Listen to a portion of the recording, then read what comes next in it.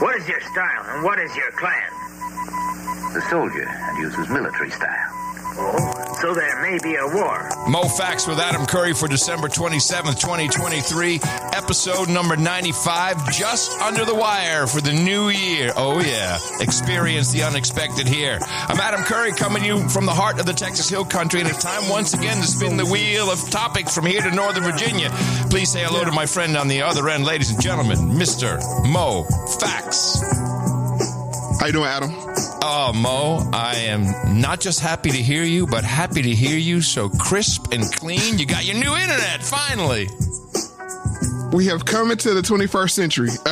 It's unbelievable. It's only taken, 3.5 years for this to happen? 3.5 years and billions of our government tax dollars. Yeah, I have a feeling like they probably thought, well, those guys haven't done a show in 2 months. Now we can give them the internet. It's if anything, that's been the enemy that we've had to deal with throughout the past 3.5 years. If people only knew how we got to the cusp of doing a show, and it's just like, nah, the internet connection ain't connecting today. Several times. Yeah, but we're here. Yeah, we are. And you know what? Why don't we? Of course, as everyone probably knows, I have no idea what Mo is bringing to the table, and there was definitely something different with the clip list for today. So I'm just going to go ahead and spin it, everybody. There it is, round and round it goes. The big wheel of topics. Where it stops, nobody knows. Of course, Mo knows because he put this whacked out list together. I cannot wait to find out what we're going to do on this episode of Moe Factz with Adam Curry. The 33 strategies of war. The 33 strategies of war. Yes. Well, which war are we talking about? We got about 15 of them in the world right now, Mo. That's the whole point. That's the whole point of the show. Okay. One question: are we at war? I mean, you're all in, so clearly. Yeah, and I agree on every front. We've talked about these fronts before throughout the life of the show, but I wanted to discuss this book by Robert Greene. It came out in 2006. It's the 33 strategies of war. Can't beat that number. Yeah, hey. And the thing the audio book is 27 hours long. I gave y'all a day of my life, a little over a day of my life, listening to this book, only to find there's a 27-minute video that explains each one of the strategies, or it just highlights it. So what I want to do, because like you said, the clip list is crazy. I have 7 clips I want to play just to talk about the book itself. And then we can dive right into the strategies. You can do dealer choice. You can do it in reverse order, regular order, however you want to do it. Oh, wow. Yeah, it's the DJ's dealer's choice. Okay. This is the book Robert Greene, the 33 strategies. Well, I'm putting all of this in the show notes, of course, make sure we have all that. He's more known for his more popular book, 48 Laws of Power. Yes. Okay. Now I know who you're talking about. I didn't even know about this book. Right. So you can't have power unless you win the war. So what I want to do is you play the clip. You might even have to back it up. You can back it up, listen to it, little parts of it. And then you just let me know where you think this applies into the war of the worlds today. Wow. And we're just going to have a conversation. I'm going to have to work on this one. All right. Not just pushing buttons. Got to think. Okay. I'm good. By the way, before we start, are you celebrating Kwanzaa? No. No one's talking about Kwanzaa this year. No, the first lady is. I mean, of course, that's her. That's her jam right there. I mean, not the first lady, but the second.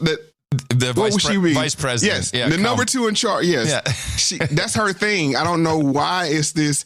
We got to stick with Kwanzaa, kind of thing. But yeah, she's definitely talking about it. I just wanted to check. Just want to make sure you're still the same Mo. Let me check. All right, it's all good. Yeah. All right, so we'll kick this off with this first clip. Yes, number 2. Well, there are two schools of thought in warfare, in military strategy. One is that essentially nothing has changed since the beginning of time, since wars have been fought for how many thousands of years. And the other is that technology and weaponry has completely altered the nature of war. I'm of the first camp, that essentially warfare hasn't changed. And because you do mention that there were terrorist incidents all the way back from ancient times. There were. Yeah. And the point I make in the book is that what terrorists are after, and they've been after since it's begun, is to create as much chaos and disorder as possible. It's usually a group of people who are very small in number and who are very desperate. And this is their last means, their last resort. They can't even wage a guerrilla-style campaign. And so they want to create maximum chaos. They try one little kick of a rock and they try to start an avalanche. Okay. 2 comments, right? We might as well get it out of the way right off the bat. Okay. Matthew 24, there will always be wars and rumors of wars. Kingdom will rise against kingdom, nation against nation. Right. So that's just stuck in my head. I can't help it. The second one is, I don't know why, so I'll just throw it out there, but I was watching some news things on YouTube today about Ukraine and Russia. And I thought, how antiquated is this that you have a big field with some trees on each side, and there's, Slavic brothers on one side shooting big hot pieces of lead at the Slavic brothers on the other side. I'm like, the weaponry's got a little bit more sophisticated and more destructive, but it's the same thing since, World War I, as far as I can tell, and it looks dumb. That's my thoughts. And I would add to that and say, what is being done to conjure up people to want to murder each other based off of what? Nationality? Based off of, I'm saying on the human level. I mean, because it's like they said, hey, and another thing that brought this up was that the Civil War movie, Oh, the one that's coming in March? Right. That kind of like, how do you get people so riled up to the point they're like, yeah, I'm ready for the Civil. I was looking on social media as well. I'm just like, this show is needed. And before we move on, I just want to say one more thing. I saw people that listen to our shows. Oh yeah, that are feeding into it. Yes, spun up. It's interesting you say that. This has come across my mind a couple of times. There's no one I know who hates Russians. I mean, we're on the internet. We have discussions with people who are from Russia or formerly from Russia or whatever. It's all Putin. We've been mind controlled into Putin. Putin's the bad guy. Putin. And along with that comes the irrational fear that Putin is, once he gets through Ukraine, then he's going to go all the way to Poland and then into Europe, and we're all going to die. And honestly, man, after COVID, I'm pretty sure you can psyop at least 30% of the population into anything. And that's what scares me. And you said you didn't know anybody that hated Russians. I could tell you somebody that hated Russians, a 4 or 5-year-old Moe. Really? And yes, because they killed Apollo Creed and Goose. Yeah, point taken. Yeah, good one. Absolutely. And I say that jokingly, but I'm serious because the culture totally told you to hate him for that reason. So I have to ask, what is happening to the children that are looking and listening and being primed to hate whatever? I mean, and that goes from children like 5-year-old Moe all the way up to 25-year-olds that's on college campuses that are being propagandized. So this is the scope of the show. It's a huge scope, and this is how I want the free flow, because we have to hit every nook and cranny of this situation because the virus is spreading. But as you heard Greene say in that clip, that terrorism has been around since the beginning of time. So this is just to set the clip up again. He was on the Gregory Mantle show, and this is right when the book came out in 2006. So if you hear him talking about the Middle East and the Iraq war. Right. That's what he's referring to. So I guess we can go into number 3. And so your response to terrorists has to be very measured. They want to suck you into a kind of a dynamic where you overreact. And in the overreaction, they have the power. They control the dynamic. Because it's very psychological. Yes. Well, all war is very psychological in its basis. And that's the point I make. All strategies are based on kind of working on the psychology of your opponent and putting them on the defensive or whatever. But terrorism is the ultimate psychological warfare. Yes. And the only people who've succeeded in history, and there have been those who've succeeded, are those who take a very measured, calculated, rational response and don't get sucked into the dynamic of fighting back with the military or into over-dramatizing it. Oh, but it's only been over-dramatized. In fact, today's terrorist in America is the far-right MAGA white men, domestic extremists.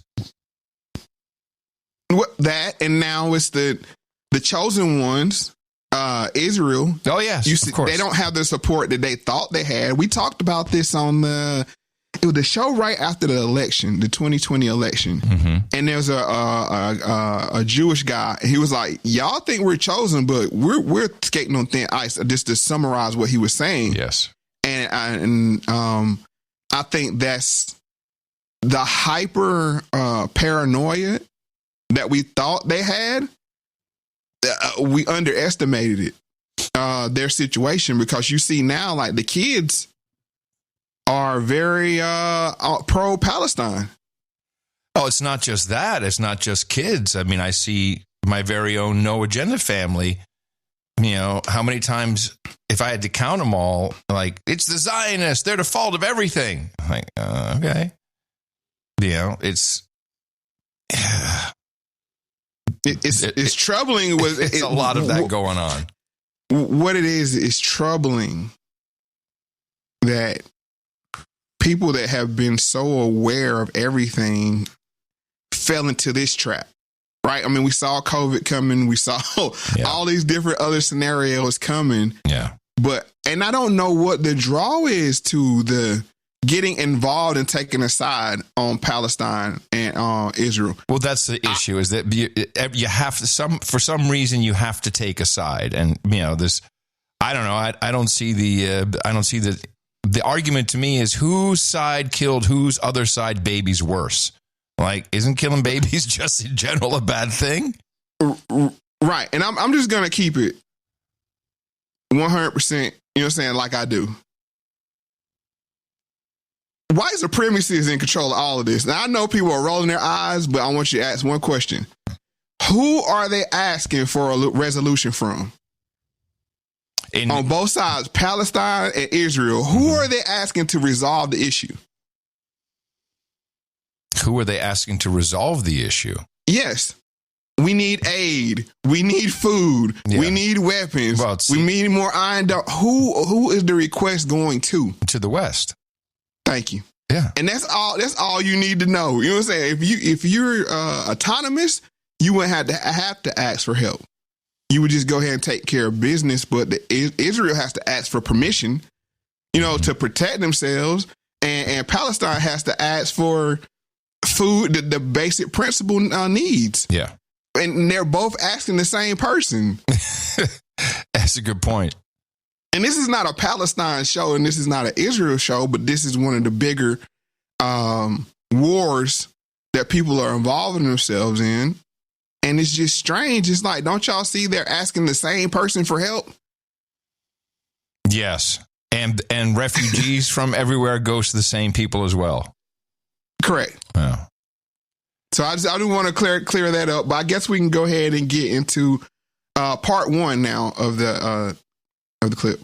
How do you deal with terrorism? Which is, I have a chapter in the book, strategy number 33, about what is the most rational way of dealing with terrorism. Mm-hmm. And if the point of going into Afghanistan, or the point of the post 9/11 strategy, was to end the war on terror, end terrorism, I make the point in the book that the military way of doing this is often the worst choice. Mm-hmm. That really, the smart thing to do is to figure out where does the money come for these terrorists, how do they communicate to each other, and to be very rational and strategic and knock out what is sort of their base, what we call in warfare their center of gravity. Oh, you mean Iran? Is that what we're talking about? That's their center. That seems to be the center of gravity for everything else. That or North Korea, or Hong Kong. Right. Well, that's next on. I mean, deck. not for me, not Hong Kong. Kong. Shanghai, Taiwan. Beijing, Taiwan. Yes. They have these little, like he was saying, you kick her on the previous clip. He was like, you could kick one pebble and it causes an avalanche. And you have people standing at the top of the rock pile, like, oh, we're just going to kick this one off. We're going to kick that one off, and it just has people scrambled. I'm serious. Like, I was just been sitting back watching, looking. And another thing, they want to drag black people into this. Oh, really? Yeah. Let me give you I don't speak for black people at all. You know what I'm saying? But I can speak for myself being a quote unquote allegedly black man. So-called black man. Yes. Is that if we want to start talking about history, we can have a problem with both sides. Oh, of course. And slavery. Yes. So you don't want to really get us involved in that conversation, but they're trying to politicize us like, oh, you have to pick a side. I mean, we're getting it just, you know what I'm saying, just like everybody else. You have to pick a side. Isn't this exactly why we see the universities, the same people who were psyoped into Black Lives Matter, based upon probably 20 years of teaching about bad colonialism, bad colonists. And, you know, that's what I mean, just looking at the overview of these protests. It's, you know, Israel is colonized, you know, they're bad and they're white. Then, you know, ask any Jew, they would not consider themselves to be white either. But it's all about colonialism now. And so that's how that would be the mechanism, I think, to suck you in. Yes. And that colonialism is just a way to mask away from being seen as anti-Semitic. It's like, no, we're against colonists. Yes. Yeah. You know, now if they happen to be, you know, from Israel, it is what it is, or Jewish, it is what it is. But the bigger thing is that how do you get, you know, it's the solidarity. That's what the point I want to make. And I'm going, like I said, completely off. I don't have any, just to let you know, I don't have any notes or anything over here. Mm-hmm. Me and you just having the conversation, just let the people know. What we're witnessing is solidarity. This is intersectionality at play. Remember those terms we used to use 3-4 years ago? Intersectionality, solidarity. This is the rubber meeting the road. It's like we stood with you and Black Lives Matter. Right. We stood with you with the open borders. We stand with you with LGBT. They stand together. Shoulder to shoulder, whatever, we're comrades. Well, no, you nailed it. You nailed it. Because if you look at the big college protests, but also the ones around Europe and in the UK, I'm always looking at the professionally printed signs. And you're always going to see World Workers' Party, World Socialist Party. It's the Marxists who are at least organizing this, who are taking advantage of it. And you're right. And that's where that solidarity comes into play. Comrade, like we've got to do this. We've got to stand up and fight for our brothers and sisters who have been suppressed like all the other minorities. Yes. And that's the tie that bonds is we're victims. So your victimhood, you know, is just like my victimhood. Like I said, we got in there with you with George Floyd. Now you have to get in here with us with Palestine. Yeah. And the program is strong, Mo. I mean, it's really, really powerful stuff that they've spread out. Once we get to the strategies, you'll see how it's being done. Okay. Like, we're going to see how the sausage is made. But continue, finish your thought. Apologies. No. I'm seeing this all, you know, just all throughout society. But particularly in the universities, how strong this is, and it's so strong that even the presidents of the universities can't really say anything. Now, that's part of a legal thing with Title IX that. You know, that also was put into place for this very reason. I mean, it's a total capture. I'm not sure it's reversible. I really don't. There's such a strong conviction about this stuff. Well, we've been here before. I haven't, but as a world, we've been here before with Vietnam. And I would like to point people to solidarity right in front of their face. I may have mentioned this before on Forrest Gump. When they're after the Washington Monument scene, they're in that little room. You got the Black Panther, going on and on about black rights. Then you have her Marxist boyfriend, and she represents, I'm going to say she, I'm talking about Jenny, Forrest Gump's girlfriend or future baby mama. She's kind of like the live free sexual. She's representing the sexual revolution, and they're all cohorts.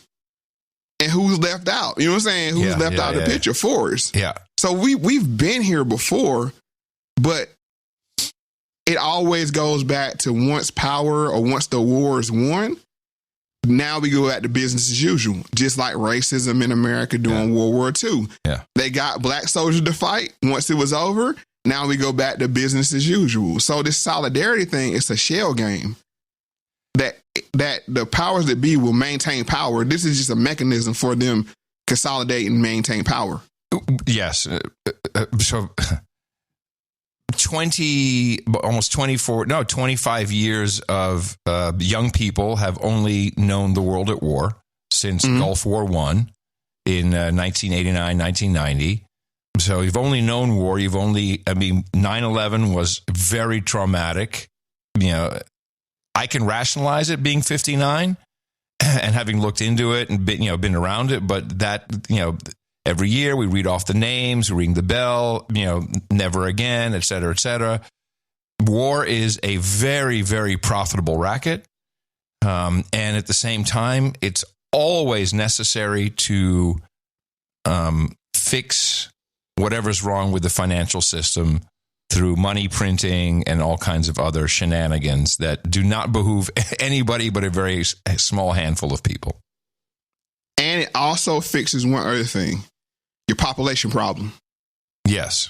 Whenever America gets to the point where they have too many useless eaters, a convenient war, and I'm not talking about like the Middle East war or the Gulf War, because those was war of volunteering. That was a volunteer army that went and fought those wars. But we're talking about like in the 60s with the hippies, coming out of the 20s, with the roaring 20s, going into, with the World War I, even in the 40s. Whenever you have a population that don't want to work and play their part in the system, then we have a way of thinning them out. And that's called the draft. And that's sending them off to war. Yeah, that's the old way of doing it. Now we just convince them to cut off their sexual organs. Well, that's the new way. That's the new way of doing that. I can see, and I don't have any. I have historical patterns, but the importing of immigrants. Yeah, send us your military, and I've said this on the show before. Send us your military-aged men. And it's like people are getting frustrated. Like, what are we going to do with them? And they're going to come up with a solution. Well, I know what we can do with them. We got all this war going on in the Middle East and on the Eastern Front. You want to be an American citizen? Yes, you got to earn it. Yep, path to citizenship. That's already been on the books. That's already been that way for other asylees and refugees. And Mexicans. It's always been a path to citizenship. The difference would be it would be involuntarily. You're here where you're not supposed to be. So if you really want to have this discussion with me? Yeah. Now do you want to be a part of part of America? So cynical to think of it that way, Mo, but yeah, I hear you. They always begin with the end in mind. And this is the thing about being effective. When we talk about the 7 habits of highly effective people, effective can be negatively effective. You know what I'm saying? Like if your goal is to make the population smaller, you know what I'm saying? You can have things that are terrible, but they're effective. And I think I see it going that way. I was telling my wife, I was like, you could take a plane load of people, men, military age men, and tell them, we're sending you back to your home country. and their family at home think they're in America, and their family in America think they're back home, and they end up somewhere they don't even need to be. So cynical. Yes. Yeah, you're probably right. So, I mean, it just doesn't make, when stuff don't make sense, it has to make sense. You know, you have to start trying to make it make sense. Like, it doesn't make sense for you to send. Now, if they were sending beautiful women from foreign countries, that would make sense. Like, okay, you're importing wives. I get it. Or, you know what I'm saying? That kind of thing. It's like, why are you importing military-aged men?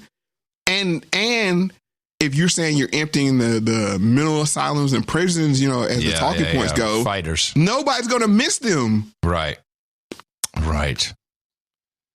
Okay, that's much better. And by the way, that's much better than the kind of the narrative is they're sending military-age men. They're going to attack us from within. No. That's not going to happen.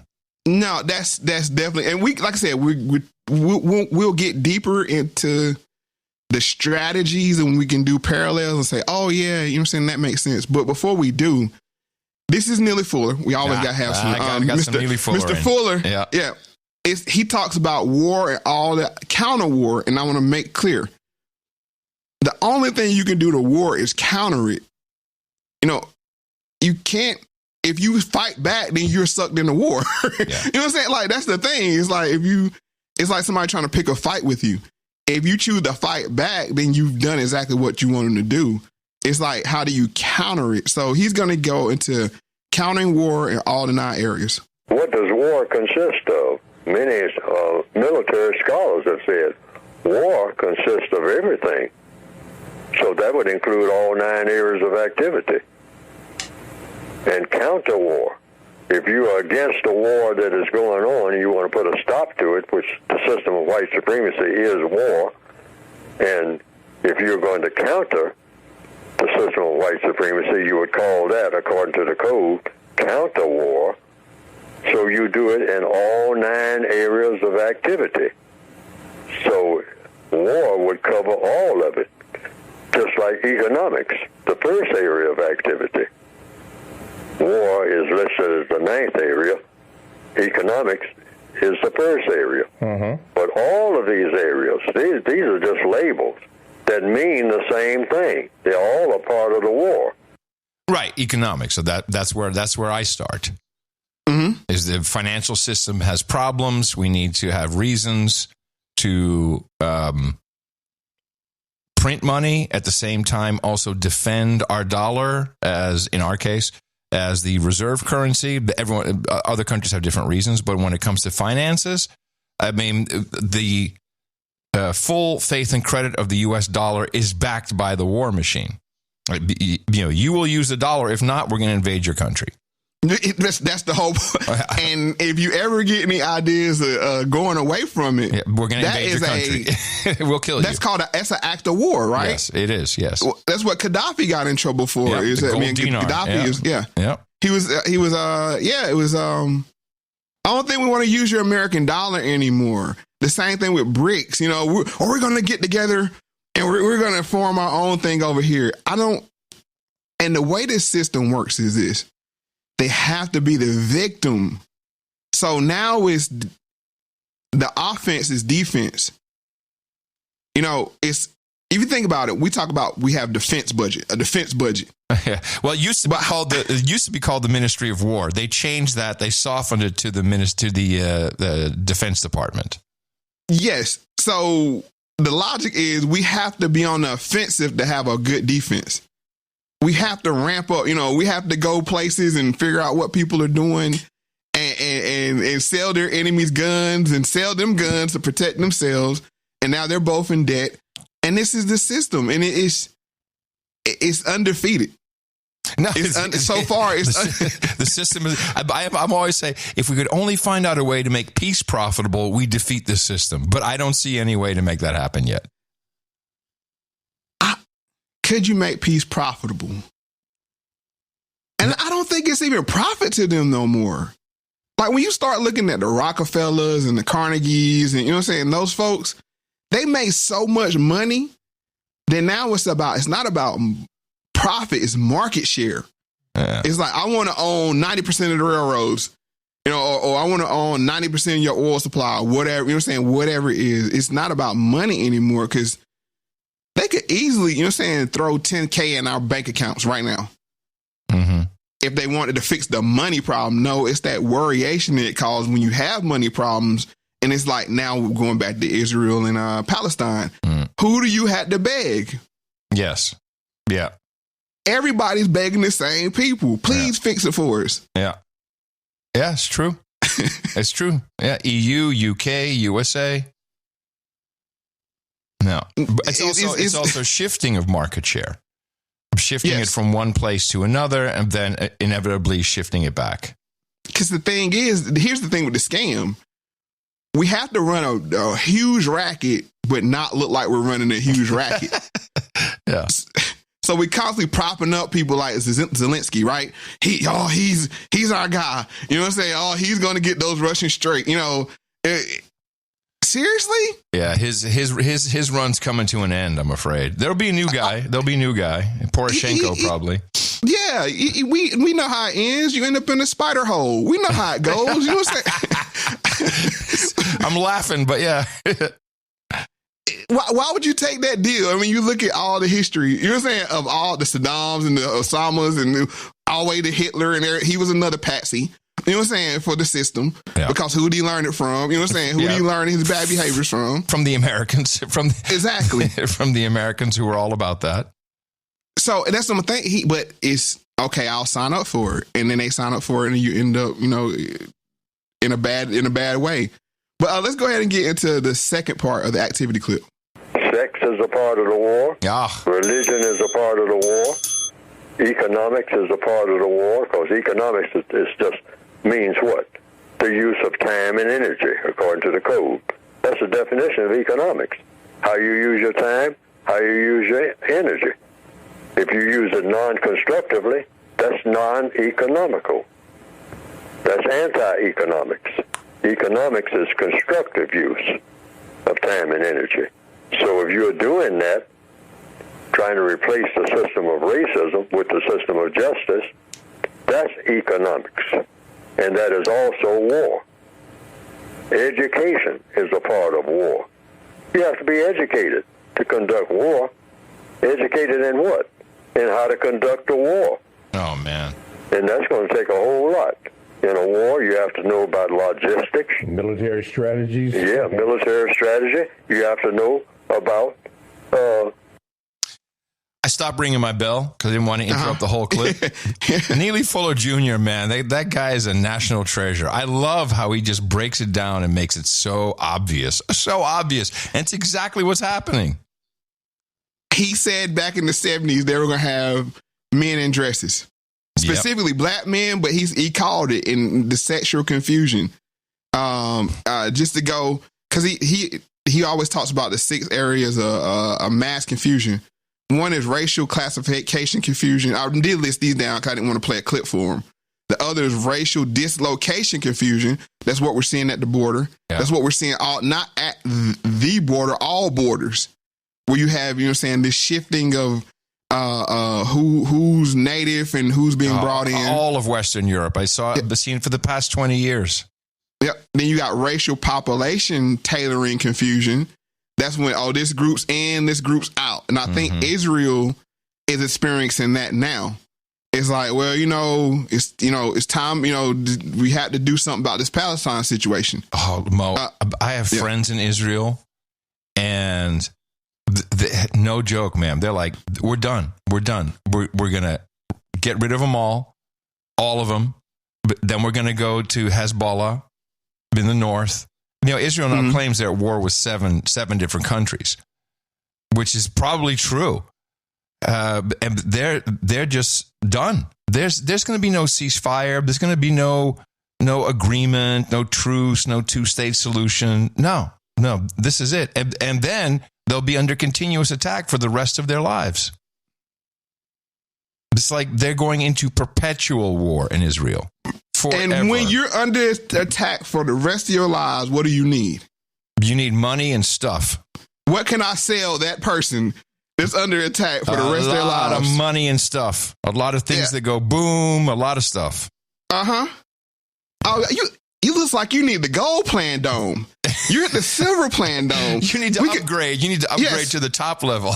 Yes, and we can bundle today. If you take our deal today, we'll bundle in, it's a couple of nukes, a battleship, that. And I'm being facetious about it. Not really. But that's how I'm lost for words. It's crazy. There's no better word than that. It's that, okay, you're signing up for perpetual war. Yes. Great. We're in the perpetual war business. Oh, we got all kind of war machines. What you need? We got it. And what's so insane is that Dvorak and I have been following this stuff in the universities. There's an actual belief amongst these the pro-Palestine protesters, the P3s. Mm-hmm. There's an actual belief that they can get rid of Israel. They don't understand what's happening. They do not understand the game. They're a pawn in the game. I'm going to ask a question, not to you, but for people to ponder. 2 questions. Who made Israel Israel before it was Israel? And who made it Palestine or Palestina before it was Palestine or Palestina? I mean, because you gotta say it was given to the Israel. It was saying given to the Jews as Israel. Yeah. Who gave it? Who has that kind of power to say, okay, we're gonna cut out this big chunk of land for you, and you're gonna be here? Well, I can give you the spoiler alert. It was the United Nations. Of course. And who are they backed by? Yeah. Well, we know. You see what I'm saying? We know who built their buildings. We know who paid for all that. We know who gave the land for their HQ.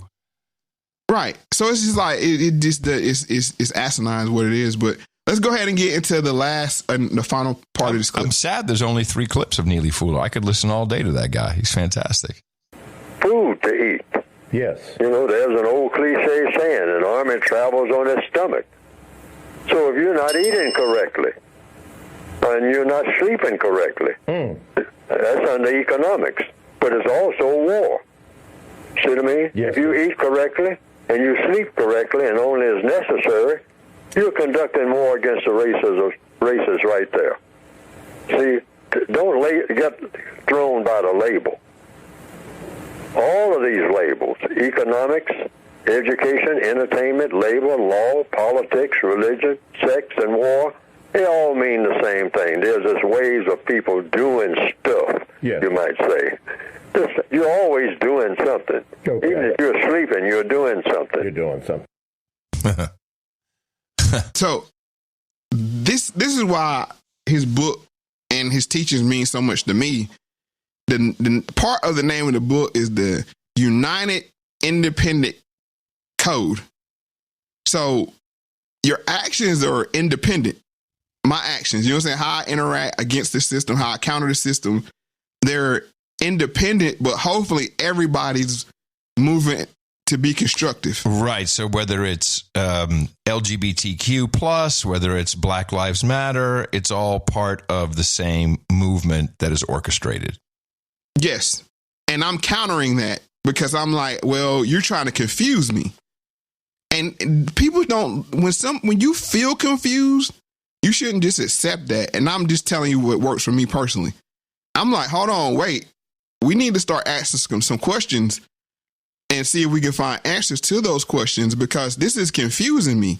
But a lot of people, they just go into it. And I'm not saying you could be pro-Israel, you could be pro-Palestine, but how are you being that way constructively? Going online and picking fights with people? That's what you're supposed to do. That's the message. Or at the dinner table over Christmas or Thanksgiving, picking fights, getting mad. Yes, which that erodes the family structure or whatever, your social structure. Mm-hmm. Just not just limited to family, but whatever interaction you have with other people, they want you to erode that away, and then you're isolated so you could be further propagandized. Yeah. So that's the whole the whole point of it. So I got one last clip. This is how you get above the manipulation and propaganda, and this is from Mr. Robert Greene himself. Let's go ahead and get to number 8. This is the battlefield around you, and it's very confusing. And there's a lot of fog involved, and you don't know what's up or down or what you should be doing the next day or whatever. Okay? But next to you, next to the battlefield is a mountain.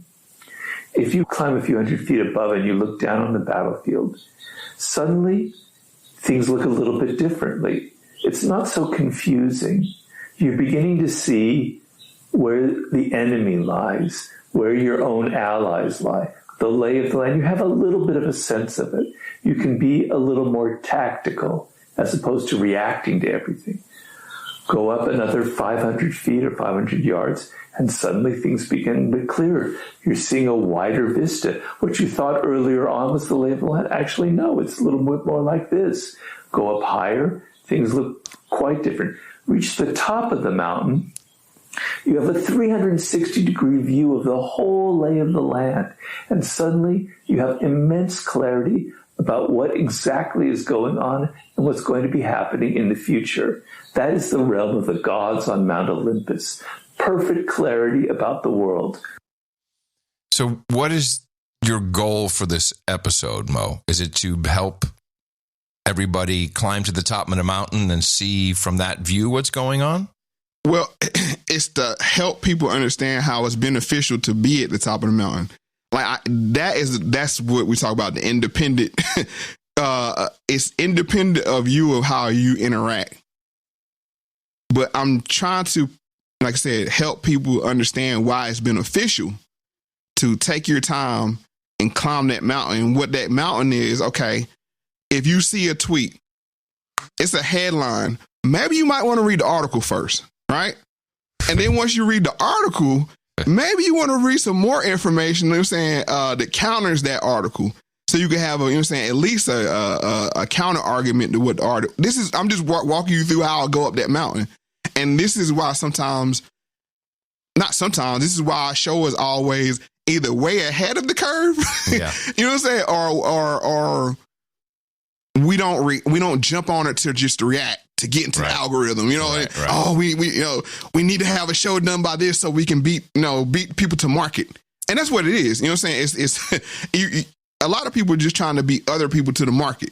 What's interesting is that many people who listen to our show, they always want us to do a show about it. Like, can't wait to hear what Adam and Mo have to say about this. What does Mo say? What is his thought? What does he think? Which is kind of part of the same problem. I can't give you a thought unless I think. You know what I'm saying? Amen. That's the thing. It's like, how can you ask somebody what they think if they have time to actually think about it? And thinking is, okay, I heard your side. I hear your side. And let me sit with that for a minute. And oftentimes, the key is this right here. How we are ahead of the curve most of the time is that once we see a sign, it's like, okay, I've seen that before. I've seen that tactic before. Yes. You know what I'm saying? Let me see how this plays out, and then, we seem like we're from the future, which you are. But no, that's the thing, is just that we have to digest, right? You have to digest it. Well, it's all on repeat. Everything is a repeat. After 16 years of no agenda, the strategies, you see something, oh, okay, I know what this is. I've seen this before. I've seen this done. What is new is, social media was new. That was the first thing that came in. Then we got the timeline, because, social media was just microblogging initially. Mm-hmm. And then we got the timeline, which was, of course, manipulated. Is that Rocco? Yes. Did you hear him all the way? That's all right. Does he need something? Do you need to take? No. It's probably Amazon or something. Oh, truck upstairs. He's Good boy, upstairs. Rocco. Good boy, Rocco. So then it was the timeline. Then the manipulation came into play, and now there's been such an interesting twist. And this has been my thing. Is we have what I call the info mavericks, kind of spawned from the acquisition of Twitter by Elon Musk, who has now gone into, freedom of speech. Of course, I'm all for that. But now it's like everything's on steroids. and everybody feels like they can say whatever they want to say because there's no repercussions. There's no quote unquote adult in the room. And now it's gotten much, much worse.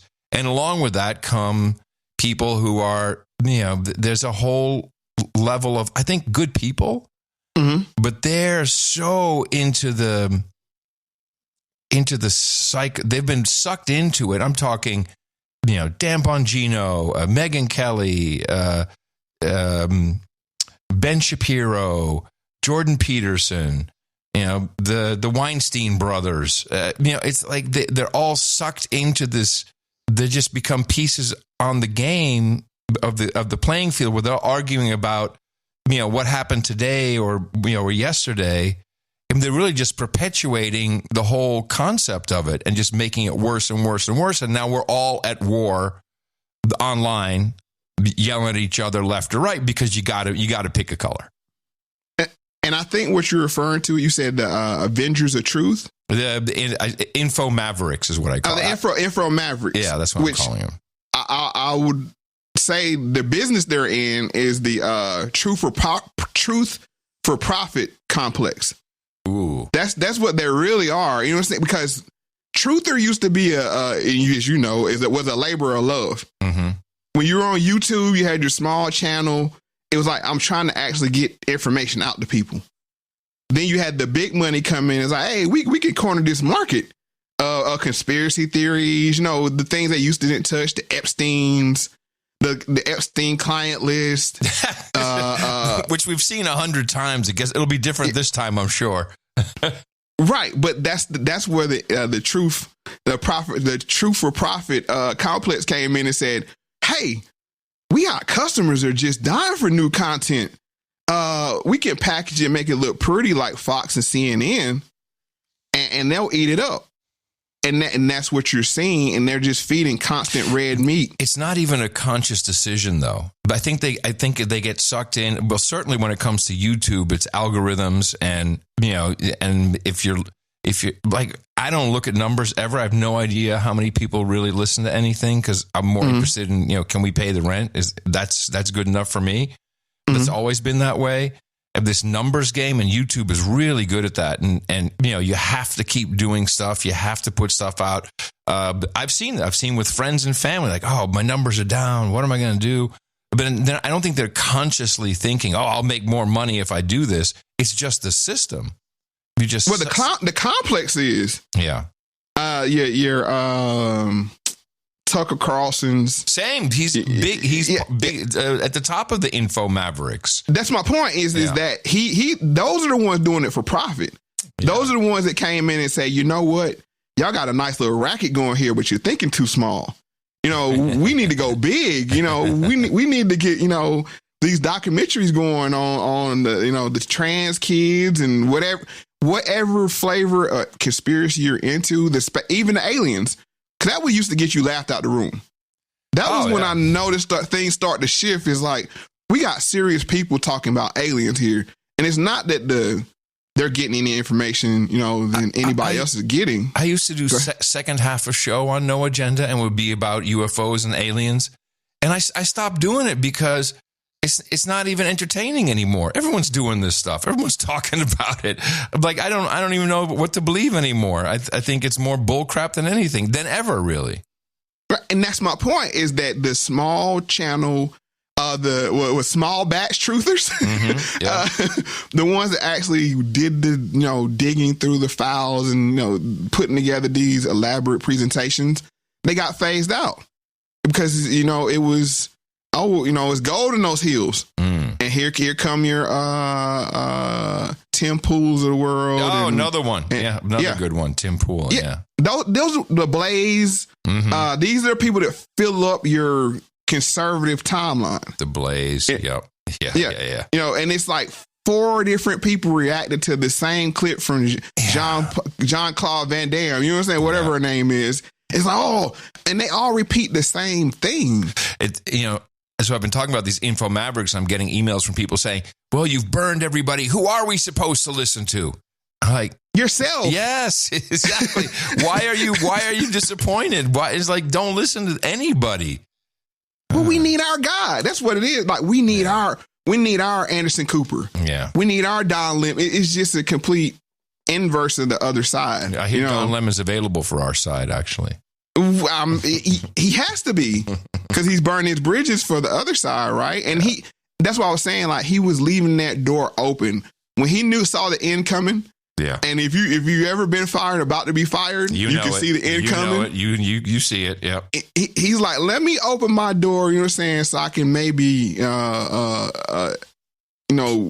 slide into, the conservative side. I'll be conservative light.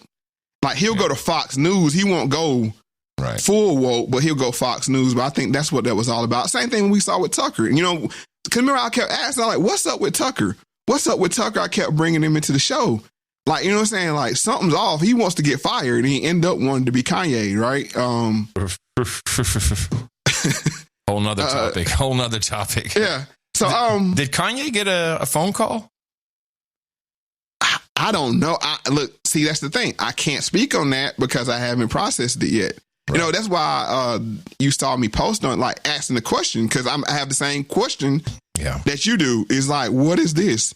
Yeah. What is this apology? Yeah, he's apologizing. Yeah. So we're at the strategy portion of the show. So how this is going to work is we can run. Let's do it. 1 through 33. Let's do it sequentially because otherwise I'll forget what I've played. Okay. Is that okay? That works for me. So let's go ahead and maybe do 1 through 10 and then we'll take a break. Yeah, good idea. And then, we'll get back to it. And please stop the clips mid-clip if something... That's why what I'm trying to do here is to see how the propaganda has embedded stuff into our minds.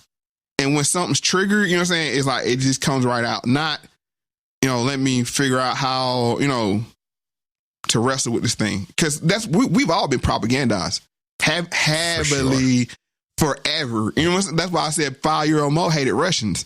I mean, they've been doing this game for a long time. So I guess we could start with strategy number 1.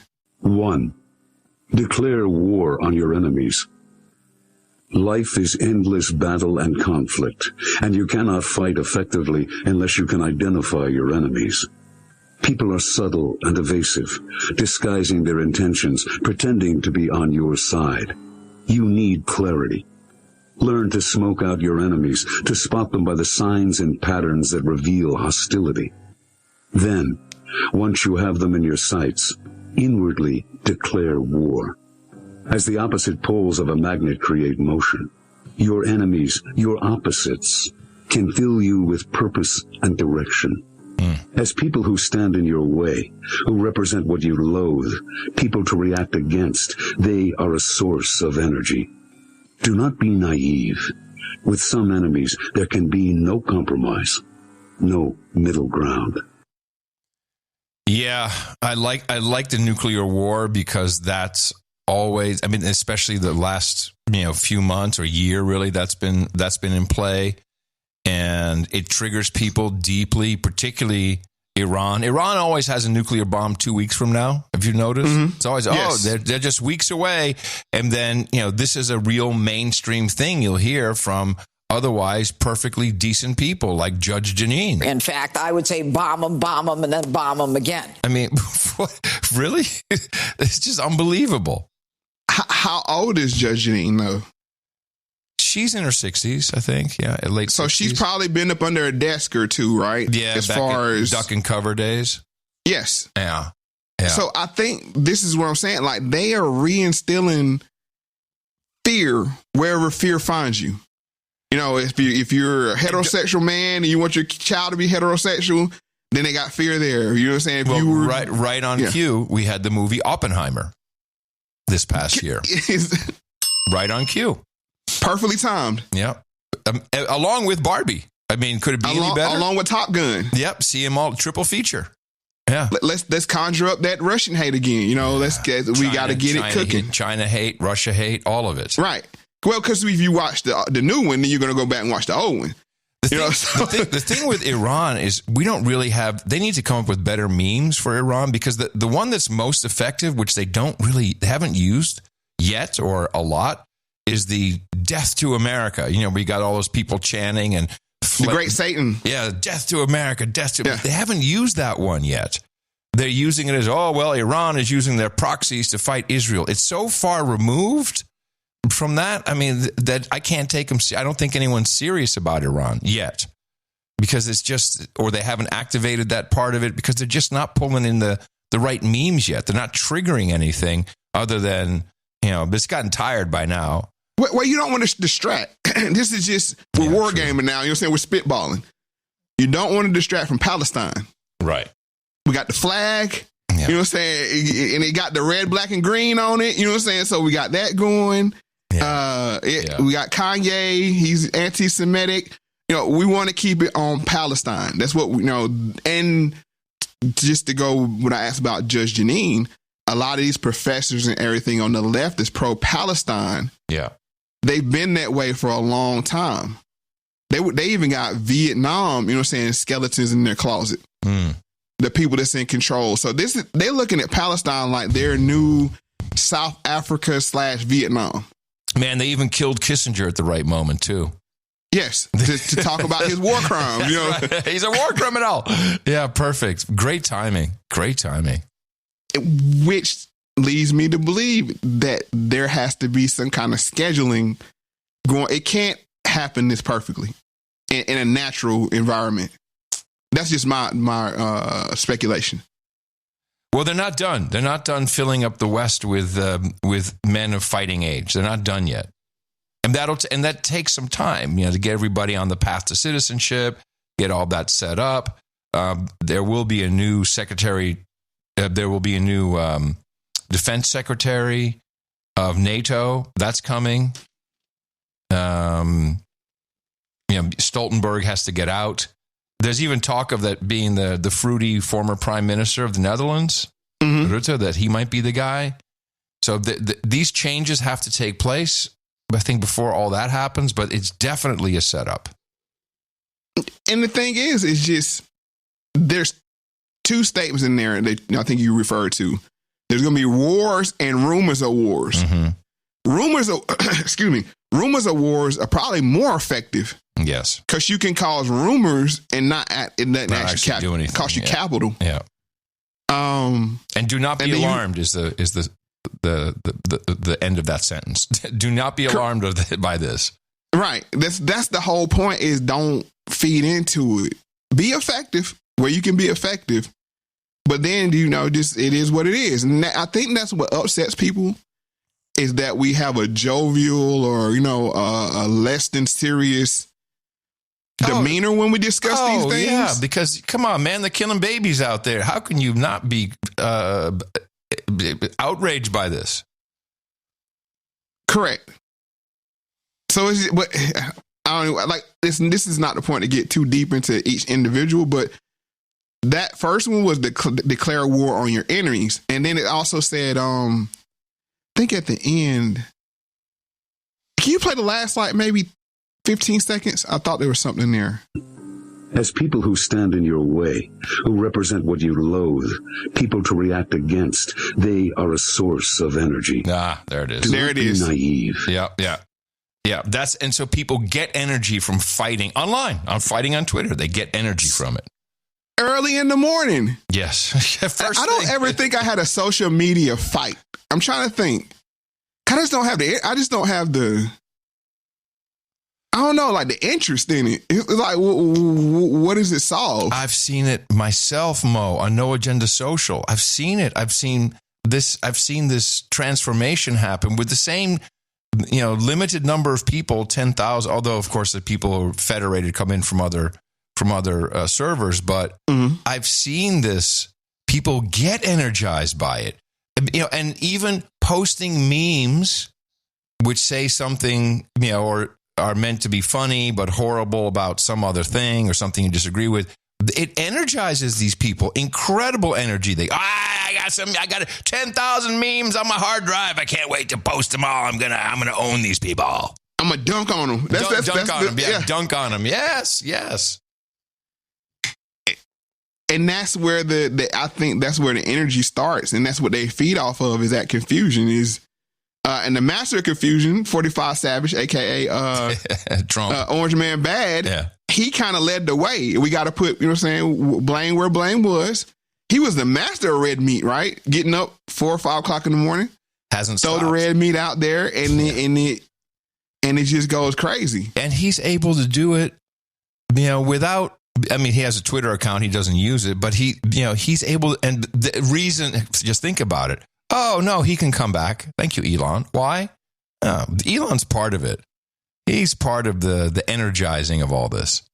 Yes, and Trump. You got to have 2 terminals, two ends of the battery, right? The plus and the minus. I don't know which end he is, but he's part of the battery. Yeah, and Trump is very good at it. He'll throw something out there like, I'm going to be a dictator on day 1, and just day 1. Okay, boom.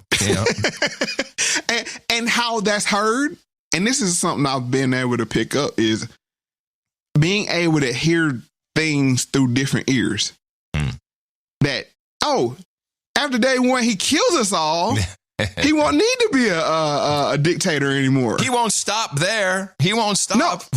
No. Once he's going to kill us all on day 1. And he won't need to be a dictator anymore. That's how I believe they hear it. Is that it only takes 1 day to get, to send the orders. Okay. So I guess number 2. 2. Do not fight the last war. What most often weighs you down and brings you misery is the past, in the form of unnecessary attachments, repetitions of tired formulas, and the memory of old victories and defeats. You must consciously wage war against the past and force yourself to react to the present moment. Be ruthless on yourself. Do not repeat the same tired methods. Sometimes you must force yourself to strike out in new directions, even if they involve risk. What you may lose in comfort and security, you will gain in surprise, making it harder for your enemies to tell what you will do. Wage guerrilla war on your mind, allowing no static lines of defense, no exposed citadels. Make everything fluid and mobile. Oh, that's interesting. So that one was do not fight the last war. Mm-hmm.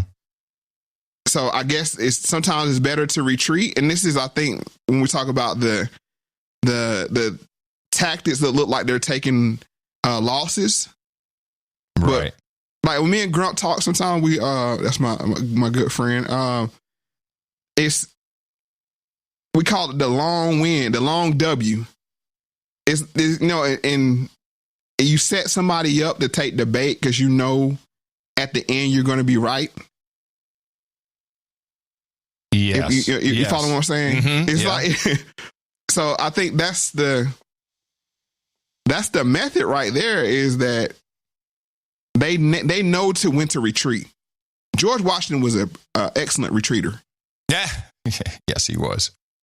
Which, I mean, that's a good thing. And so, but oftentimes people, they die on that hill. Whatever it is, like you said, I'm going to die on this hill. I'm going to fight this fight. It's like, is it worth that? Is that the hill you want to die on? That's what my dad always asked me, like, is that the hill you want to die on? Right. And no, none of these hills, I don't plan on dying on any hill. How about that? Right. So anything else you want to add to that? No. I think you did it. Let's go into 3. 3? Yeah, 3. Yep. 3. Amidst the turmoil of events, do not lose your presence of mind. In the heat of battle, the mind tends to lose its balance. Too many things confront you at the same time. Unexpected setbacks, doubts, and criticisms from your own allies. There's a danger of responding emotionally with fear, depression, or frustration. It is vital to keep your presence of mind, maintaining your mental powers, whatever the circumstances. You must actively resist the emotional pull of the moment, staying decisive, confident, and aggressive no matter what hits you. Make the mind tougher by exposing it to adversity. Learn to detach yourself from the chaos of the battlefield.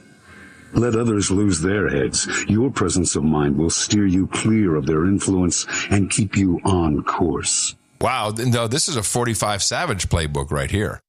Mm-hmm. That's how he is. That's exactly how he is. And I want to make people clear. The 27-hour-long audio book is just not. These are just a synopsis of each strategy.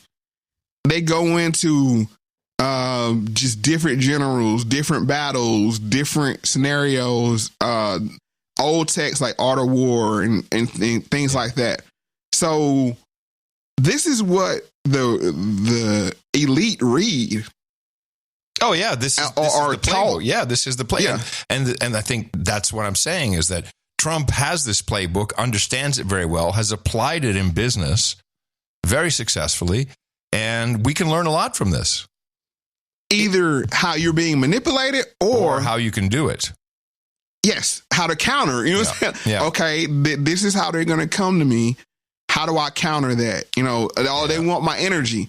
And I'm not going to give you my energy. You know, I'm not going to. That's what Dvorak and I caught right away. And with almost all the wars, but the Israel-Hamas thing, we were saying within a week, come on, man, where's the incubators? And boom, they bring out the incubators. They always got to kill babies in incubators. There's always got to be, the pinnacle of innocence and exposure and innocence. Really, is like, here's a baby in an incubator, born prematurely, trying to hatch still. And then they attack those, and they always play that one. That, to me, was like, okay, I've seen the flag now. I got it. This is just another one of those. But it's the flavor. I think why this is different, we're venturing off into holy war. Yeah, surprisingly, they haven't really played that up very much. Well, they can't because you got atheists. You know, right. So when a big block of your support is atheists, you know, no, it's now God gay. You know what I'm saying? Whatever you want to pronounce it. You know, don't talk about God. And that shows you the solidarity of the intersectionality, because you have atheists, feminists fighting on the side and the support of patriarchal, strong believing Muslims. Yeah, it's funny, isn't it? Like, yeah, you wouldn't last a second, really, in Hamas land. But okay, support them. That's the confusion at work. Mm-hmm. They are so confused, and they feel obligated. There's a tone of obligation there as well. Like, well, they did come out for Black Lives Matter. Or, well, they did come out for, whatever, LGBT or trans lives. So now we had to step up to the plate. Even though we may not agree with it. We got to step up. Yes, it's an obligation. Because if you're kicked out of the group, where do you go? And I want to bring up one more thing before we continue on, because this is something you have been on top of, is the loneliness thing. Yeah. How lonely people are. Yeah. Yeah. This is why people want to belong. And they're being reminded how lonely they are. That is a definite strategy that we've identified. Mm-hmm. And even our Surgeon General is out there saying, oh, everyone has, ever since COVID, everyone has loneliness, and it's real bad, and you need to be aware. You could have this an epidemic. It's worse than AIDS. You hear that? So clip? if you're walking alone. No, I haven't heard that clip. You were saying if you want to dig it up while I finish the statement. Okay, let me hear it. Yeah, let me see it. Let's hear it. This is Poppy Harlow on CNN and talking with Vivek Murthy, our Surgeon General in America. A recent Surgeon General advisory found that lacking social connection can actually increase your risk of death by 60%. It also raises the chances of dementia, stroke, and heart disease, and it can be the equivalent of smoking 15 cigarettes a day. You have called this one of the defining issues of our time. And usually when a Surgeon General declares something an epidemic, we're talking about AIDS, for example, or cigarettes. That is how severe you believe this is for people.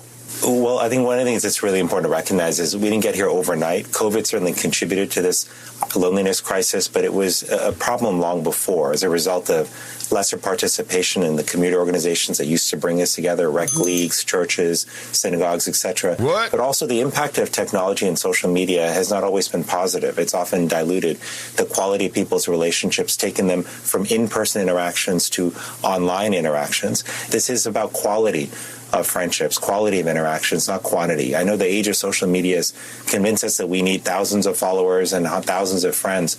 We do not.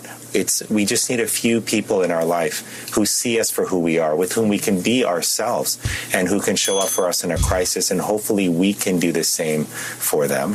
Such an important message around the holidays. This, I didn't even deconstruct it the way I'm going to do now when I played this the first time. He brushes the third rail by saying, church, synagogue. I don't even think he said mosque, but of course, a majority of people go, I don't believe in all that. But then he goes right into go to the meetup. Go to the meetup, man. Go hang out. You should go to the demonstration. You got to be with your people. Chant with them. Chant with them. That's what that message is about. Yes. And that is a movie called Higher Learning. It kind of, it's about college campus in the mid 90s. And the one of the stars of the movie was named Remy. And like he first got there, he was like a middle American kind of white guy. And he didn't fit into any group. Right. And then the neo-Nazis came and was like, hey, right. Hey, like man. The kind of thing, because it works on both ways, right? Yeah. You can, the quote unquote white males that don't fit in can be marginalized, and then their group comes swoops in for them. And then the people that are left-leaning, their group, the solidarity group or the intersectionality group can come in and swoop for them. And now we have, the division that we need, which creates more loneliness, to be honest with you. Yeah, that's the scary thing is that we saw that people were lonely at home. And then, as part of Matthias de Smet's mass formation theory, which, it goes back to very old theories and has seemingly proven to be true, that which also comes into the Milgram experiments is, when you're in that situation, you just want a person of authority to show up and say, here's what we're going to do.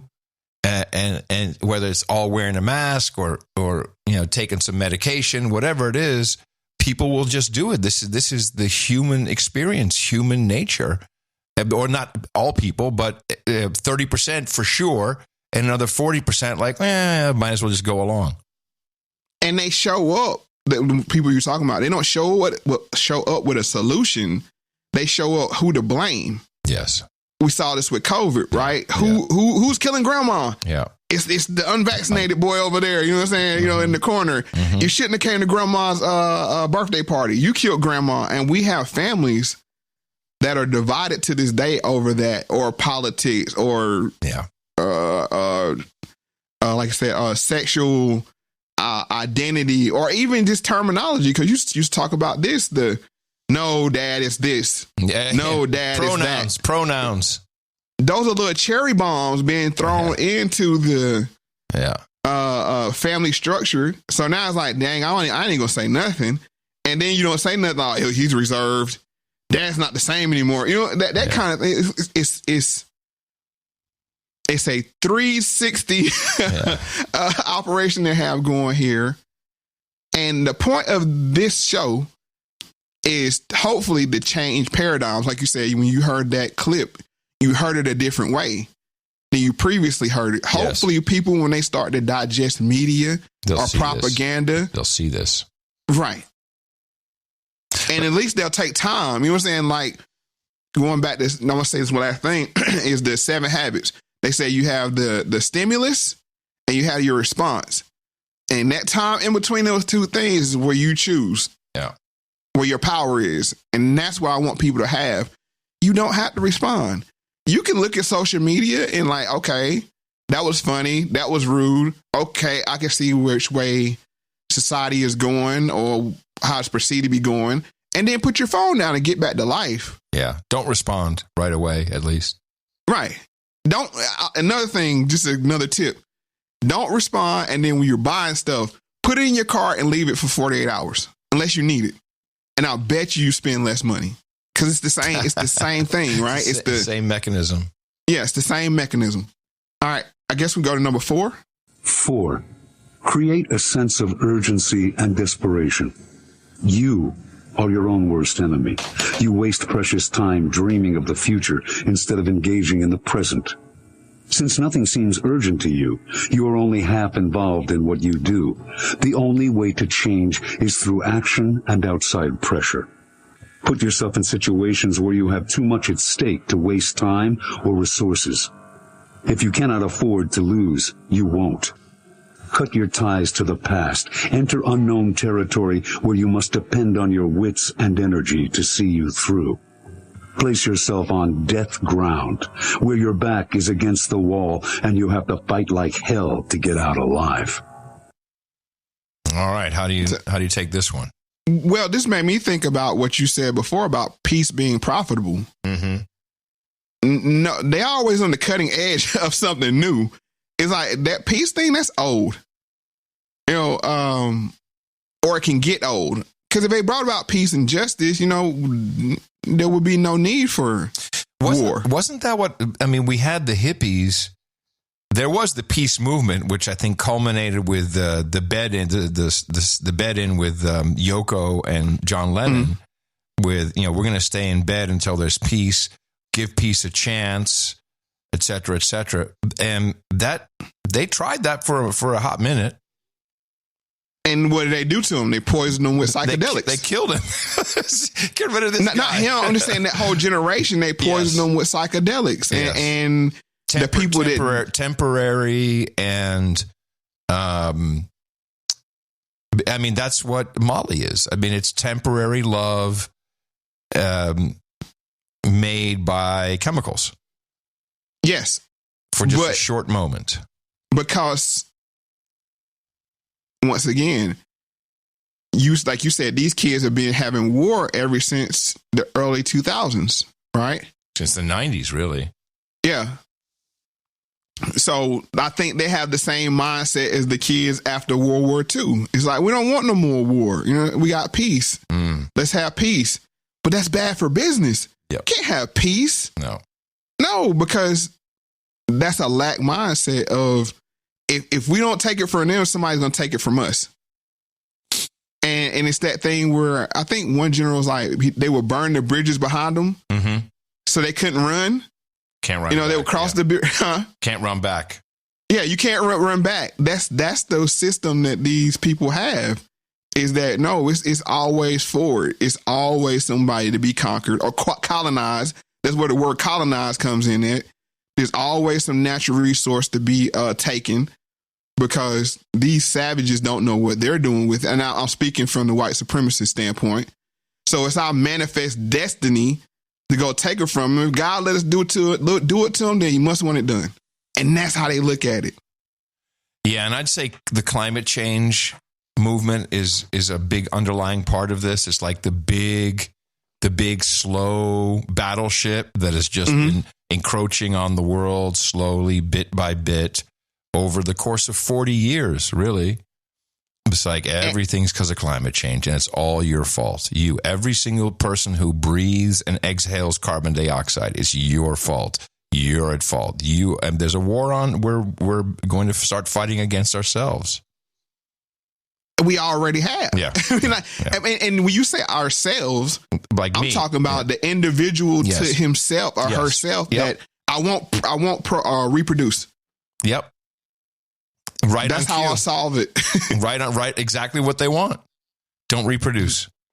That's how I'll solve that problem. And that's literal war on yourself. Yeah. Number 5. 5. Avoid the snares of groupthink. The problem in leading any group is that people inevitably have their own agendas. If you are too authoritarian, they will resent you and rebel in silent ways. If you are too easygoing, they will revert to their natural selfishness and you will lose control. You have to create a chain of command in which people do not feel constrained by your influence, yet follow your lead. Put the right people in place, people who will enact the spirit of your ideas without being automatons. Make your commands clear and inspiring, focusing attention on the team, not the leader. Create a sense of participation, but do not fall into groupthink, the irrationality of collective decision-making. Make yourself look like a paragon of fairness, but never relinquish unity of command. This is a tough one to navigate. All right, so avoid the snares of groupthink is the title of that.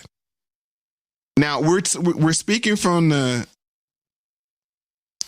people enacting war on us. Yeah, the elite standpoint of view. The boule. Yeah, so yeah, exactly. And they say what? Don't participate in groupthink because they know the dangers of it. But at the same time, they use groupthink as a weapon. Yeah. That's yeah, no, it's a beautiful weapon, and I'm convinced that the way you do that is you create the chance.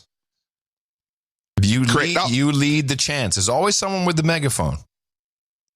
We saw that with the Dream Machine and how they did We Shall Overcome. Not just the chance. They made the songs. Yeah. The song, to march to, because they said that the old song they had, it wasn't easy to march to. So that's what they did with We Shall Overcome. They retooled the old spiritual, which we talked about in 43 and 44, the power of those spirituals. That's right. They retuned it so you can march and sing at the same time. And there you have the group thing. And then, but one thing it came to my memory now, the automatons. Yeah. This is why your quote unquote leaders seem like rebels and they have autonomy to step, outside the bounds. Yeah. Say AOC, for instance. Yeah. When it matters, where she stands. Like, for instance, war. When it comes down, she has to get on code. But then they're like, you have some latitude to, certain topics you want to stray on. We'll let you stray. Funny you bring her up. She hasn't been very vocal lately. She hasn't been getting any exposure. Why would that be? She's not useful right now, I guess. Because she can't pitch war. Right. They said how they tore her up, what I'm saying? In New York when she was in immigration, she's kind of she's ineffective there. Yeah. He's kind of, that was probably the last we heard of her. That's right. She failed. Take her off the battlefield. So what can she push? Yeah, what can she push? Nothing for right now. Right. And so they'll bring in other pieces on the board to move them around. But yeah, that group thing, and this is why it's important to have people that can be honest with you. To say, I don't agree with you. I don't agree with that, because if not, then you fall into this echo chamber. And I know it sounds like I'm using a bunch of cliches, but these are terms they're using, their tactics, their war tactics. Yeah. Let's go to 6. All right, 6. Segment your forces. The critical elements in war are speed and adaptability, the ability to move and make decisions faster than the enemy. But speed and adaptability are hard to achieve today. We have more information than ever before at our fingertips, making interpretation and decision-making more difficult. We have more people to manage. Those people are more widely spread, and we face more uncertainty. Learn from Napoleon, warfare's greatest master. Speed and adaptability come from flexible organization. Break your forces into independent groups that can operate and make decisions on their own. Make your forces elusive and unstoppable by infusing them with the spirit of the campaign, giving them a mission to accomplish, and then letting them run. Yeah, I think this was, when was this book written? 2006. Okay. So I think now it's gotten even easier to accomplish this. The social media and the internet has made it easier, not harder. We think we have, we can do whatever we want. We're on social media. No.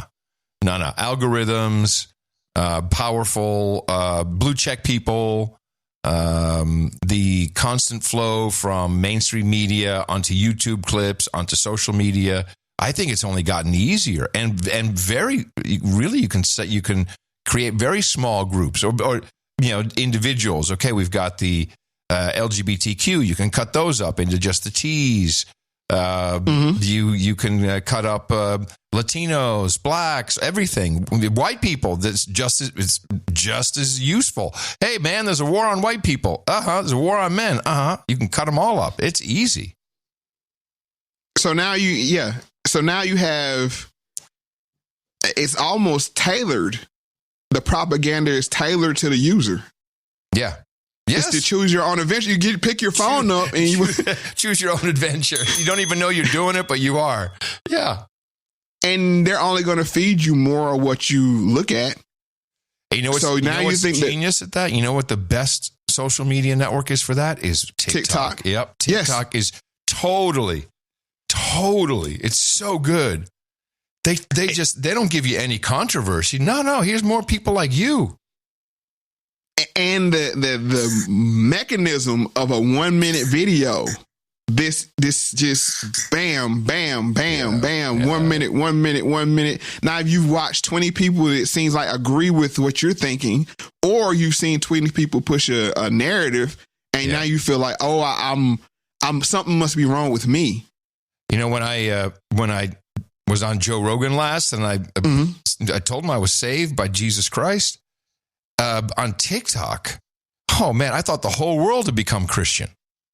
Millions of views and thousands of comments. I'm like, yeah, until I realized, okay, hold on a second. This is, but there was no counter message. It's not like on Twitter where people will go, you believe in your sky daddy or something like that, throwing some kind of comment. But TikTok was just beautiful. It's just everyone's all on, oh, we're all here. I've never been on TikTok before.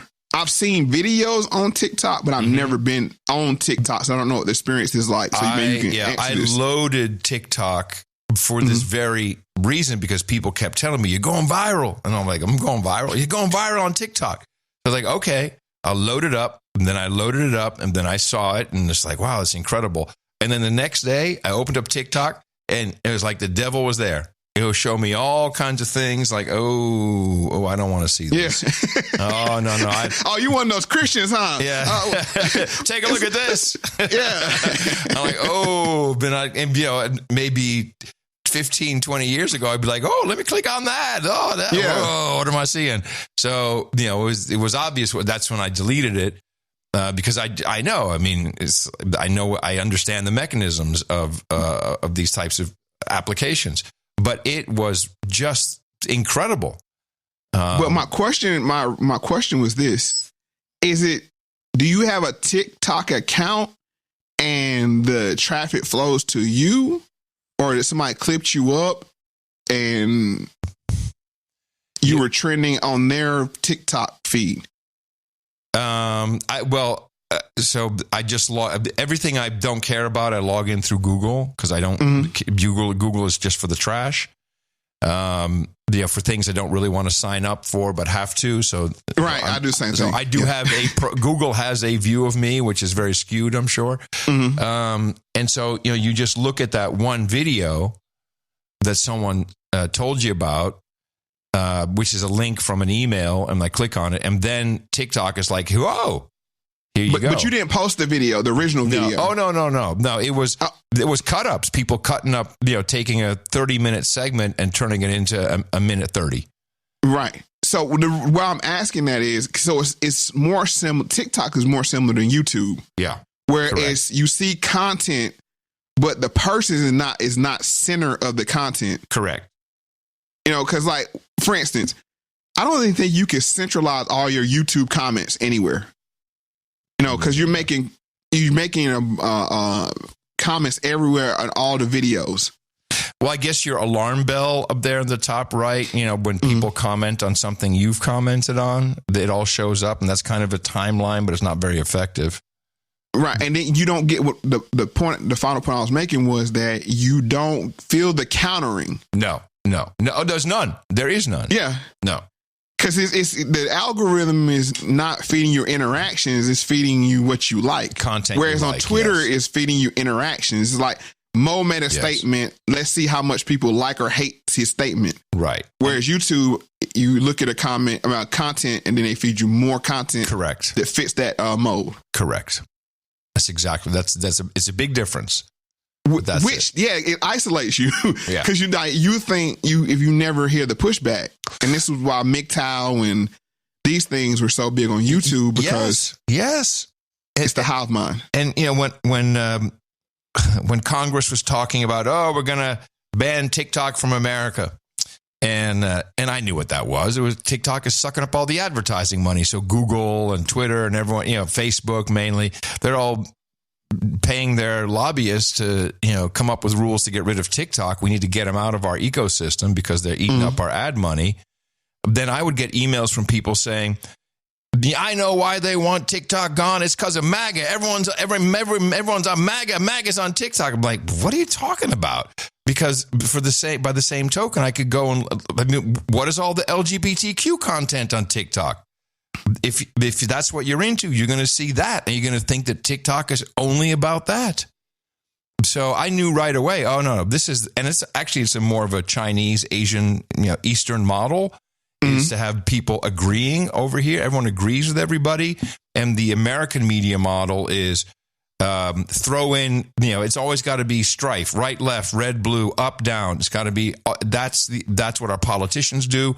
Those guys are no good. That's what our media does. MSNBC, Fox sucks, Fox, MSNBC are libtards. That's our model. And then the Asian model is much more, let's all agree over here. And then one who agrees over there can be over there. And you can argue which one is better, but it does give you, it really enables groupthink to a degree where people think all of TikTok is just their interest group.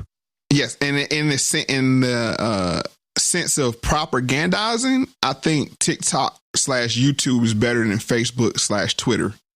Agreed. Because people go there.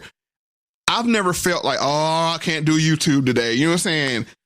Like you would do with Twitter. Twitter, you're like, it's a cesspool. Honestly, I'm going to tell people how I do Twitter. I download Twitter, I make whatever post I'm going to make, and then I delete it off my phone. Oh, really?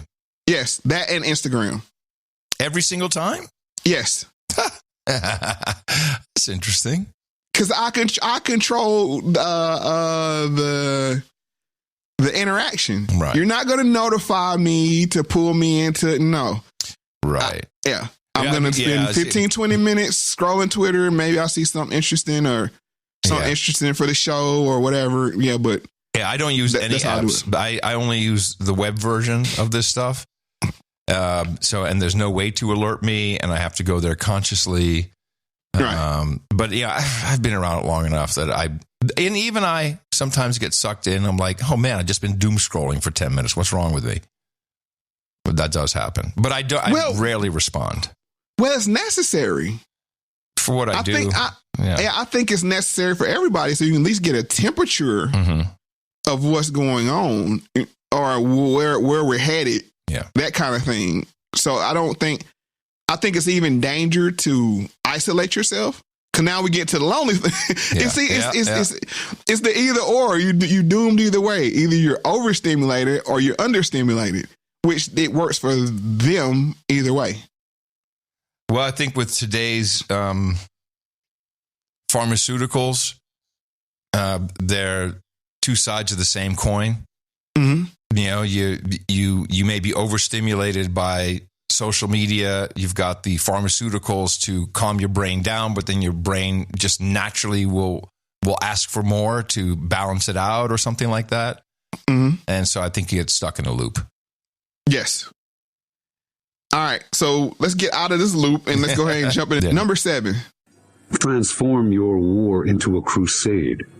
The secret to motivating people and maintaining their morale is to get them to think less about themselves and more about the group. Oh, yeah. Involve them in a cause, a crusade against a hated enemy. Make them see their survival as tied to the success of the army as a whole. In a group in which people have truly bonded, moods and emotions are so contagious that it becomes easy to infect your troops with enthusiasm. Lead from the front. Let your soldiers see you in the trenches, making sacrifices for the cause. Wow. that will fill them with the desire to emulate and please you. Make both rewards and punishments rare, but meaningful. Remember, a motivated army can work wonders, making up for any lack of material resources. Oh yeah, well, this is our model. This is it right there. This is the money clip. That's it. Everybody's part of the army. You're part of your army. Look what those guys are doing. Oh no. And there's even infighting because it's you're in the army. It's kind of like when the army and Navy guys fight. My dad was in the Navy. He is a former Navy guy. And my uncle, he is a former Army guy. And they fight, you know what I'm saying, over which branch was the best. And you see this now with the social media armies. Go ahead. Well, and the martyrs, or the guys who get killed off, that was the deplatforming. And now they've just moved. Elon Musk has moved that needle. We have it's been taken from, oh man, he got killed. He lost his life in the game. He's out.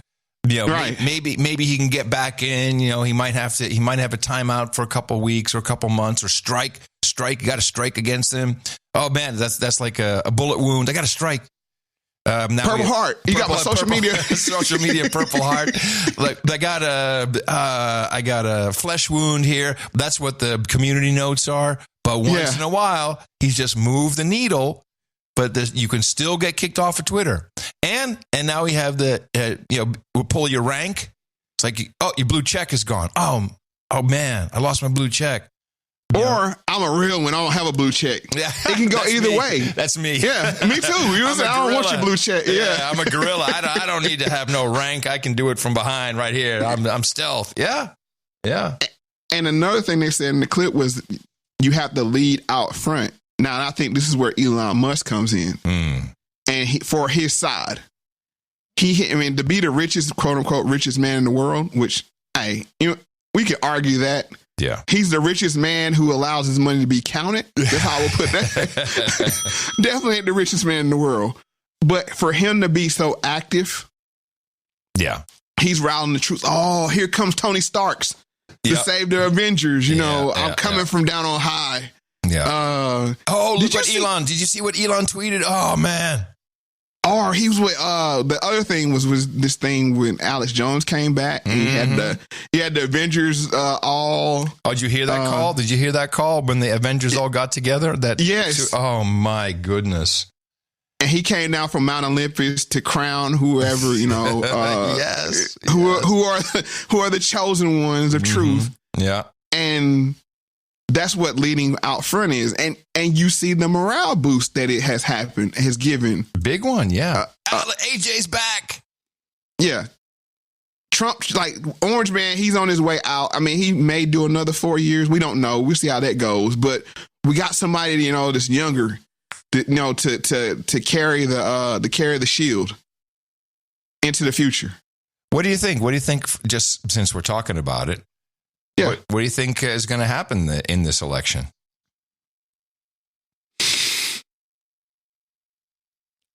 I'm still thinking Holly. He's stayed above the fray. Josh Hawley. Yes. Wow. The rate, like I said, this is just swinging for the fences here. Yeah. But you look at the field, who the Republicans had to put up. If he was on that stage, he would beat all of them. Because he has the snarkiness of Vivek, but he has the cultured mentality of elitist mentality of maybe a Nikki Haley. Nikki Haley, yeah. Yeah.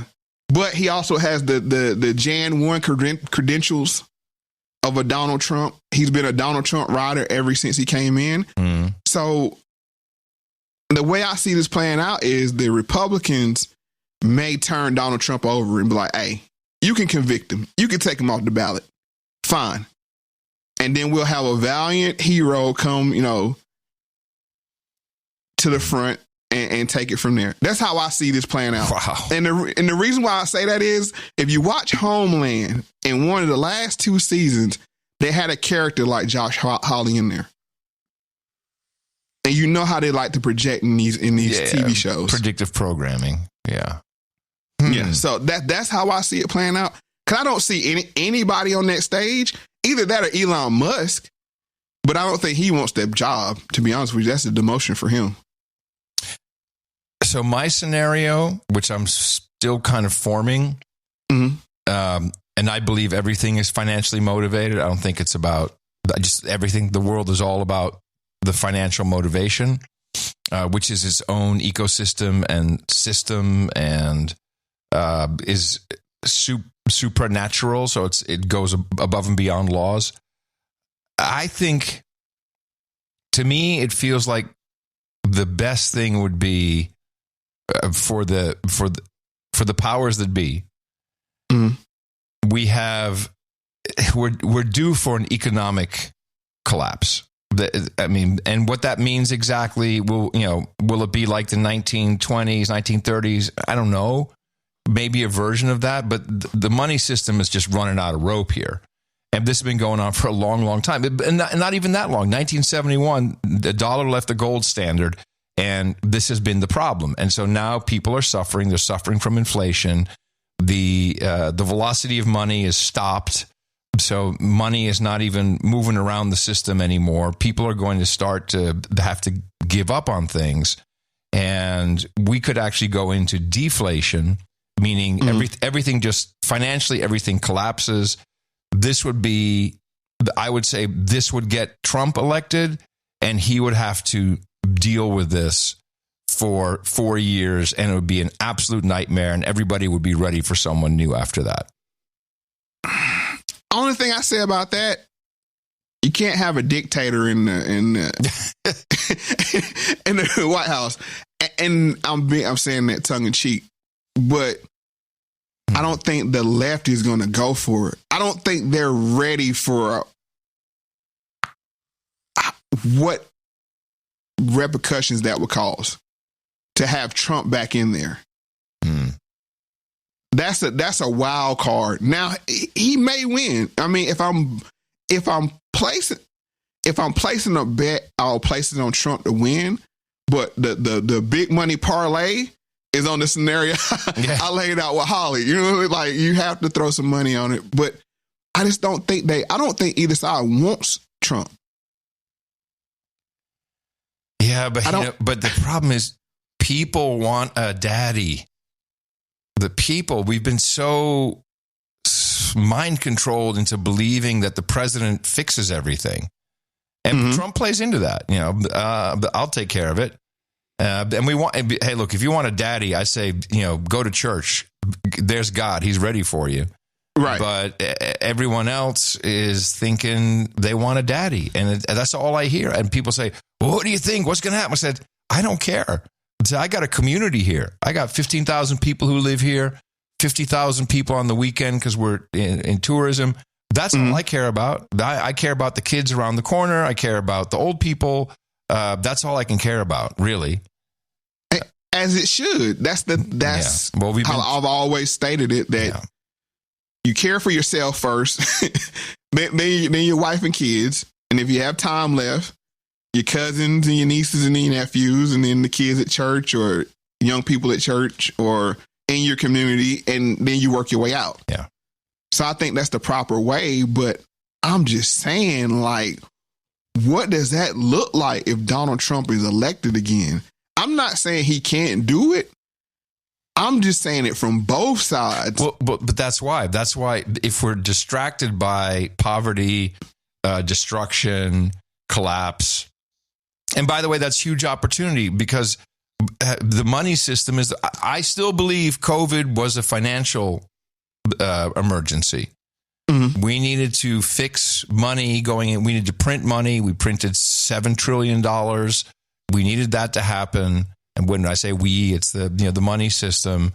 The immigration is all a part of the money system. As long as we have more people, as long as our population grows, the bankers have told me this themselves.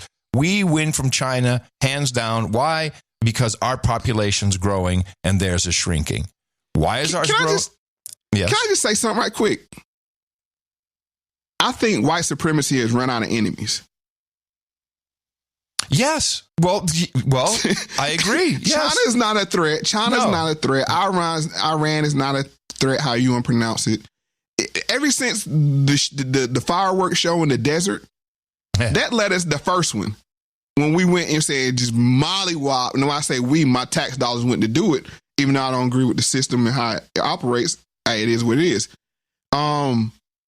When they put that fireworks show over in Iraq the first time, that was the announcement to the world that we've got this thing sold up. Period. Right. On a global scale, who's next? Who wants? And that's, I think now it's just, they're just refining it all the way out. It's like, okay, let's get these little pockets. That's what I mean. We're due. It's 100 years. We're due for a reset, a real reset. And that can only be a financial one. And then it's going to come down to, do you know your neighbors? Can you depend on your neighbors? Can you do things together? Can you get through it? That's what built the modern America is the Great Depression, the real depression, not this bullcrap Great Recession we went through. No, a real one where people really can't afford. There's nothing. There's just, food. Well, if you're in the cities, you're screwed. If you're outside, you got a pretty reasonable chance. Some kids who work on a farm won't even know it. They won't even know what happened. But I think there has to be, they've signaled it enough. The signaling is all over the place. I think the signaling is enough. You don't actually have to do it. Well, then where's the fun in that? Come on. The fact that we didn't have to do it. You know what I'm saying? Like, this guy actually fell for it. You know what I'm saying? Like, that's no fun. We got to do it for real. But with the cameras everywhere, and this is the thing why they had to do business differently.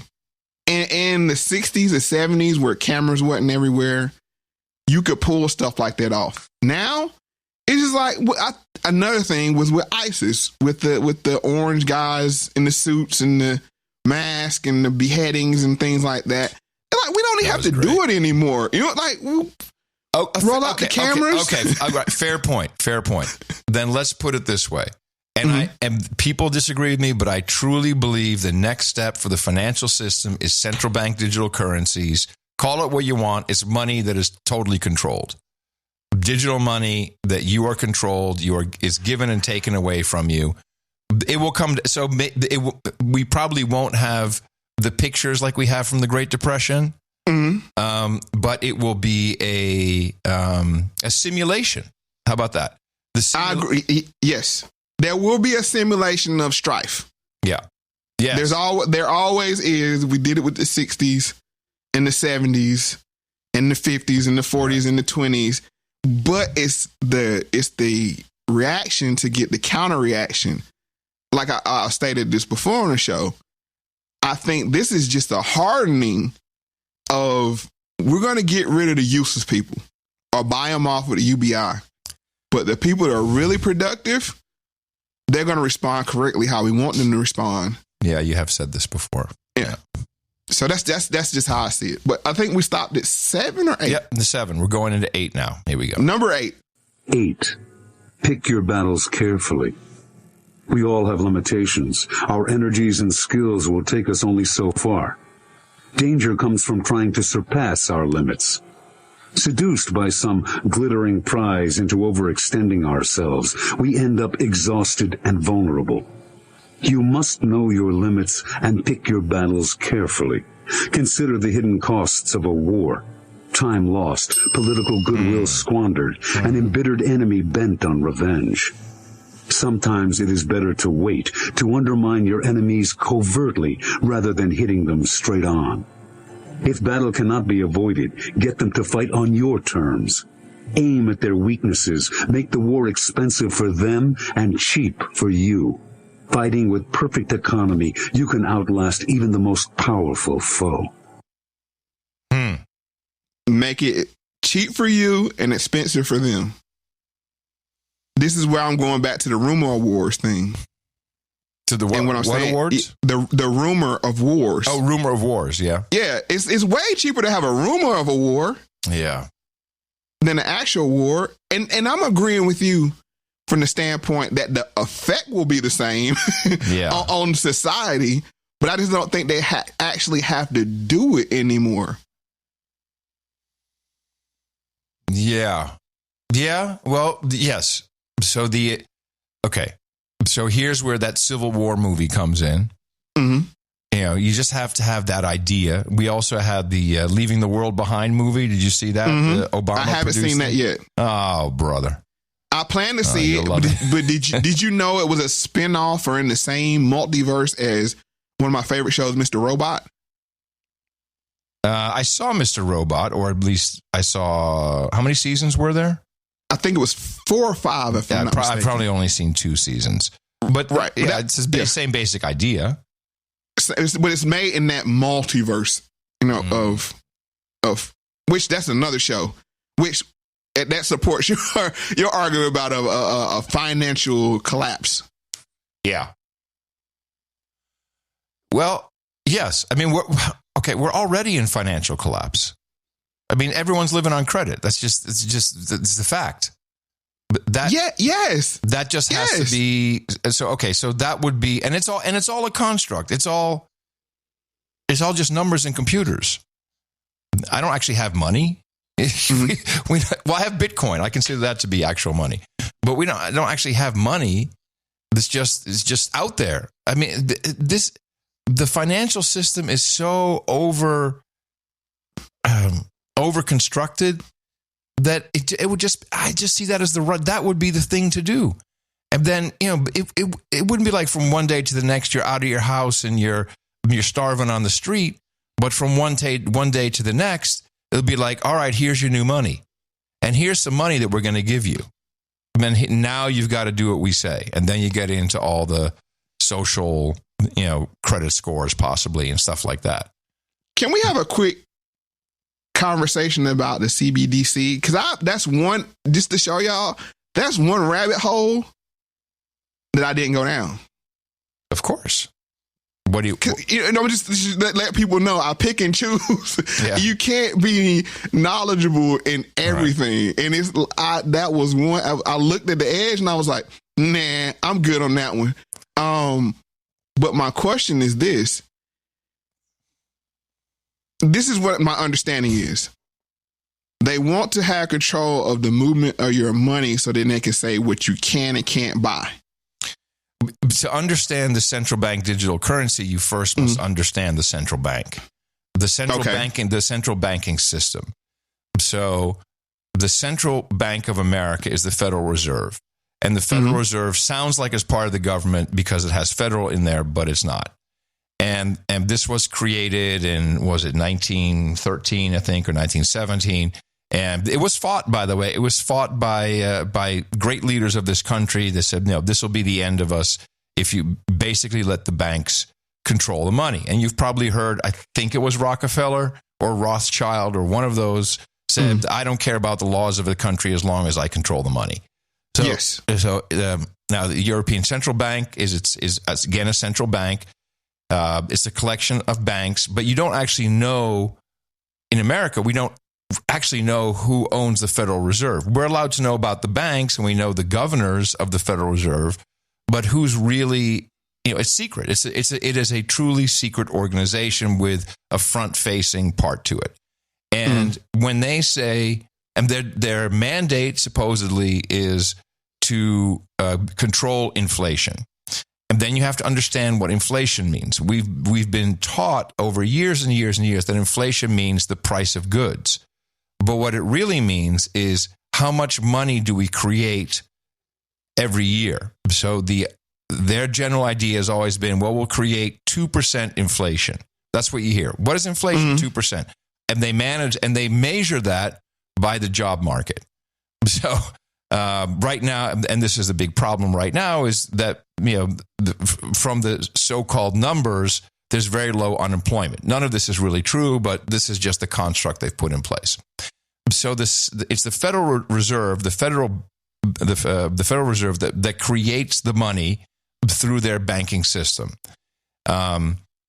And well, we just had Christmas time, so if you've ever seen It's a Wonderful Life, then you'll know what I'm talking about. Maybe you saw it this Christmas season. So there's a run on the bank, and you think that when you borrow money, you're just borrowing someone else's money who deposited it in the bank. That's not true. It's much worse than that. When you borrow $500,000 to buy a house, they didn't take that from somewhere else. They literally created $500,000 out of thin air. So the banks make the money, and it all flows through the Federal Reserve. But let me make sure I'm understanding something correctly, because I want to understand something. So it seems like to me that CBDC will lock you in the casino. Well, you can't run on banks. It's like, no. Well, you're jumping ahead a little bit. Your conclusion is correct. Now, the problem is that, so in 1971, we took the dollar off the gold standard. The dollar used to be worth, X ounce. 1 ounce of gold was, I think, $15 or something. It was almost nothing back in the day. Right. But it's called a hard money. It was backed by gold. We went off that, and then and this was during you won't remember what I do, the oil crisis, the petrodollar and all that. Right. Well, we went to the Saudis and we said, hey, you Bedouin camel herders here, we're going to take your oil. We're going to buy all your oil. We're going to price it in dollars, and you can be kings and princes, and we will protect you with our military, but it has to always be in dollars. Mm-hmm. And so the petrodollar, which everyone had to use now because everybody needs oil, we had to use the dollar.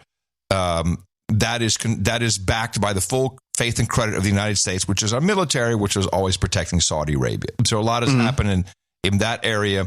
But the point is, that's when we just started printing up as much money as we needed, and to prosper and to move ahead as a country, we had to create all kinds of money and put it into our system. So, when I was a kid, there were no credit cards, didn't exist. It was not a thing. You saved your money. Maybe you put something on layaway, but there was no credit card. So once that got into play, and now, you've got 16, 17, 18-year-old kids with $10,000 worth of credit card debt. All of that is just money that never existed before. It wasn't someone else's money. It was just all created.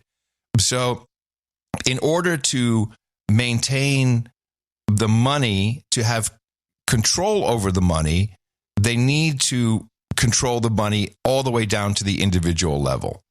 Mm-hmm. And that's where the central bank digital currency comes in, which means you're not getting your dollars from anywhere else but through the central bank, who controls all the dollars.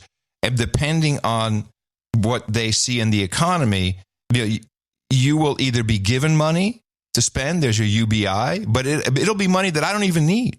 They'll say, hey, Adam, here's $1,000, but you need to spend it before January 30th or it'll go away. Well, of course I'm going to spend it. And that will be the total control.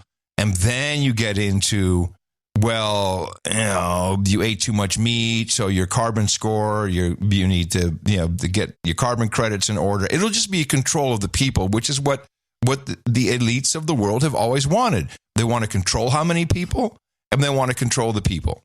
It's just that simple. So it's the petrodollar for the individual, basically. The same rules they ran on. Yes. Oh, yeah. If you want to buy our goods, you had to use our CBDC. Yes. And like I said, that's what I was saying about locking the casino doors. Like, you can't leave the casino. You got to keep playing.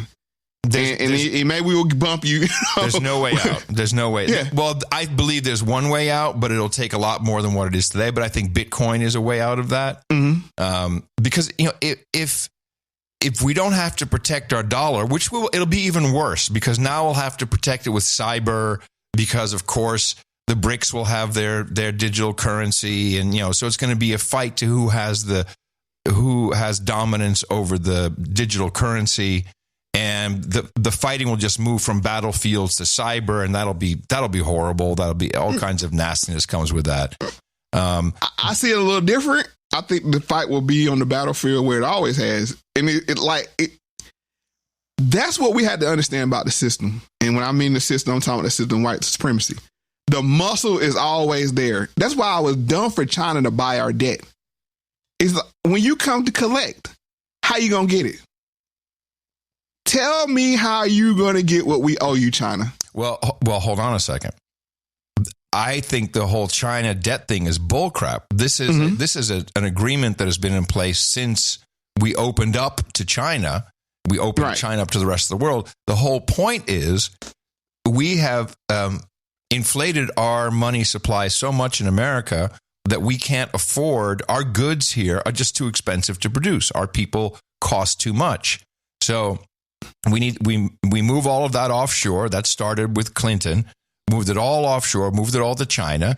And the way it works is China, you will buy our debt, and then we'll buy your goods. And with the dollars we send you, you are going to invest and buy real estate in America, buy businesses in America. It's a pass-through. It's a partnership. It is a partnership. That's why I don't believe we're ever really going to go to war with China. Other than there's nobody, from my perspective, there's nobody to go to war with. No. Okay. Except the individual. Yes. The individual. I'm with you on that. We're not going to go to war with anybody except the individual. You're right. And this Israeli war may be the last real hot war we see.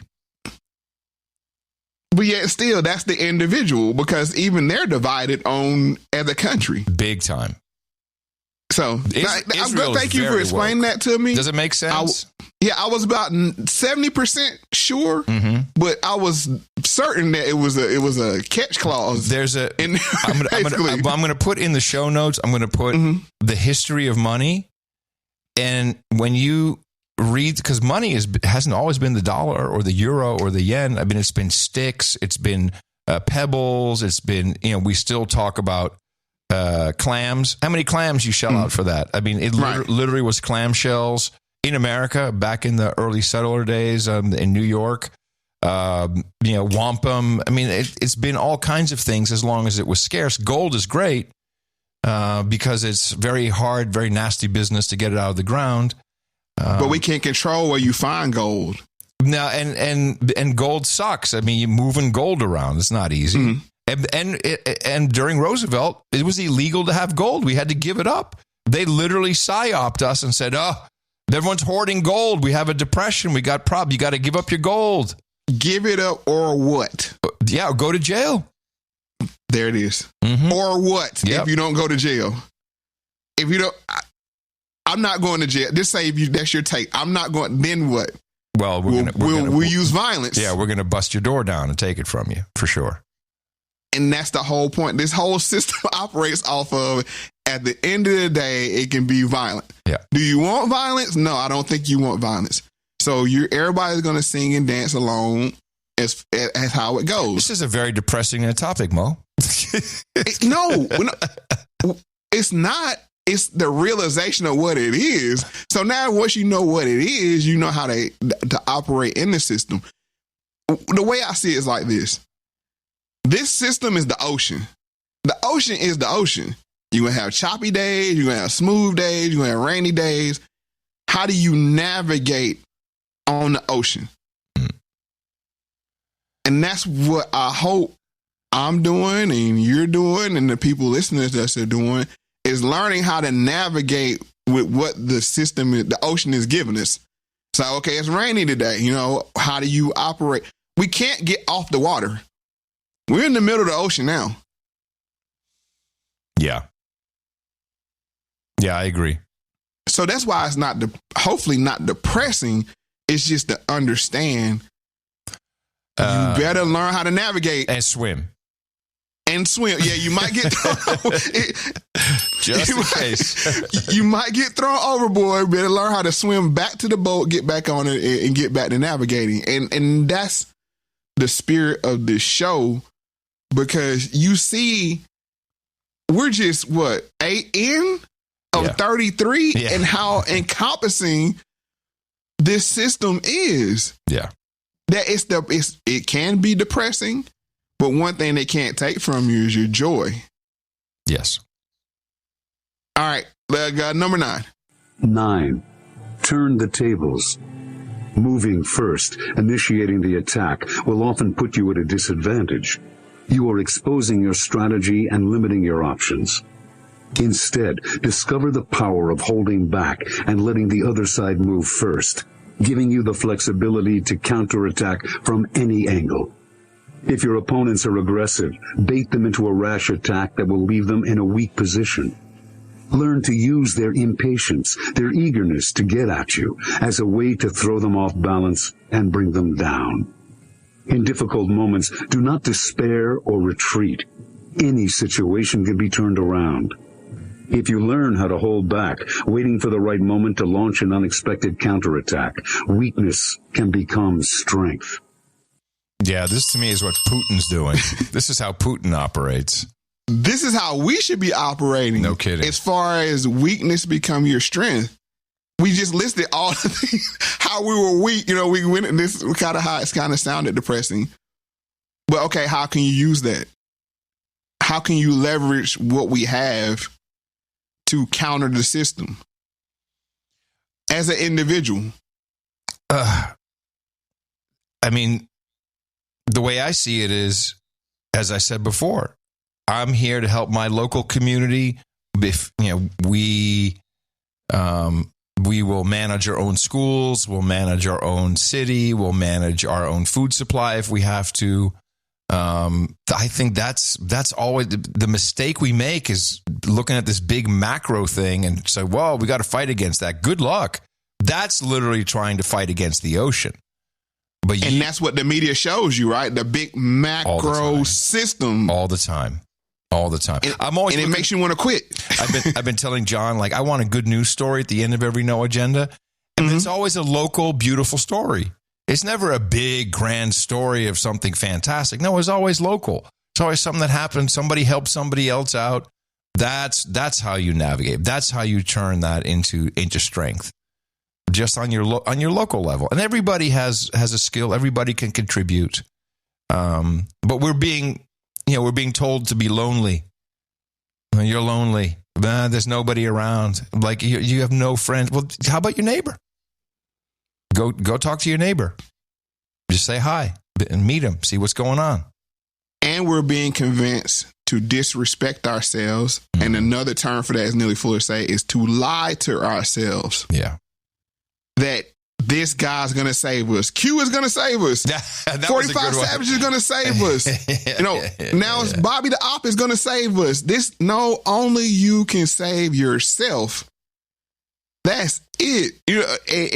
And you can't even do that because, I mean, from our standpoint, God has to save you. Amen. So, but if you don't subscribe to that belief, then you have to do something to save nobody's coming.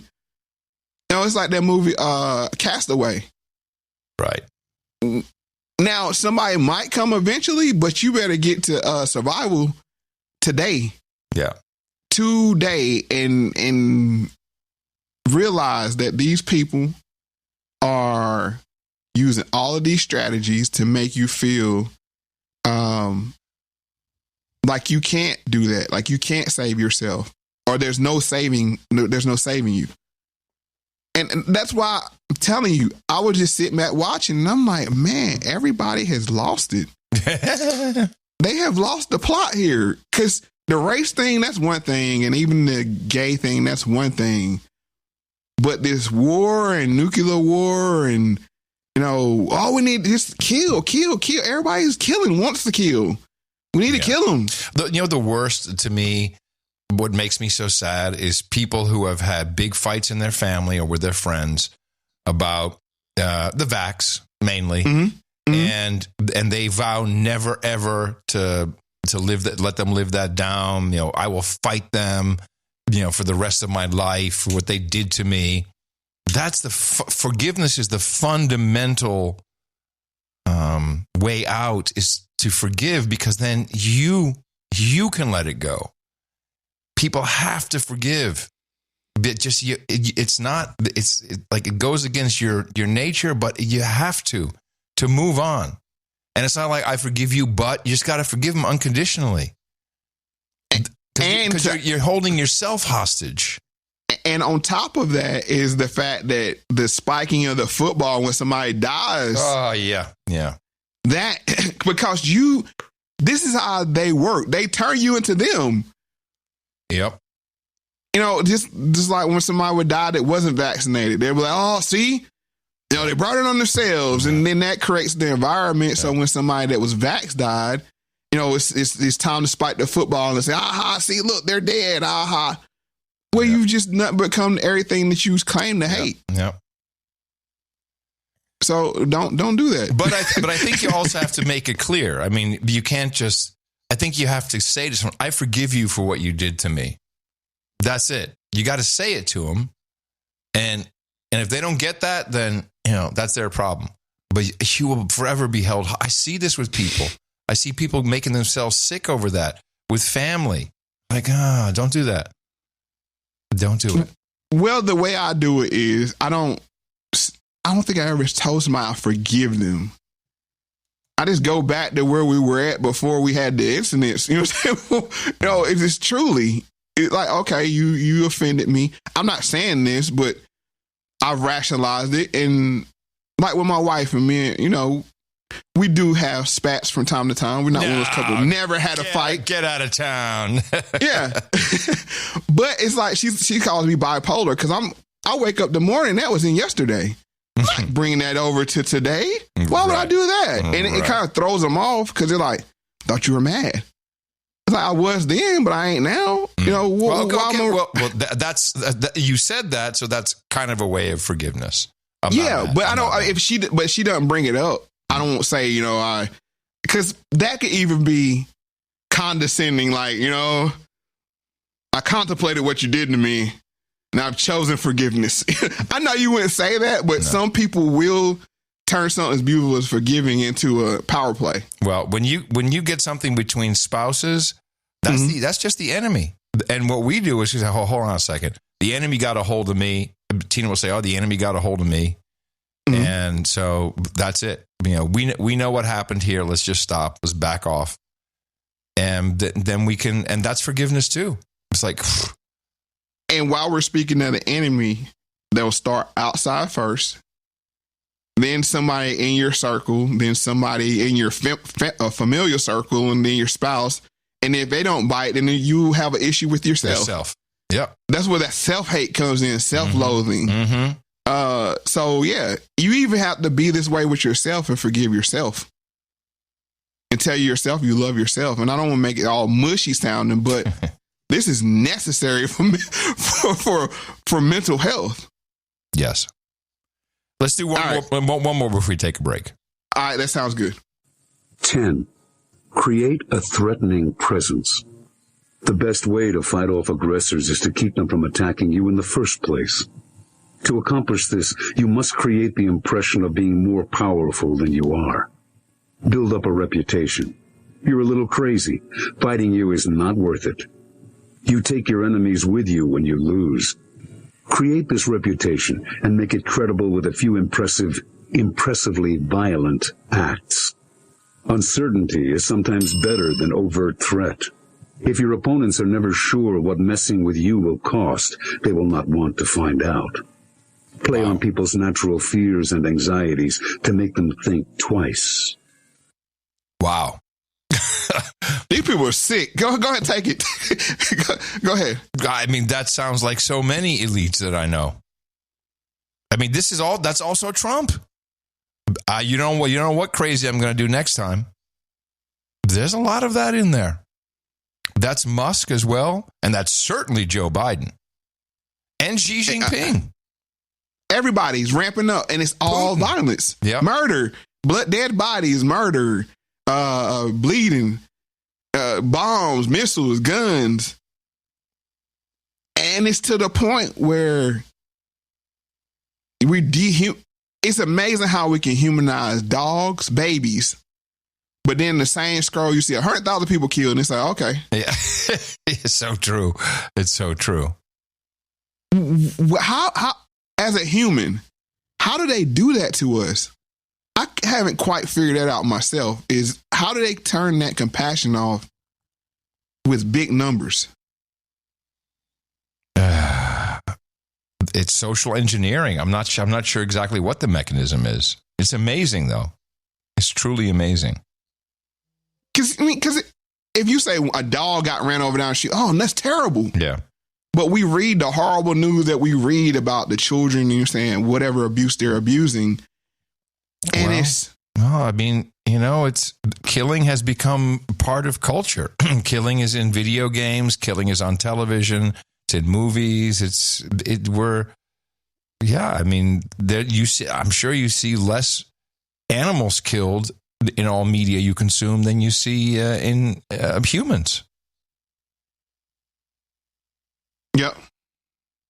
I'm just stuck on that. It's just that how do you separate a single human life from mass human lives being lost? And it's the same person. It's not like it's different people. Yeah. That, they feel that compassion, but that's creating a threatening. Let's just go, I'm saying, just touch on that for a minute. This is what I'm saying about going around the world. That muscle we'll take some people and make an example out of them, whether it was turning Iraq into, what do they say, bomb them? But this is their favorite term. We're going to bomb them back into the Stone Age. Yeah. Who thinks like that? Yeah, shock and awe. Shock and awe was the term. To the point where you were saying something earlier about living in constant fear. Imagine what living under drones feel like. Yeah. The ever-present. You see your neighbor, like 2 years ago, their house went up into smoke and powder and dust. And now that's lingering over your head at any moment. That's what I'm talking about, the presence that they have. Yeah. In the West, we don't understand that. And we don't. I do. And this is just to take a sidebar away from global politics, because this is domestic. If you count up all the people that's black young males that's killed due to gun violence, I think it's like 3,000 people, maybe 4,000 people. Not to take that, we don't want to fall into the same trap, but the living under the constant threat of you could die. It's the same thing. Well, I think we're all getting exposed to that as well. I don't know about you, but if I get caught in a doom scroll on Twitter, you know what I see? People killing each other in America. Yes, shooting each other in the head. Robberies, and then some guy gets a neck shot just because he was sitting there. You get gangs, machine gunning each other down. I see a lot of that. It's unbelievable how much killing there is. And they're using old footage. They don't even have to use new footage. Any footage doesn't matter. Any footage that this is what I think it was on a No Agenda show. You were saying how they're using like footage from video games. Oh, all over the place. All over the place. Yeah. This is the propaganda machine. They don't even have to have real people being harmed. Oh, and it's only going to get worse with deepfakes and AI things. I'm not even sure that all this Houthi stuff in the Red Sea is real. I mean, I'm seeing video. I'm like, okay, this is shot exactly like video games, first person shooter, GoPros on their chest, on their helmets. I'm seeing all kinds of stuff. It's like, wow, that's not your normal war footage right there. And what is it really for? It's it's money. It's which way does the oil flow? Does it flow? You want a hot take? Sure. You want a hot take? Please. I'm not even sure nuclear weapons are real. Oh, I'm with you on that. I'm totally with you on that. But I ain't trying to find out either. No. Let's take a little break, Mo. Let's thank some people here. First, the white man and the black man have to be able to sit down at the same table. The white man has to feel free to speak his mind without hurting the feelings of that Negro. And the so-called Negro has to feel free to speak his mind without hurting the feelings of the white man. Then they can bring the issues that are under the rug out on top of the table and take an intelligent approach to get the problem solved. That's the only way that they'll ever do it. Well, hopefully we're exposing you to some of that thinking here on Moe Factz with Adam Curry. This is episode number 95. It's been a while since we've done a show, but again, a whole host of reasons. A lot of it technical, but a lot of it just being, there's a lot of work that goes into this. And holidays and everything else. Lots of stuff going on. And we appreciate people staying with us. We appreciate the support that you give us. Time, talent, or treasure. That is the value for value way. No, this would never work with ads. And in order to keep doing it, we need the value to keep streaming in. And, we have 4 more to go in this series, and then we'll see where things take us. Lots of stuff is changing. Also, all value for value based. So we're happy to still be here, and we'll take it one episode at a time. So we do want to thank our executive and associate executive producers. I'm going to ping pong back and forth between people who have been boosting us and supporting us through the modern podcast apps, because there's been some big numbers coming in through podcastapps.com, where you can get one of the, you want to have one of the, this is one of the important things. Don't rely on YouTube or Apple or Spotify. Spotify kicks off shows every single day. There's at least 2 to 4 shows that are being kicked off Spotify daily. Don't let that happen to you. You can export your subscriptions, import it into one of those apps. They will never go away unless they actually stop producing from there. This is, the clear channel, if you will, of podcasting. The true freedom of speech is in these modern podcast apps, podcastapps.com. But we gladly accept your fiat donations, your fun coupons through the PayPal. And we thank as our top donor, Trenton Scoville, with $550. What a beautiful show of support. Sir Scovey of the Piedmont is as he's known. He says, thank you for this wonderful body of work. Thank you for the value, Sir Scovey of the Piedmont. We really appreciate that. Now, one thing. Yeah. Gotta give him a big baller.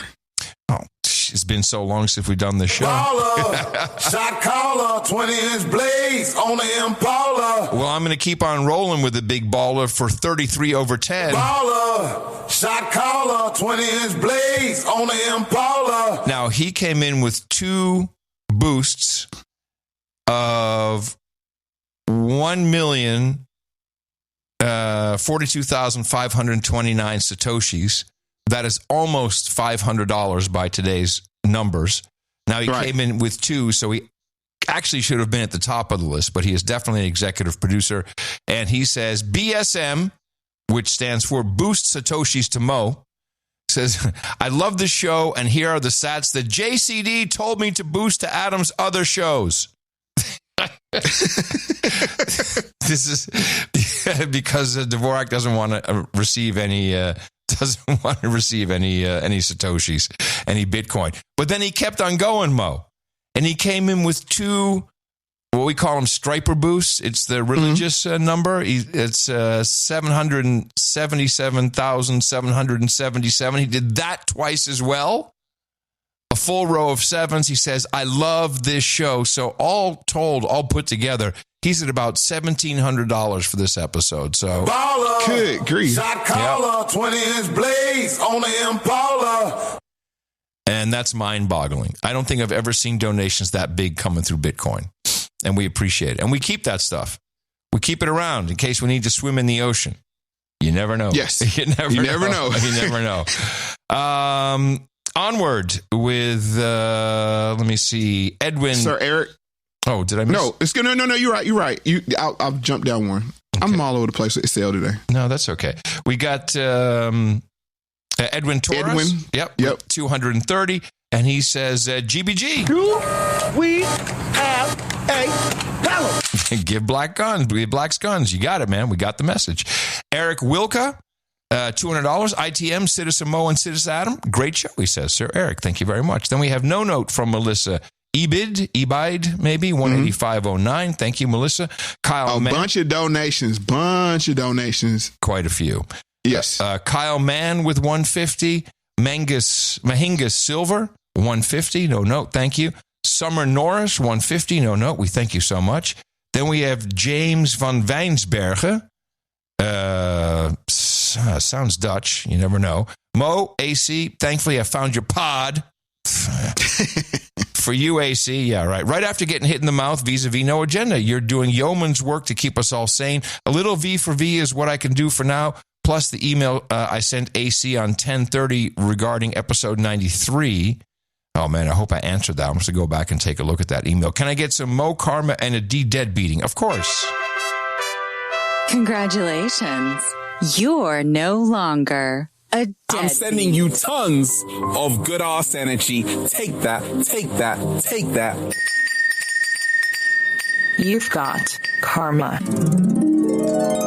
And James sent 12345. Love that number. Row of sticks from Ryan Tierney, 111.11. Always an exciting surprise when a new episode shows up on my phone. Thanks, Moe and Adam. And this was indeed from September 28th, a day after we did our last episode. Mm-hmm. My goodness.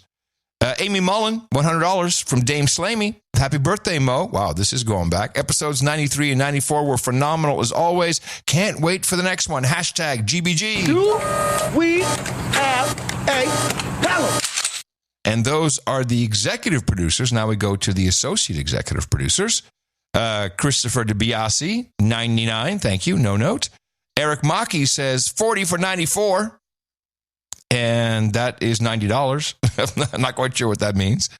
David Porras, $70. Hold on a sec. I think you missed two people. One's my fault, and I think one was oversight. Oh, what did I miss? Kenneth Weinstock. I'm sorry. Yes, I did miss Kenneth Weinstock. You're $100. Thank you for this enlightening body of work. That's right. And I'll do this one because it's at the bottom of the list. It's Jill Woods. She came also in with $100. And she said, thanks for being awesome. You and the show will be greatly missed. Yes. Okay. So. Thank you very much. We'll make sure I put her up at the top into the executive producers. Associate executive producer David Porras, 70. Never underestimate the value you provide. I have a captive audience, and your show leads to incredible conversations and ripples outward from here. Thank you and all the best for the real people. For the real people. Is there more to the note? For the real people. Gotcha. That was it. Carol, but that's the point. Hopefully we rippling out. Yes, sir. $60 from Carol A. Chase. Is this the same message? That's interesting. That doesn't seem right. Hold on, let me see. Somehow the same message for Carol. No, I think. Let me see. You messed something up there? I think I did. 1 second. Okay. If you have that note. Carol, where you at, Carol? No, Carol is a no note. No note? That's what it is. Yeah, right, no Carol. Note.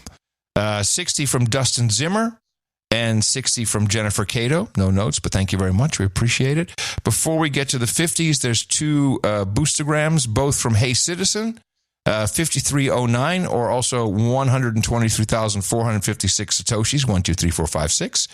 And he says, 7, 8, 9, 10, 11, 12. Moe, you're the educator the world needs. Amen to that. Perfect.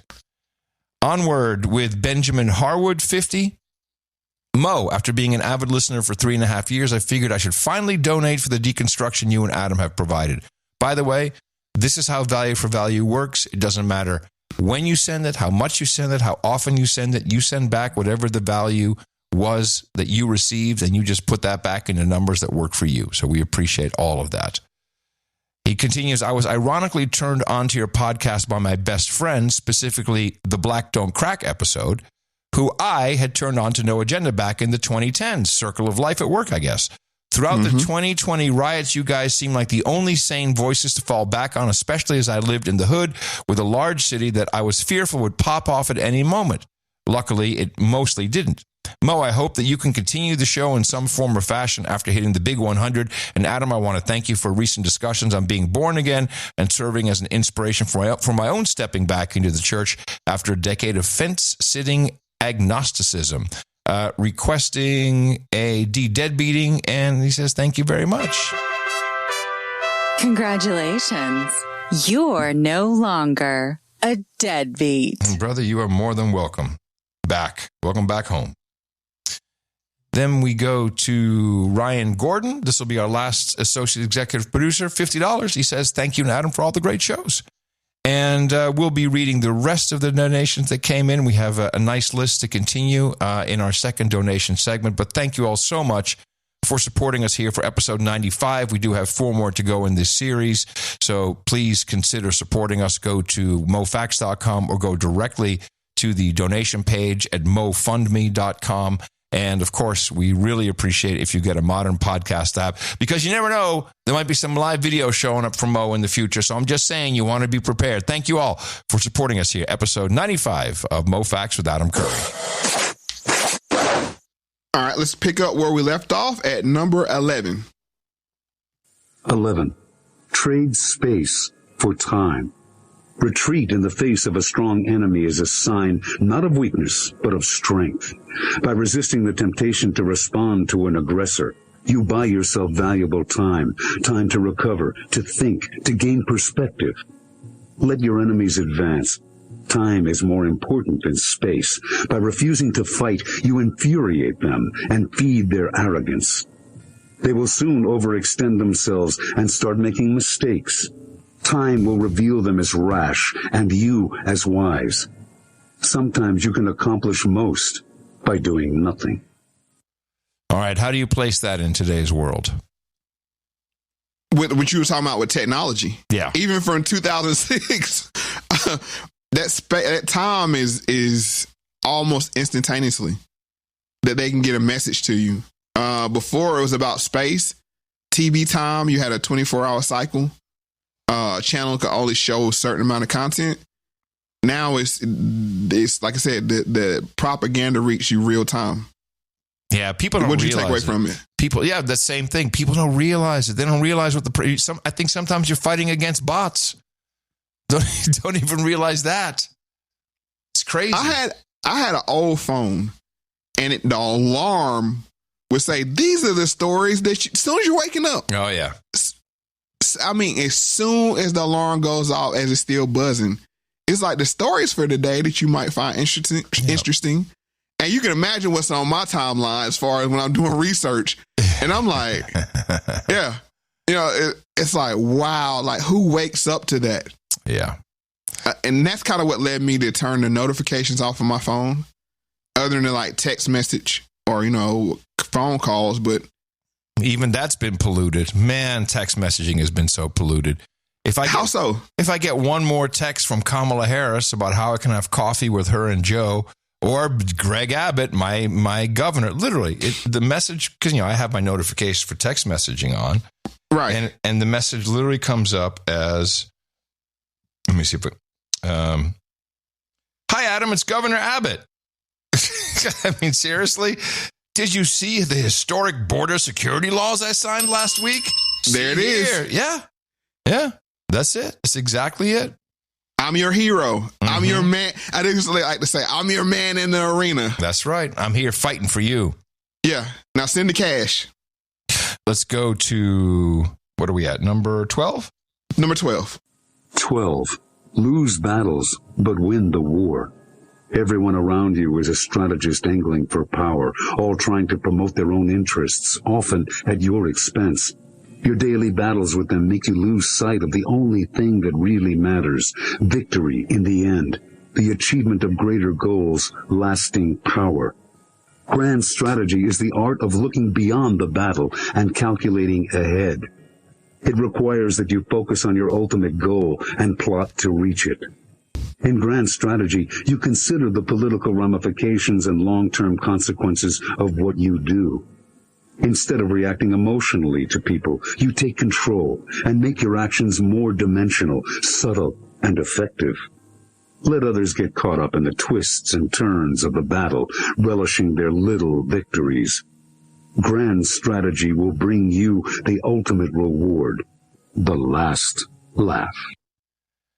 Yeah, I think this is always applied. To me, it's like you always got someone's always has to be able to break out of prison.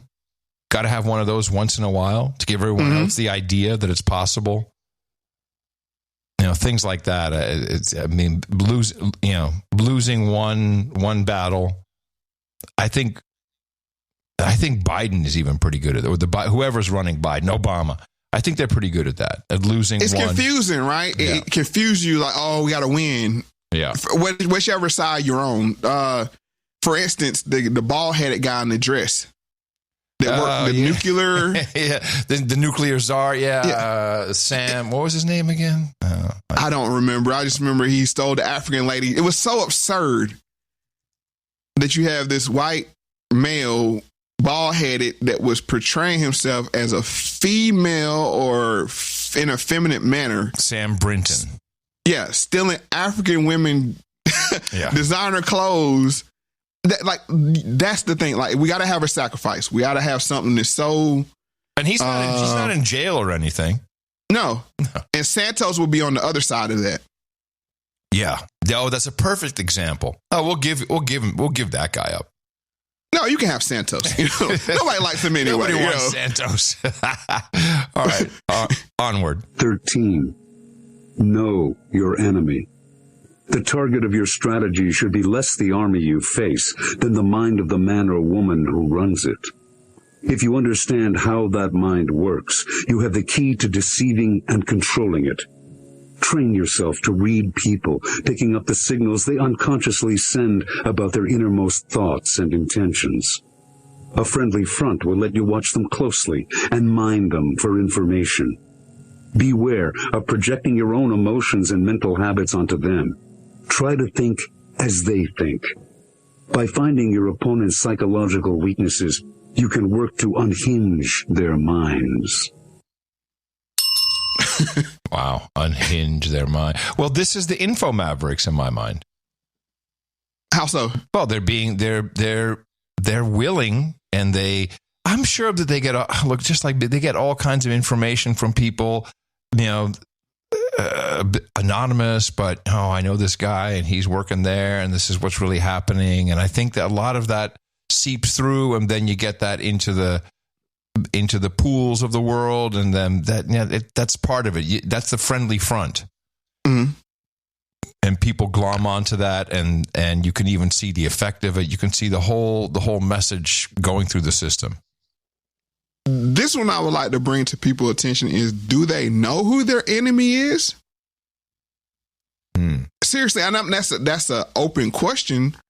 Do you really sit down like, okay, who means me well? Who means me harm? I think me and you both get in trouble because we go against fan favorites. Yeah. Just like I know once I find out, or if I find out Kanye is taking the knee, I got to give him the same energy I gave everybody else with the Boule phone. I mean, I'm not a fan, but I know how that's going to be received too, because it's like, he's ours. He's speaking truth to power. Mm-hmm. Not really. I mean, if big if, because I know they're already firing up the keyboards. But that kind of thing. Do you know who your enemy is? And I would say 90% of the time, your enemy is yourself. Yes. If not 99% of the time. Everybody else is a scapegoat. You know how they say so-and-so lives rent-free in your head? There it is. That's how the enemy, that's a very effective enemy. With this whole thing with the food and like you were talking about with the Ozempic and that kind of thing. Yeah. You created, the proverbial you, created a problem that you left for it up to them to solve. Yeah. So can you really blame them? No. At the end of the day, you can. You know what I'm saying? Like, what kind of monster are you? But you created this problem. Now we can look deeper. And this is when knowing, and I'm going to wrap this up really quickly, but this is why knowing your enemy is important, because yes, food noise is a real thing. I believe, because it's nothing but a Pavlovian response to food. A chip bag generates a Pavlovian response. Does it ever? Yes. The reason why I know this is I own a dog. Whenever you crinkle that full bag, boom, they come running. And it's the same thing with humans. Yeah. Smell, sense. When you start talking about the bliss point, they've engineered food to fire off, your bliss point and Big make time. you a slave to it. Big time. So yes. In fact, that's all they do now. They don't even put food in food. They just put all that stuff in: flavor, texture, smell, taste. Right. So if you know who created that food that made you addicted, who's playing with your bliss point. Yeah. And if you stay complicit with them, then you're your own enemy. I can't add anything to that. Right on. 14. Overwhelm resistance with speed and suddenness. In a world in which many people are indecisive and overly cautious, the use of speed will bring you untold power.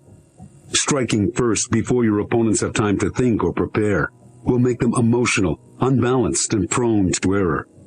When you follow with another swift and sudden maneuver, you will induce further panic and confusion. This strategy works best with a setup, a lull. Your unexpected action catches your enemy off guard. When you strike, hit with unrelenting force. Acting with speed and decisiveness will garner you respect, awe, and irresistible momentum. I don't know why, but when I heard that clip, I thought of the Democrat person who's working in the Democrat senator's office with the gay sex tape in the Senate. Yeah. What a great move that was. It's the setup. It's the lull. Big time. This is where I think we shine it. We can see the lull. You say like, oh, okay. That's not the play. That's just the setup. Definitely. And people emotionally react to the setup. It's like, oh, did you see that? Oh, did you see that? It's like, no. Yeah. Like, I'll give you, for instance, Deion Sanders, which we talked on the previous show. I told you how that was going to end. They were going to bait him away from the HBCUs, put him in an environment, you're saying, just smother him with praise, and then he fails spectacularly. Yeah. Now he's marginalized. How did I see that? Because it's the setup. It's not the play. It's the Hegelian dialect. It's problem, reaction, solution. Yeah. People get so caught up on the problem that they become the reaction. And I'll stop right there. I'm curious to see, and I think that video recording, which man, what a dynamite op that was. The setup is, I think there may even be a second part to that setup. We just haven't seen it yet. There's more. There's more coming. You just did it there. It's like there's another shooter drop to be continued. Yes, 15. I know. It's not over. Go ahead. Oh, sorry about that. 15. Control the dynamic.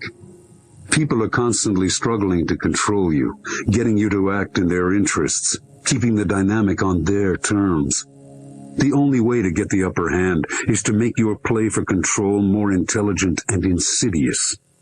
Instead of trying to dominate the other side's every move, work to define the nature of the relationship itself. Shift the conflict to terrain of your choice, altering the pace and stakes to suit you. Maneuver to control your opponent's minds, pushing their emotional buttons and compelling them to make mistakes. If necessary, let them feel they are in control in order to get them to lower their guard. Wow. If you control the overall direction and framing of the battle, anything they do will play into your hands. What you got? Okay, what comes up for me is Elizabeth Warren going against Bitcoin. I don't know why, but when I heard that, I'm like, oh yeah. Everyone's reacting. I don't know if you follow that, but she's. I missed that one. The whole finance thing. I don't. It's all typically get to. Okay, she's not stupid. There's just no way you don't become a multimillionaire and in Senate for all these years by being stupid, right? And getting away with pretending you're Indian and all this stuff. She's not stupid, but she riles up the Bitcoin. I would say. I don't like the term crypto, but the whole community to such a degree by saying things like, crypto is only good for money laundering and illegal activity. And everyone goes off, they just go crazy. And I'm so sure that is done to get people all riled up and focusing on, something that is inherently a dumb thing to say. Because she knows, the best monetary unit for corruption, for money laundering, and for illegal activity is the U.S. dollar. Cash, baby. Cash is king. It's universally known around the world. It's like that. We're not falling for this. Oh, yeah. Oh, it looks like Hamas was financed by Bitcoin. They throw this stuff out and it distracts everybody from their so-called mission of making Bitcoin, accepted among. It's just they perpetuate it, they retweet it. Even more people get exposed to that lie. It's stupid, and so that to me is a tactic that is applied very successfully by Elizabeth Warren and and Jamie Dimon from JP Morgan.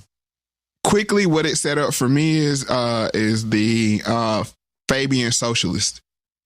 How they take 2 steps forward and 1 step back. Mm-hmm. So they don't care about how long it takes to get where they're going. As long as they're moving forward, bit by bit. As long as you're moving forward, just like with the whole population bomb.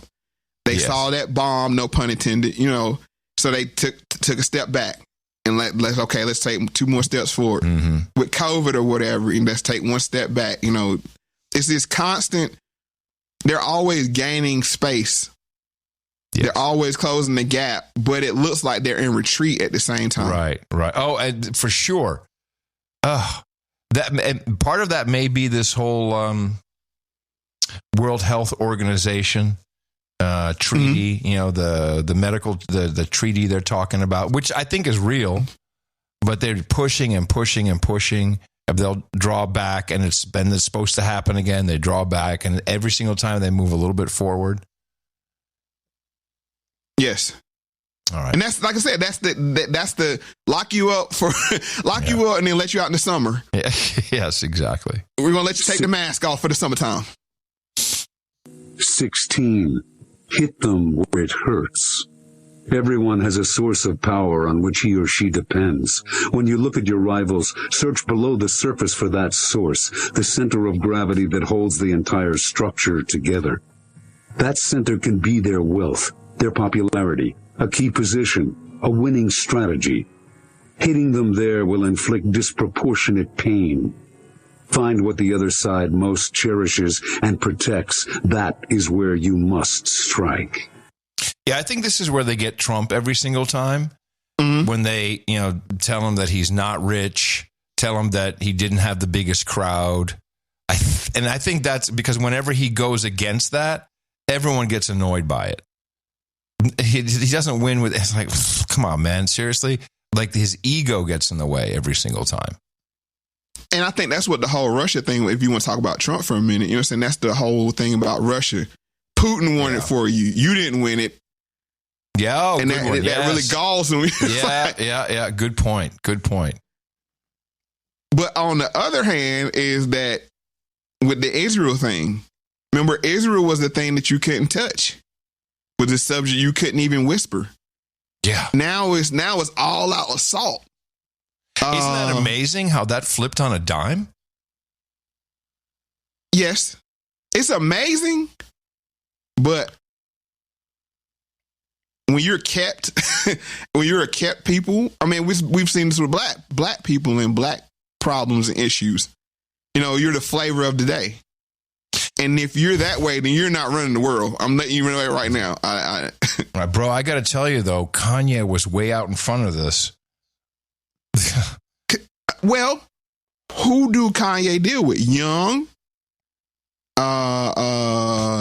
urban people, which that's a huge demographic of the pro-Palestine. Yes, but this is what I'm saying. It's like, was he inadvertently put in this position? I mean, the way he came, but I mean, this is how quickly this changed. Kanye was saying, "Oh no, the Jews are no good." Literally saying, they debanked me, they took away my stuff, they threw me in a nut job institution.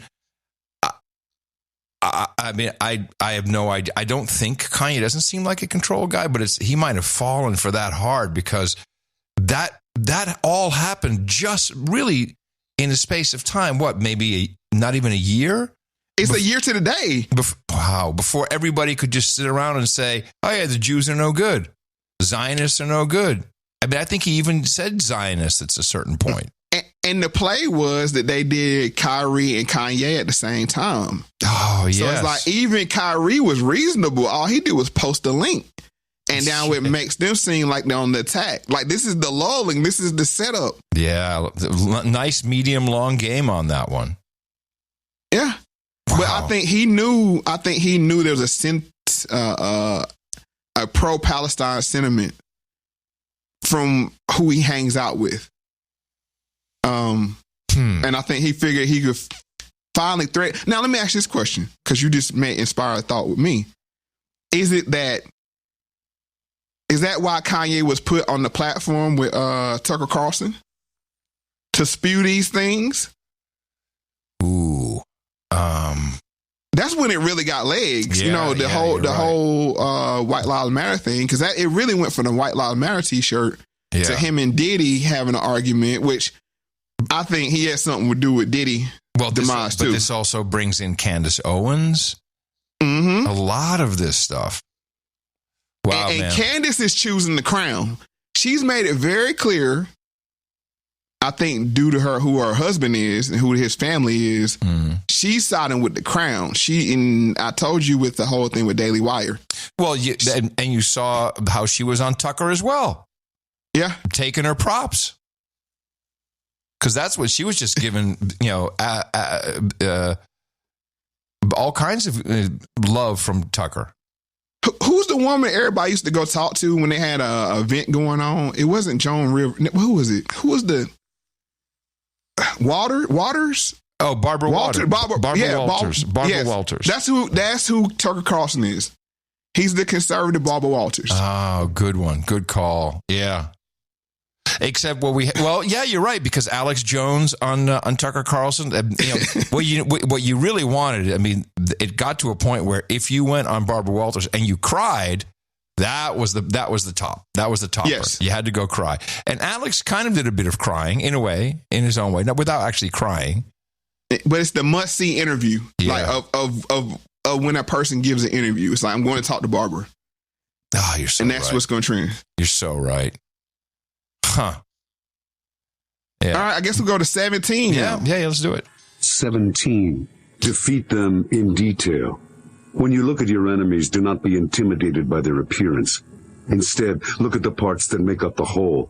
By separating the parts, sowing dissension and division from within, you can weaken and bring down even the most formidable foe. In setting up your attack, work on their minds to create internal conflict. Look for the joints and links, the things that connect the people in a group or connect one group to another. Division is weakness, and the joints are the weakest part of any structure. When you are facing troubles or enemies, turn a large problem into small, eminently defeatable parts. What's your take? I think this is the attack on the family right here. Yeah. Because that's the joints, right? With your kids, with your spouse. Yeah. With your parents, At work. Yeah, at work, they figure out, okay, we can drive a wedge there, like you always used to bring up with the pronouns. Yeah. It's not her, it's not she, dad, it's they. Yeah.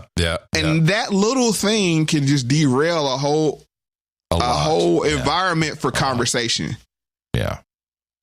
And I said this even with Trump, when he got in, he kind of shifted the narrative of what could be said and couldn't be said with him coming in. So what'd you get? Yeah, the same. But also just because I'm kind of stuck in that loop. In a way, I'm a part of that. I'm talking down the info mavericks. We got Megyn Kelly fighting with Candace Owens. That becomes a whole focus. Sides get chosen. People say things about them. I mean, there's all that's destructing before our eyes in a way. But every conflict has a why to it. That's the question. Like, why are they having conflict? Is it superficial numbers and clout, or is it a dividing of ideology? Which, to be honest, I think there's a division of ideology on the right. And just 2 points to highlight that. This whole calendar thing, this conservative calendar, I don't know if you saw that trending or not. Oh, with the women? Yeah, with the hot women of the right or something like that. Yeah, yes. Because there's no pregnant ladies. Not only that, but the problem is that you have the OGs of the conservatives, like, we don't do that. Right. We don't push sex. And I understand where they're coming from, because it's like all sexual immorality is equal in our eyes. Mm-hmm. So if we're going to go against the trans and the gay and everything like that, we need to go against everything. Right. Or we're hypocrites, and that devalues us. And just to go back to the Candace Owens and the Megyn Kelly thing, I think there's one group of conservatives that backs Israel, no matter what, whether it's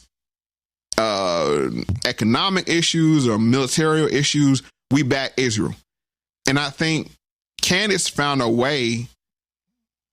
She understands the younger Nick Fuentes crowd. Yeah. I think Kanye knew that too. You know what I'm saying? Like all of them hang out together. Kanye, Candace, all of them. Mm. They're like, there's this brand of conservatism that ain't with supporting Israel.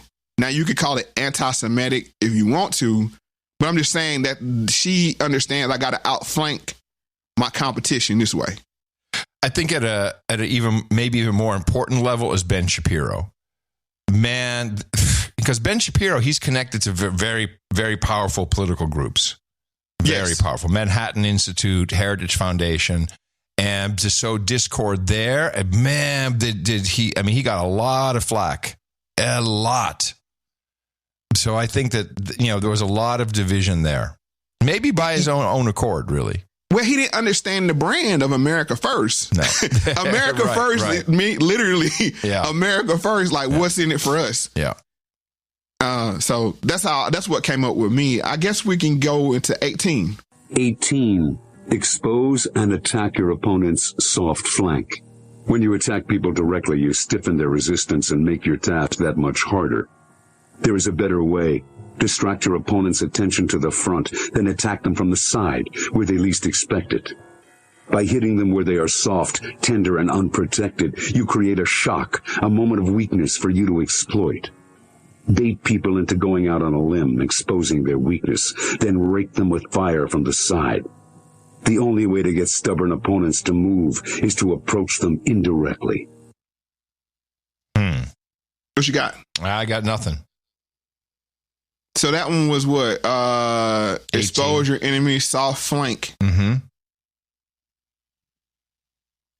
I'm not sure about that. I'll take it from, just to be honest, where I'm thinking more counter, because we're talking about counter war too here. These are not only strategies used against the individual or groups. This is how do you counter that? And I think understanding where your soft flank is. Where is your soft flank? Mine, I'll be honest with you, it's financial. That's my soft flank. Luckily enough, I was smart enough not to be in debt. Right. But I'm going to show you an example of how that you brought up something a while ago. You said about credit cards. You said everybody's up in their eyes in credit cards. I don't think people are using credit cards. I think this is this equal installment game they're playing. Have you seen this on every app, on every website? Oh, it's there's a name for it. Yeah, I know what you mean. Lana or something like it's. Yeah, where you can buy it now or pay in 4 installments. It's the finger hut model. Let's just call it that. Yes, yeah. Well, this is where they're getting people into debt. This is where the real debt is coming from. I think people understood up front, if I use a credit card and don't pay it off next month, it's going to, get 20-something, 29, 30% interest. But if I buy this, say Xbox, Xbox or PS5, I can make the 5 equal installments or 4 equal installments. But if you don't, all the interest accrues from the beginning, just like a credit card. Is this buy now, pay later? Is that what it is? Yes. Yeah, yes. Buy now, pay later. Yeah. It has a bunch of different names. I mean, they've been running this game on us forever with the Rent-A-Center thing. But even then, it wasn't. I'm just showing you you have to understand where your soft flank is. Do you want to pay interest and become a debt slave for, something you really don't need? Now, do these, I've never done this, but these buy now, pay later, is it, so if it's $100, is it 4 equal payments of 25 or is it 4 equal payments of 26? If it's $10, it's 4 equal payments of $250. Okay. I'm talking about that's how small it goes, or $5 or whatever. And if you don't pay, what happens? You get all the interest from the beginning of the payment, just like a credit card. If you miss a payment. And if you don't pay that? What do you mean? If you don't pay that, it just jacks up your credit. Right. And if you don't have credit, then you can't live anywhere.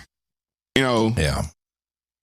So that's all I'm just saying is understand how what your soft flank is to the system. Yeah, I think that's everybody's soft flank. Almost everybody. So I would suggest people sit down and see where another one was schools.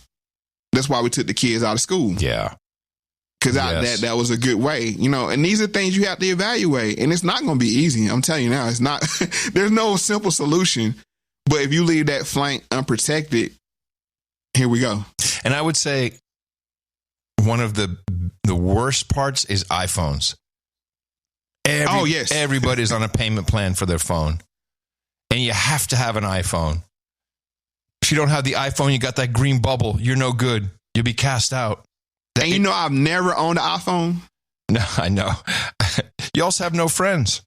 No, I'm just saying I never owned one. You got no friends, man.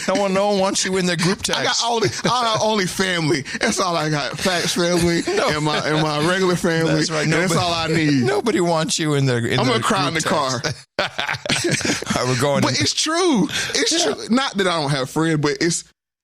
Is that a big deal? I don't play alone. I don't play alone. Is that a big deal in so-called black community? The community. Is the iPhone a big deal? That is the community. Like, it's certain things. Does everyone have to have an iPhone? It's like if you got an Android, you got an Android. Yes, the green dot is a thing. I love that. Yeah. Apple is genius. They're so smart. Right. They get you to buy an inferior product just because of the label on it. I mean, that's a running theme, but yeah. But this is where you have to not lie to yourself. It's tough. I'm telling you, it's tough. How about that is a very weak spot. I think a weak spot is brand craving. Mm-hmm. Wanting brand awareness. But the thing that advertising actually wants is brand awareness. Like, you've got to have the right brand. You've got to have the right shoe. You've got to have the right this or that. At the right time, too. Well, yes, of course. And that's where always while it's still hot. You can't have it when it's...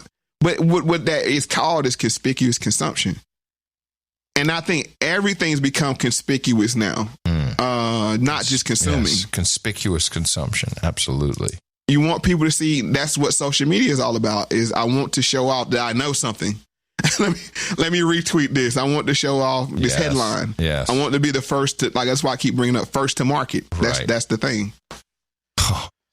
It's deep. All right. 19. 19. Envelop the enemy. People will use any kind of gap in your defenses to attack you or avenge themselves on you. So offer no gaps.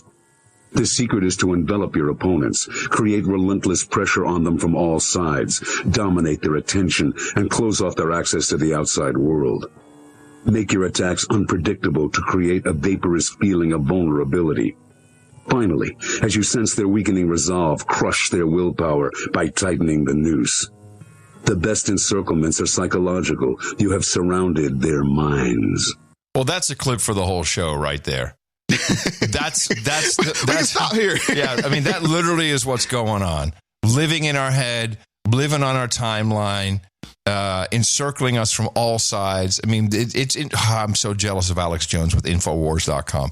That is literally it. It is just filling your head and keeping you there, keeping you engaged, keeping you going. That's the whole thing. And it's 24/7. It is 24/7 stimulation and manipulation. If you allow it. I mean, Dvorak has gone 1 year without ever using his phone. But he talks to you twice a week, so you can't escape it. You see how that works? Let's just say, no, what I'm saying, let's say if you were friends and it wasn't a podcast, like that's how pause, but that's how I get backdoored, right? It's like, have you seen this? And it'll be a family member. And it's like, now I got to see it. Yeah.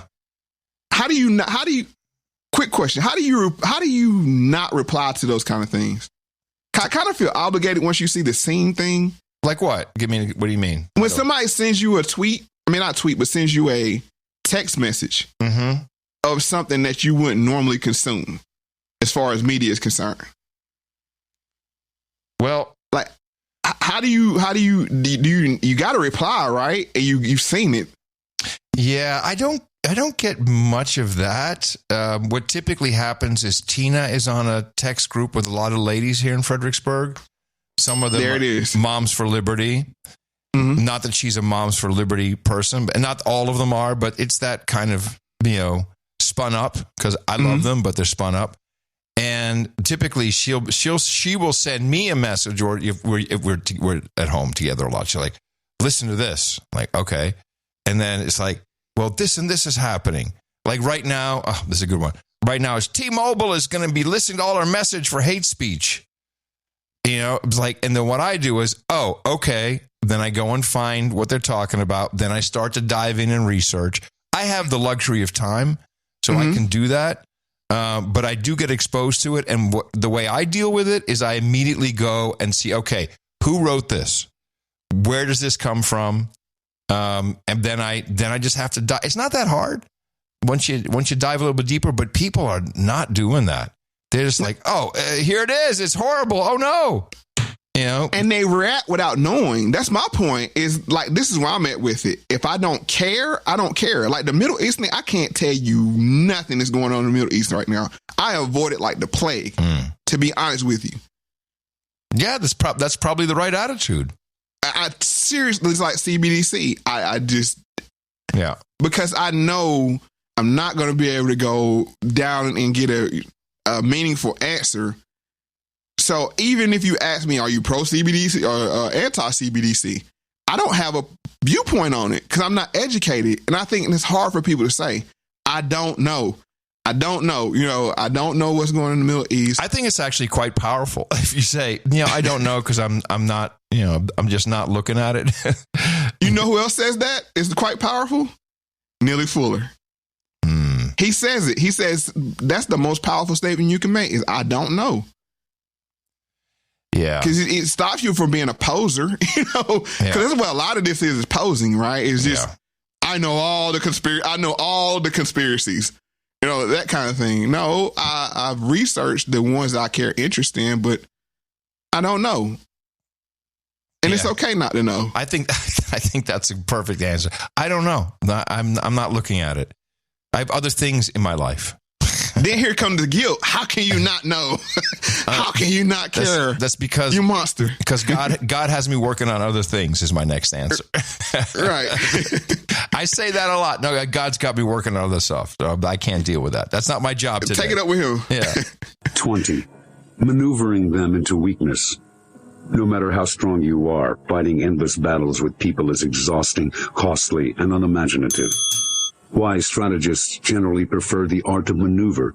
Before the battle even begins, they find ways to put their opponents in positions of such weakness that victory is easy and quick.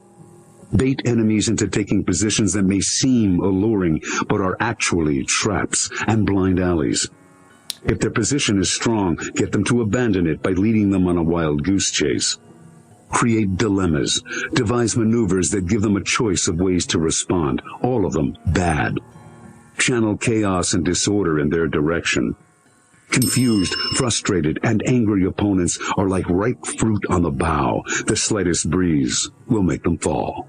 Oh, yeah. Well, that's your gay sex tape in the Senate. Right there. I haven't seen the tape. I've quickly scrolled past this, whatever, like the screenshots or the thumbnails for the videos, because I'm just on your timeline. But it's amazing how they got people watching it. Oh, and Mo, and sending it, and there's full on video, and it's just out there. It's unthinkable that anything like that, blurred face or not, anything like that would ever have been in the public domain, ever.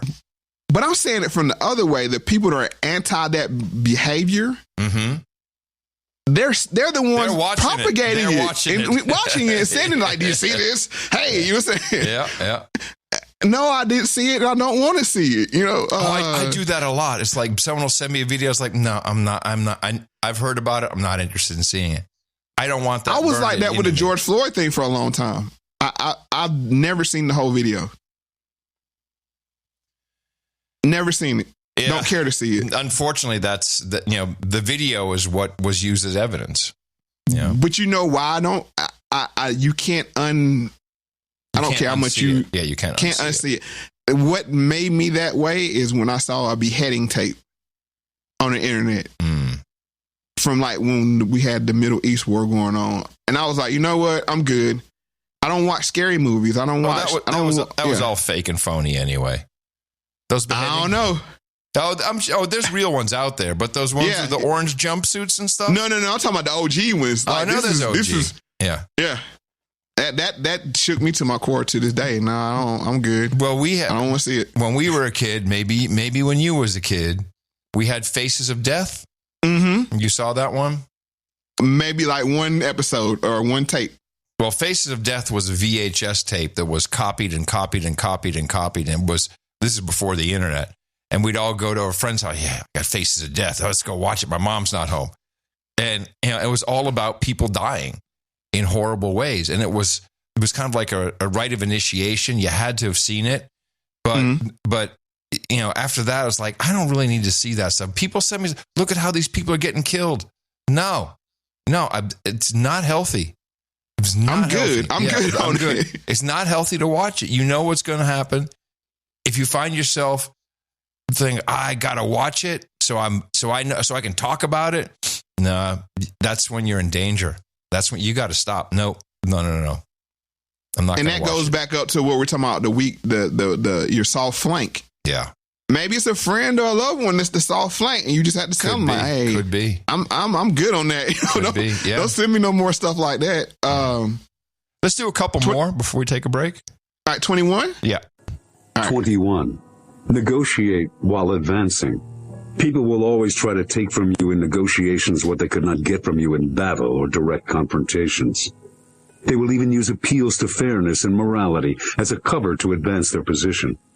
Do not be taken in. Negotiation is about maneuvering for power or placement, and you must always put yourself in the kind of strong position that makes it impossible for the other side to nibble away at you during your talks. Before and during negotiations, you must keep advancing, creating relentless pressure and compelling the other side to settle on your terms. The more you take, the more you can give back in meaningless concessions. Create a reputation for being tough and uncompromising so that people are back on their heels before they even meet you. Oh, man, this is what happened to Trump. He let them negotiate them right into shutting down the economy. Yes. That whole COVID thing was it is a host of bad deals. Yeah. And they pushed and it was, first it was 2 weeks to flatten the curve. Then we're going to just be, just for a little bit, and we'll be back at Easter. And he negotiated that, and they run right over him. And then the personal negotiations were, hey, don't you want a free donut? Yeah. Don't you want French fries? Don't you want a hamburger, a cheeseburger? It's like, no, I don't want them good. Lotto tickets. You win money. You've been to 5. Okay, well, take the damn shot. You know what I'm saying? Wow. It's like, whoa, that escalated quickly. Right up to what's happening now with the United Nations. They're negotiating for a pause, a ceasefire, a human corridor, all of that stuff. It's all the same. All while sides they're still amplifying and escalating. And by the way, both sides, every single day there's still rockets coming from Gaza into Israel. You don't see that on the news every day. Rockets from who? Listen, we got to keep doing it. We have to keep doing it. No, I know but you have to. It's a mental exercise. From who? Mm-hmm. Okay, from Hamas. From who they get them from? Mm-hmm. Is there a rocket factory? Over there. Who's like you said about Iran? They're always 2 weeks away from getting a nuclear weapon. Yeah. Who's going to sell them the uranium? From who? Mm-hmm. Yeah.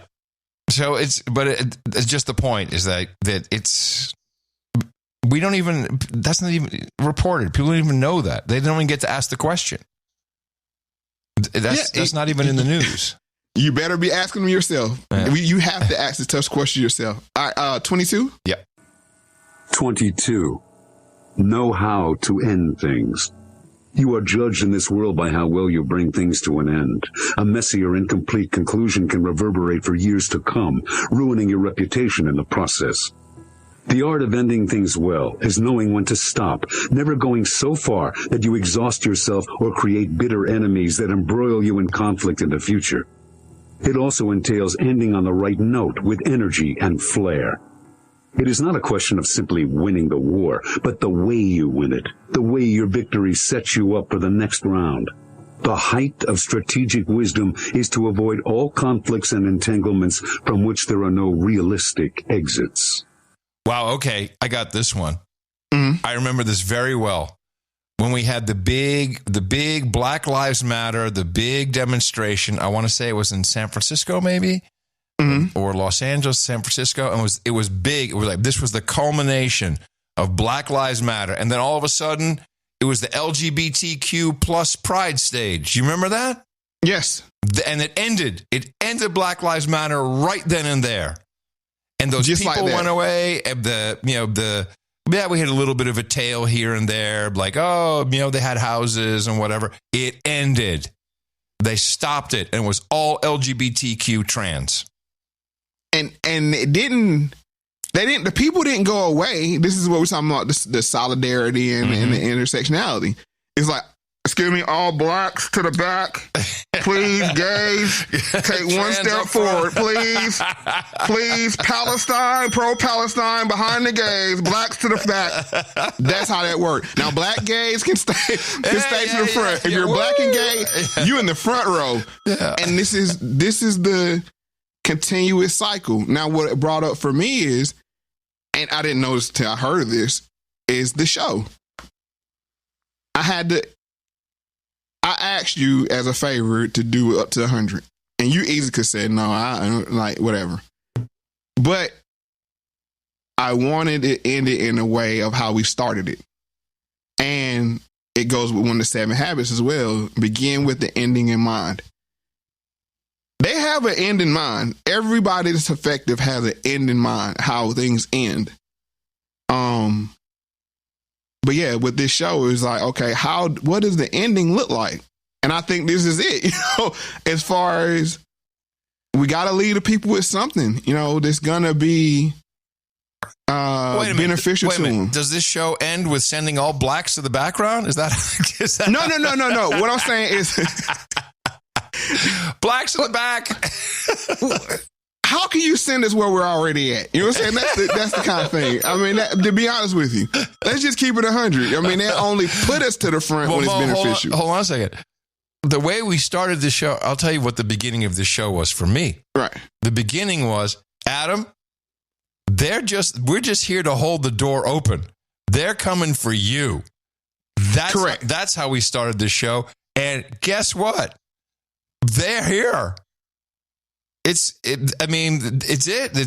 all over. They're coming for me. More than ever. White man, old white man. Couldn't get much worse. The only person that has it worse than a black person is a white person that doesn't go along with the system of white supremacy. Yeah. And I'm going to explain to you why. You have the means and the connection that actually cause them harm. Oh, you're a problem. You're a huge problem. Like me, they're like, we had those wrapped up, from the beginning of time. It is what it is, you know what I'm saying? But if you don't step out, like I was saying about eat your beef, have your babies, and just hush and let us do our work. That's the compliance they want. Yeah. But when you don't go along with that, it's going to be a rough road. I'm just letting you know. Well, no, you let me know 3.5 years ago, and I've always paid attention to that, and we both know that during COVID is when I really realized it. Oh, okay, that's what this is like. All right, yeah, all right. Let's do another one. 23.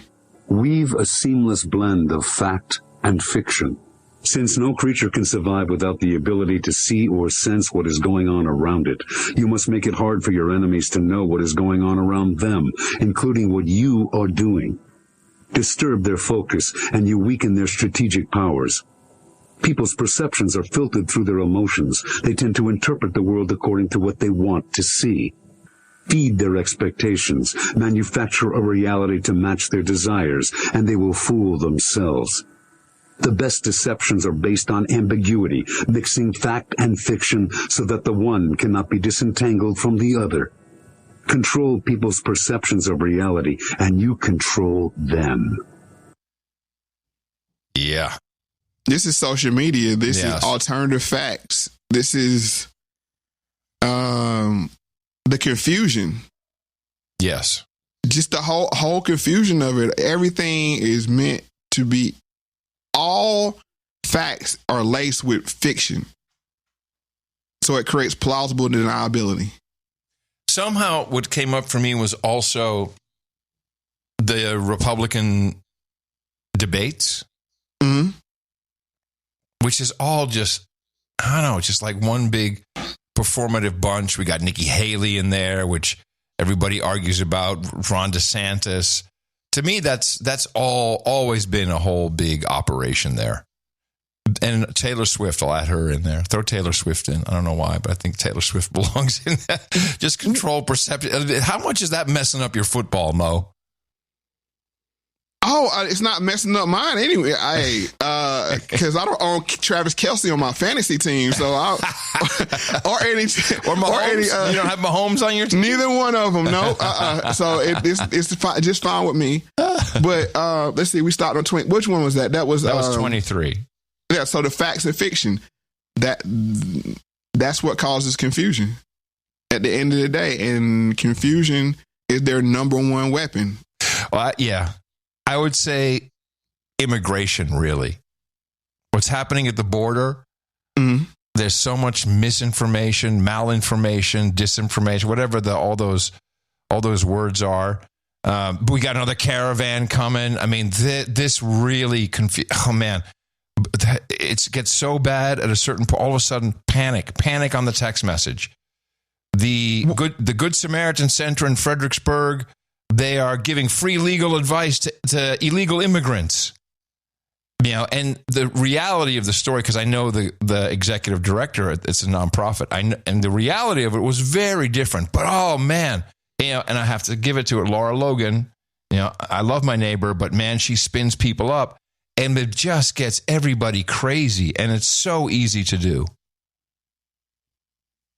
Yeah, because they have all the mechanisms now. What you can do from a laptop and a couple of applications. It used to be a whole news studio, a whole division at the CIA. Right. They basically turn individuals into little agents or little cells. Yeah.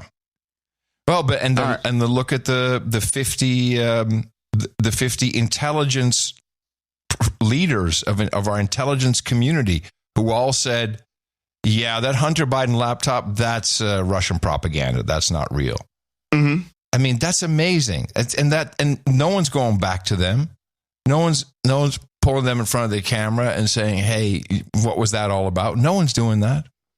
None of it. Well, I'll go back to something you said before, just earlier, that you were saying that people were saying, oh, they're checking out text messages. Yes. Eric Snowden told us that. Like, do we not forget that they have all our information? I mean, all of it. And then they'll just reheat a story like, they're reading our emails or text messages. They have it all. Yeah, that's a good point. That's actually very funny. It's like, oh, T-Mobile, bad guys. Please pay no attention to what's going on at the NSA. They have copies of everything. Everything. Yeah, good point. Take a break here? Yeah, let's go ahead and take a break. I like brand new money. I don't want any money around me that's not. I'd almost rather have a new one than an old 20. Now, that's kind of dumb, isn't it? But there's something about new money that excites you. You like $100 bills? Oh, yeah. I like new money, too. Oh, most beautiful thing on earth is a $100 bill. I hadn't seen a woman as good looking as a $100 bill. There's something about a $100 bill that excites you. Man, we got so many beautiful donations from people with a couple of notes who want to make sure we read them all since you all supported us so much here. We left it off at the associate executive producers. Now we go to under $50. Sam Smock, 36. He says, another banger. C. Davis, 3333, little value for you guys. Well, it's all about what is valuable to you, brother. We appreciate that, little or not. Marshall Bennett, 3333, last minute donation towards episode 94. Please deadbeat me. We can do that. Congratulations. You're no longer a deadbeat. And Marshall requests some Moe Karma. You've got Moe Karma. We got Aaron Sneed with $30, no note. And, what is this? This is an interesting name we have here. Thomas Bamadil, Oregon, I think. Oregon, yeah. $30, no note. We appreciate it. Bo Baldwin comes in with 30, supporting the fax machine for those who have ears to hear and eyes to see. Good content on the live, Mo. Cool new features. Oh, this is your new software you're using. Yes. Yeah, I can't wait to see that. We're going to get your Boostograms integrated into that. It's going to be fun. I'm excited about it. Following our $30 with no notes, Benjamin Barlow, Christy Carlton, David McNally, David Jones, Kyle Tack, Michael Talbot, SV, and Vanessa Steinbach. We appreciate your support. 2860 from Sabina Flagg, and Jennifer Strevig comes in with 22 and says, always thought-provoking. We'll miss this podcast when it ends. That's just, we're just distracting you. It's one of the tactics. We'll see what, something will happen. There's an ending for a new beginning. Mo and I are going to go trans. That's what's going to happen. No. Benjamin Bateman comes in with $20.20, says thank you, and hi, Susie. Daryl Johnson, $20, love the content. Mary Woodruff, value for value, and a whole bunch of emojis. Michael Staubach, $20, been listening too long and just had to send y'all something more to come. Cheers. Thank you, Michael. That's how it works. Sophisticated Ignorance, please keep this show on. Keep it going. I like this format. $20. Thank you. Anonymous, $20. Actually, not anonymous. Sir Recalcitrant, CS2. Deadbeat me, please. Congratulations. You're no longer a deadbeat. And that was $20. 15 from Eugene. Wish I could send more. No, Eugene. That means it's a lot of value to you and it's appreciated. Joshua Goodson, $15, no note. Malcolm Riley, $15 for blessing us. All right. Mark Asher, $10.96. We have Travis Hawes with $7.17. Thank you for being a catalyst of love towards our neighbors. Do unto others. Praise God. I stumbled across an album, Last Poets album Chastisement, which I've been writing about in my notebook. The truth hurts, and these guys make you feel it. I don't want to leave church energized. I want to hear the truth which hurts. Pricked Hearts, Act 7. I thank you both. Wow. Okay. Deep. Vincent Farrell, $5.55. Love it. James Holly, $5. Would like some Moe Karma. You've got Moe Karma. Louis Lombard with $5. Terry Keller, the Human Subscription Machine, $4.11. He's been doing that forever. We appreciate that. And Jill Woods. Oh, we did Jill Woods. She was the make good on the 100. I have a couple of, let me see, a couple of boosts that I want to read that came through. And this is through the modern podcast apps. We have BTC Realist, who loves us with 60,000 sats a couple of times. Hey Citizen again, with a God bless. We've got an XOX donation because it's 10-10-23. Hey Citizen again. Ace Ackerman, he always comes in with a V for V with 8008 sats, and he does that a lot, and we appreciate it. Let's see, Billy Bones with 6876. Thank you for your courage and passion. Gene Everett with a couple of boosts. And Chad F says, thanks, Mo. Now I have that sexy red song stuck in my head. What's that about? Sorry about that. The ski song that they're trying to push on people. Mind control. Don't worry about it. Okay. Please. You know what? I don't know, and I don't want to know. Don't send it to me. There you go. I'm sending it to your I won't open it. Yegro sent us a couple of boosts. Cassie sent a number. Joel W. is just sending off 333 sats every minute or something. And also for the lost tapes. And some Quack did the same thing, just tons and tons of boosts. Fungi did the same, all the way down to 100 sat level. We appreciate all that you have done, all of these donations that you have sent. coming through the modern podcast apps. It's highly appreciated, of course, also through the PayPal. Thank you so much for all of this. If you'd like to support the show, we have 4 more left in this series. Go to MoeFactz.com, go to the donation page, or directly to MoeFundMe.com. And thank you all so much for supporting Moe Factz with Adam Curry, episode 95. All right, I think we pick up at 24. 24 it is. 24. Take the line of least expectation. People expect your behavior to conform to known patterns and conventions. Your task as a strategist is to upset their expectations, surprise them, and chaos and unpredictability, which they try desperately to keep at bay, enter their world. And in the ensuing mental disturbance, their defenses are down and they are vulnerable. First, do something ordinary and conventional to fix their image of you. Then, hit them with the extraordinary. The terror is greater for being so sudden. Never rely on an unorthodox strategy that worked before. It is conventional the second time around. Sometimes the ordinary is extraordinary because it is unexpected. The key word it keeps coming back to me is manipulation. Yeah. This whole system is a manipulative system of when you think things are calm. I'll give you an example. It reminds me of the blueberry pancake story on Billions. I don't remember from that Chuck Rose Sr. When he told his son, he was like, every so often, your mom would cook this beautiful breakfast every Sunday morning, blueberry pancakes and just the whole spread. And he said about 2 to 3 times a year, he would just knock the table over for the hell of it and storm out. And he was like, why'd you do that? He's like, so she'll enjoy the other mornings when I didn't do it. I think this is what, going back to the statement I said earlier, they just need to have us compliant. So they kick the table over every once in a while. They have us scared, living fearful. So we enjoy the non-conflict times that we have. Yeah. Yeah, I'm trying to think of examples of that, but there's so much, really so little and so much at the same time. With the COVID thing, woo, glad that's over, but we can put the mask back on you. And I know we're hopefully not beating the same dead horse, but this is how ingrained they are into our lives that they understand not only what you want, how you will react to things they put in front of you. Then you become predictable. In your response.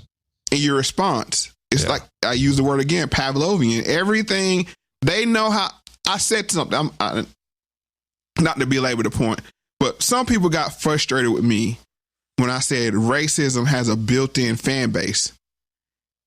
And to prove that, go online and make a racist statement. And you're going to be condemned. Yeah, immediately. But you're going to have people say, and we went through this with Dilbert, the artist. Yes. Scott Adams.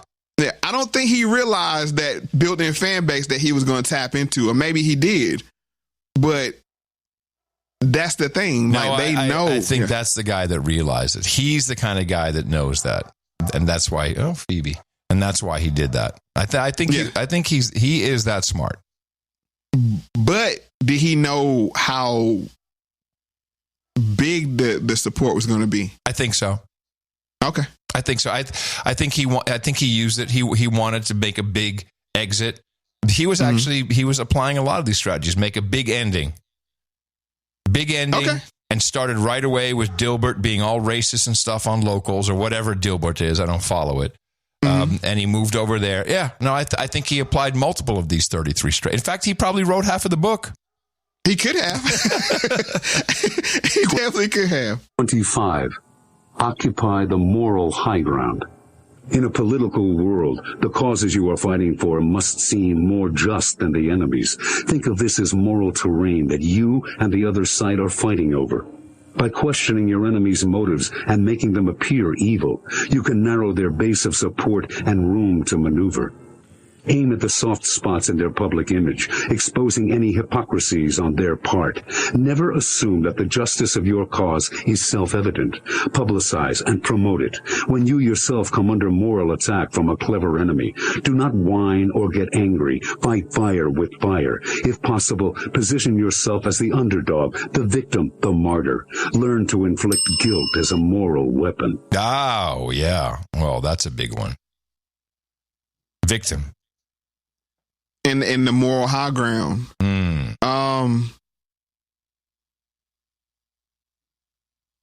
Can you play that end again? There's something in there I wanted to catch. Absolutely. Yeah, appreciate that. When you yourself come under moral attack from a clever enemy, do not whine or get angry. Fight fire with fire. If possible, position yourself as the underdog, the victim, the martyr. Learn to inflict guilt as a moral weapon. Well, that's exactly what happened with Hamas. Hamas attacked Israel violently, as far as we know. You know, it's all video. And then immediately that got turned around and flipped around within 2 weeks' time. Because, the Israelis, they went, this is like 10 times 9/11 because we only have this many people, so that means times 10. This would be, 10 times 9/11 if you were in America.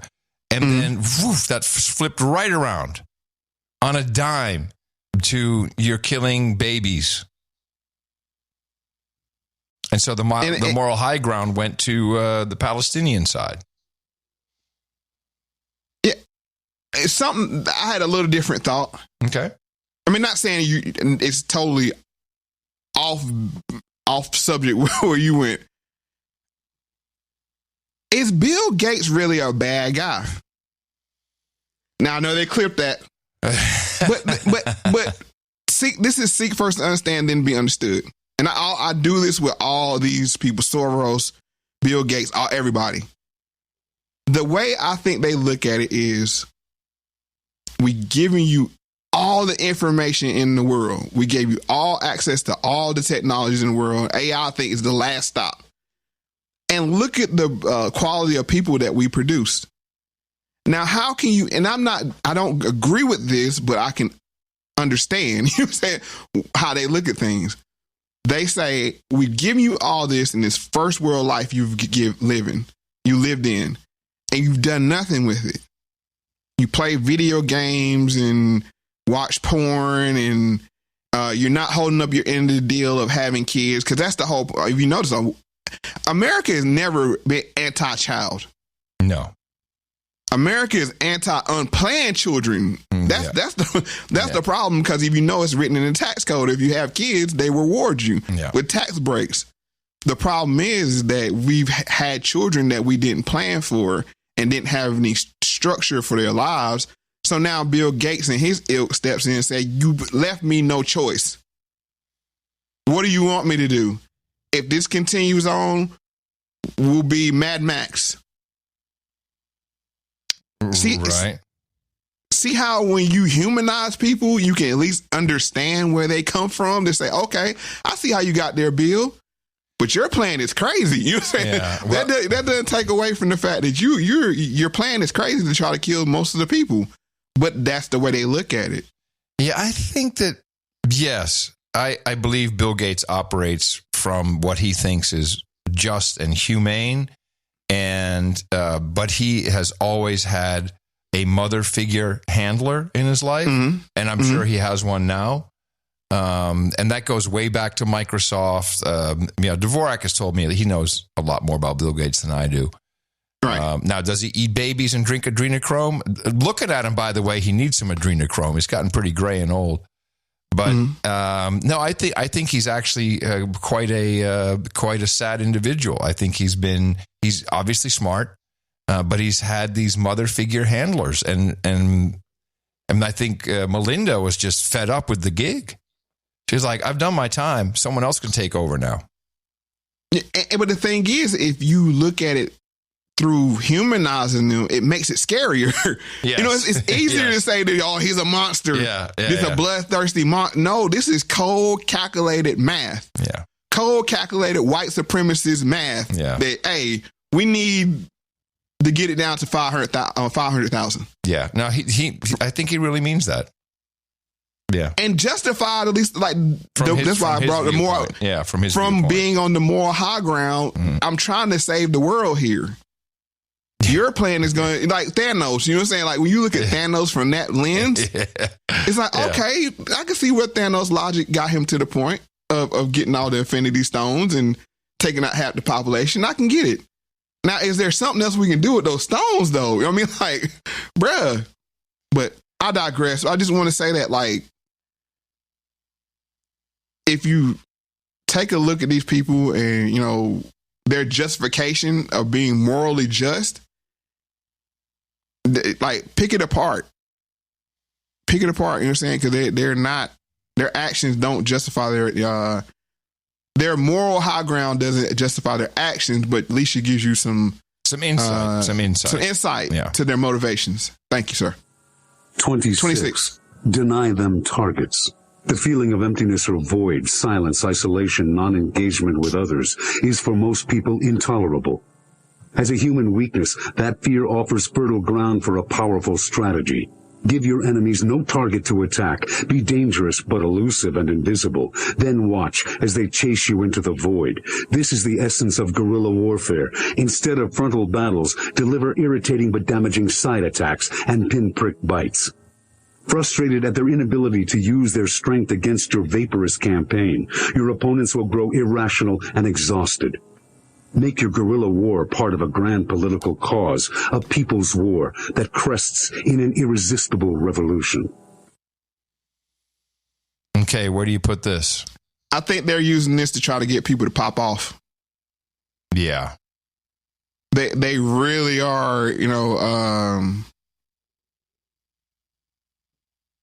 like with the manipulation, the fear tactics, they want somebody to pop off and do something crazy so they could really, if they wanted to drop the hammer on us, they could have been done it. Right. It goes back to these two go together, is that we need the moral high ground to take the guns. We need the moral high ground to lock things down. Yeah, they've been trying that so many times, though. They tried over and over and over and over again. Because they can't get people to do it. I mean, because like at the end of the day, I mean, all the people that we see on the FBI, your 6-week cycle, those people were goaded into taking the actions they took. Oh, that's what we suspect. No, it's pretty obvious. I mean, it's right there in the documents. You know, hey, we gave that guy this thing. Right. Yeah. So that goes to show you that they're going to keep going, so then they can have a natural occurrence, so then they can be justified to do what they want to do. So that's what I take from that. What do you got? No, I'm with you. I'm with you on that. Popping off. Yeah, I think that's right. Yeah. And that, I think that feeds right in the 28. 27. Oops. No. Did I miss one? No, you're right. So, I jumped ahead, but it feeds in the 28. Go to 27. Okay, I got you. 27. Yeah. Seem to work for the interests of others while furthering your own. The best way to advance your cause with the minimum of effort and bloodshed is to create a constantly shifting network of alliances, getting others to compensate for your deficiencies, do your dirty work, fight your wars, spend energy pulling you forward. The art is in choosing those allies who fit the needs of the moment and fill the gaps in your power. Give them gifts, offer them friendship, help them in time of need, all to blind them to reality and put them under subtle obligation to you. At the same time, work to sow dissension in the alliances of others, weakening your enemies by isolating them, while forming convenient coalitions. Keep yourself free of negative entanglements. Oh, Antifa is what comes up for me here. They're the perfect ally. Make those guys your friends. Make them go do the dirty work. And I would say even on the right-hand side, not here per se, but especially in Ukraine. With the Azov Brigade. Yep. Yep. They're very useful now for killing Russians. Are there any Azov Brigade left? I'm not sure. That would be the plan. But you're killing two birds with one stone, right? You're getting rid of the hard right in Ukraine, and you're letting them take out Russians at the same time. Interestingly, right now, the anarchists are back in play in America. In Chicago, anarchists are having meetings And, I know people who have gone to these meetings, and these guys, they got zines out on the table with Hamas fighters on the cover. Crazy. Yeah. And they're like, hey, we're going to pour cement down the drains and stuff. And so they're crazy. But it plays right into them. They're perfect for that. I'm going to let people know that I got my eye out on something. It's something going on in Chicago. And if you know about the history of gangs in Chicago, the black gangs, they have a Muslim background to them. Mm-hmm. And all of a sudden on the internet, Twitter, social media, you got all these rappers start saying, I'm not a gangbanger, I'm a Muslim. Oh, really? And I even tweeted about it. I was like, yeah, y'all tagging out the, like wrestling, you tagging out the Chicago PD, and now you're bringing in the feds. So is there some kind of Hamas kind of lane they're trying to create with the gangs in Chicago? Huh. I just want to put that on the table. You know what I'm saying? No, I got it. This is one of the things that's under my watchful eye, because I just found that strange. I know the history of the gang, so yeah, I get what they're saying, but I also know how that can be used to say, oh yeah, the gangs and the Muslims and the Hamas, everybody's clicking up together. Interesting. And where does that leave Farrakhan? You tell me. I don't know.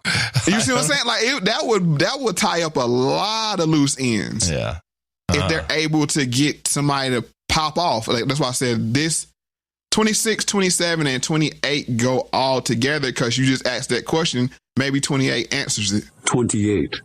Give your rivals enough rope to hang themselves. There it is. Life's greatest dangers often come not from external enemies, but from our supposed colleagues and friends who pretend to work for the common cause while scheming to sabotage us and steal our ideas for their gain. Although in the court in which you serve, you must maintain the appearance of consideration and civility, you also must learn to defeat these people. Work to instill doubts and insecurities in such rivals, getting them to think too much and act defensively. Bait them with subtle challenges that get under their skin, triggering an overreaction, an embarrassing mistake. The victory you are after is to isolate them, make them hang themselves through their own self-destructive tendencies, leaving you blameless and clean. All right, take it away. I just think that's how the whole system operates. They want to stay blameless and clean. Everything is aid. Everything is defense. Everything is the classic preemptive strike. Yeah. We had to take action. We were it was defensive action, but we moved first. Wow. So that's what I'll take from that. And can you relate that to Chicago? What, as far as what the gangs and everything? Yeah. Well, I mean, they gave them the guns. They lumped them all together. The black, like I said, the solidarity of Black Lives Matter, and Hamas, the similar plight, or that's how it's sold. Here's there's something going on. Okay, Chicago. Mm-hmm. So we have the Black Lives Matter has flipped on a dime. And maybe this is counterpunch. Who knows? You got the gangs. They're going to be Muslim now, so they'll be all under the protective umbrella of Palestine, I guess. Mm-hmm. You know what's coming up this year in Chicago? What's that? The DNC, the convention. Oh, I forgot about that. It's in Chicago, and people are worried that it's going to be a crap show. That it's just going to be a mess. Like, back to the, 67, 68 convention, I guess? Yeah. Well, 16 was 16 or 20, they had to build a cage. It was 20. Yeah. No, it was 6. No, you have it written down. I don't remember what it was. No, I think it was 20, right? 2020, they built the cage around the DNC. Remember the big cage they built around the whole convention? Yes. Yeah. Wow. Well, that's what came to mind when you said that. Like the Mad Max Dome they built around the whole DNC convention. That's right. Well, Chicago's in play, man. Something big is in play. It really is. Yeah, Palestine flags, BLM flags, flying around the cage, and then you got Barack Hussein Obama the community organizer of Chicago. This could be organizing the youth into terror cells. Yeah, I can see that. That will not look good for the Democrats. So what's it? So that's enough rope. That's enough rope right there. Enough rope. Wow. All right. I like that. 28 is good. 29. 29. Take small bites. If you seem too ambitious, you stir up resentment in other people. Overt power grabs and sharp rises to the top are dangerous, creating envy, distrust, and suspicion. Often the best solution is to take small bites, swallow little territories, playing upon people's relatively short attention spans. Stay under the radar, and they won't see your moves. And if they do, it may already be too late. The territory is yours, a fait accompli. You can always claim you acted out of self-defense. Before people realize it, you have accumulated an empire. Man, this would be Trump's strategy right here. That would be one for him to do. Maybe he's doing all kinds of stuff under the radar. It's funny you say that. I would say this is Joe Biden's strategy. He never had any huge political, wins to hang his hat on. It was just steady, one foot in front of the other. One foot in front of the other for 40 years. And he finally made it into power. That's what came to mind when I heard it. Just off listening to it. Yeah. Is that he took very small bites. And he still, of all this things swirling around him, it's just another little thing. Could be. I mean, I don't give him that much credit, although maybe he is the big mob boss, Well, you say that, and I'm starting to look at him and Obama's relationship differently. Okay. Like who was running who? Yeah, we always thought Obama was running him. Could it have been the other way around? Yeah, in 08 and in 2012. Yeah. Who was really in charge, I would say. That's Dvorak's theory. Is that it's been Joe Biden all along. And that he just never wanted to be in the limelight, the top spot. And then he said, crap, I'll do it myself. That's what I meant by small bites. You know what I'm saying? He's just a little bit here, a little bit there. Bipartisan Joe, just incremental steps of power. Kind of like the dude off House of Cards.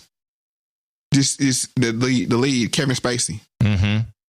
That reminds me of a Joe Biden. Did you see Kevin Spacey turn up on Tucker as a special guest?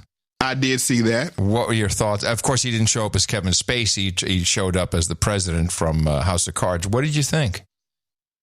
That goes to show me that the pizza party is alive and well. And I'm going to say something. We did a whole show on this. But let me be clear. There's certain segments of politics that have no problem with pedophilia at all. At all.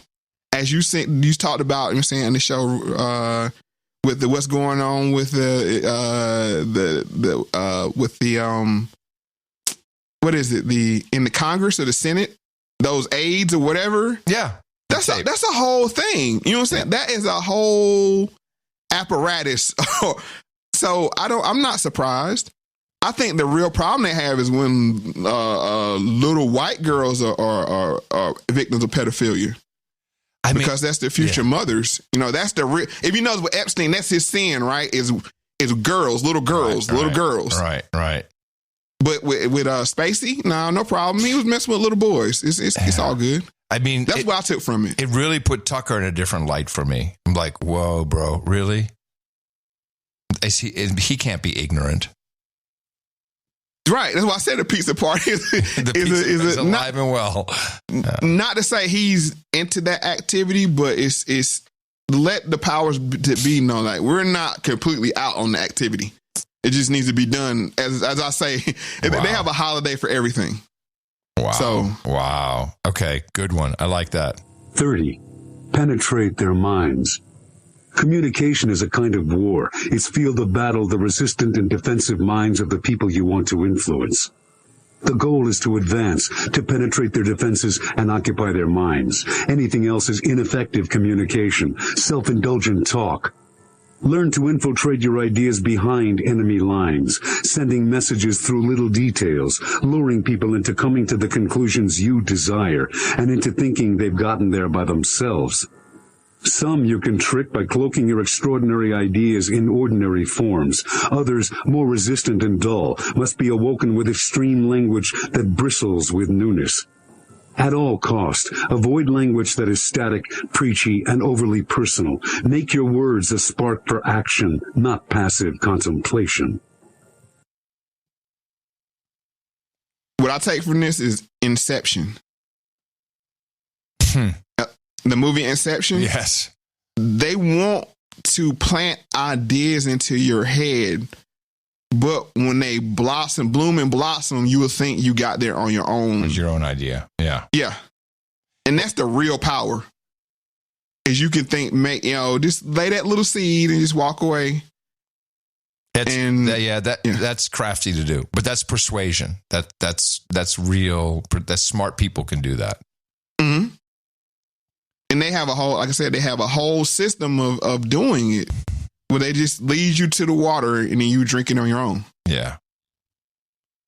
What you got? No, I'm with you on that. I don't have anything different. When you said Inception, that's when it really clicked for me. I agree. That's a good one. So you had to have a totem. Yes. So we're talking about the movie.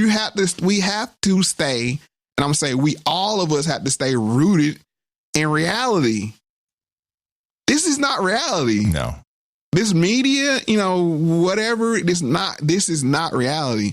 Your loved ones, and the way you know that is when you go on vacation and you turn the phones off and you lose track of the media story for a good 2-3 days. That's reality. Do people still go on vacation anymore, Mo? Do they actually leave? Do they actually turn the phone off? Do they? Or are they just showing how beautiful the dinner was, how great the beach looks? Look, we're so in love. Selfie this, selfie that. Right, they see it through the lens of the phone still, right? You know what I'm saying? Like I used to see that with when we would go to the kids' recitals and stuff. Oh yeah, everyone's holding their phone up. Yeah. No one's just enjoying the actual recital and living in the moment. Or few, let's put it that way. Few people are. Yeah, I was like one of the few that didn't. I'm enjoying it. Yeah. But they want everything. Everybody wants a record, to say I was here, I did this or whatever. It's like it's prideful. Which is a sin. It's all prideful. Well, I would go another way. I wouldn't say it's prideful. Some are, but I think it's nostalgia. Right? Everybody wants that iconic picture 20 years from now of anything. That's why people go out to these rallies and whatever else. Like these pictures show up from the 60s and 70s and 50s of like the sailor kissing the nurse. Mm-hmm. Everybody wants to make those iconic moments. So when they get old, they say, my life had meaning. You sure? That's how I see it. You sure it isn't more immediate? Like I got this iconic picture. My life has meaning at this very moment. Don't you think it's that? I don't know if anyone's thinking about it in the future. I mean, when you take that picture, you got to get it on your timeline right away because you're not going to do it later. How often do people actually go back and look at their pictures? No, it's not going to. It's going to be in the archives. So when I become somebody, or when I have kids, hey kids, I was at the, whatever it is. I was at Trump's inauguration, or I was at. The Black Lives Matter. I got to disagree. I think it's more immediate. Like I'm at Trump's and I was here right now, right at this moment. Here's where I am. Look at me. I think that's what it is. But I'll take your long term. Maybe it's divided. Maybe it's both. Yeah. I don't think neither one of us is wrong. I just think it's different types of people. 31. Destroy from within. A war can only really be fought against an enemy who shows himself. By infiltrating your opponent's ranks, working from within to bring them down, you give them nothing to see or react against, the ultimate advantage. From within, you also learn their weaknesses and open up possibilities of sowing internal dissension. So hide your hostile intentions. To take something you want, do not fight those who have it, but rather join them. Then either slowly make it your own or wait for the moment to stage a coup d'etat. No structure can stand for long when it rots from within. Divide and conquer, baby. That's always the win. Yep, that's always the winner. How many groups have we seen get infiltrated over the years? The Proud Boys, the whatever, all of them. Black Lives Matter. That we saw King D was on the grounds. OG on the ground, but then they brought in the money people. Yeah. So it's all about. So this is just to go back to the book for a minute. This is why the United Independent System is so powerful, because you're operating independently. You're not, you don't go down with the ship. So I'm gonna do my thing over here by myself. How I can counter the system, and it is what it is. Not that that's why I don't do groups.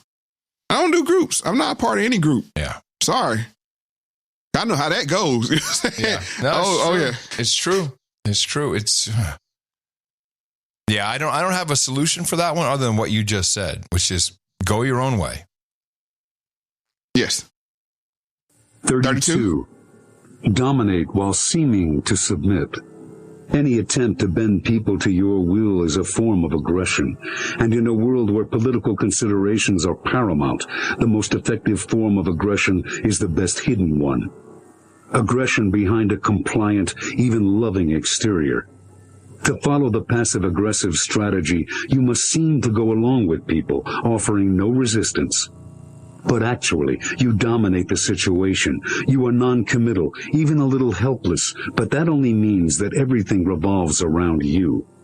Some people may sense what you are up to and get angry. Don't worry. Just make sure you have disguised your aggression enough that you can deny it exists. Do it right, and they will feel guilty for accusing you.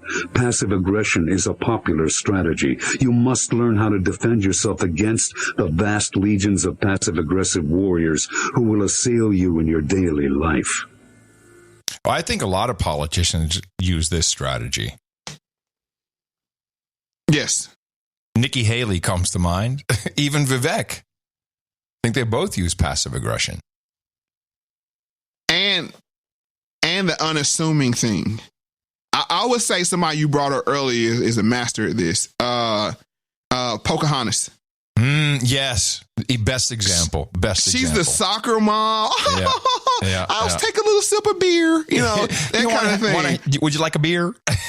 Yeah. Yes. I bet you behind closed doors, she is a pistol. Like, it's that kind of thing. I think Kamala's the same way. She has that unassuming, like, I'm just a kind of airhead kind of thing. How about Barry? Oh, yeah.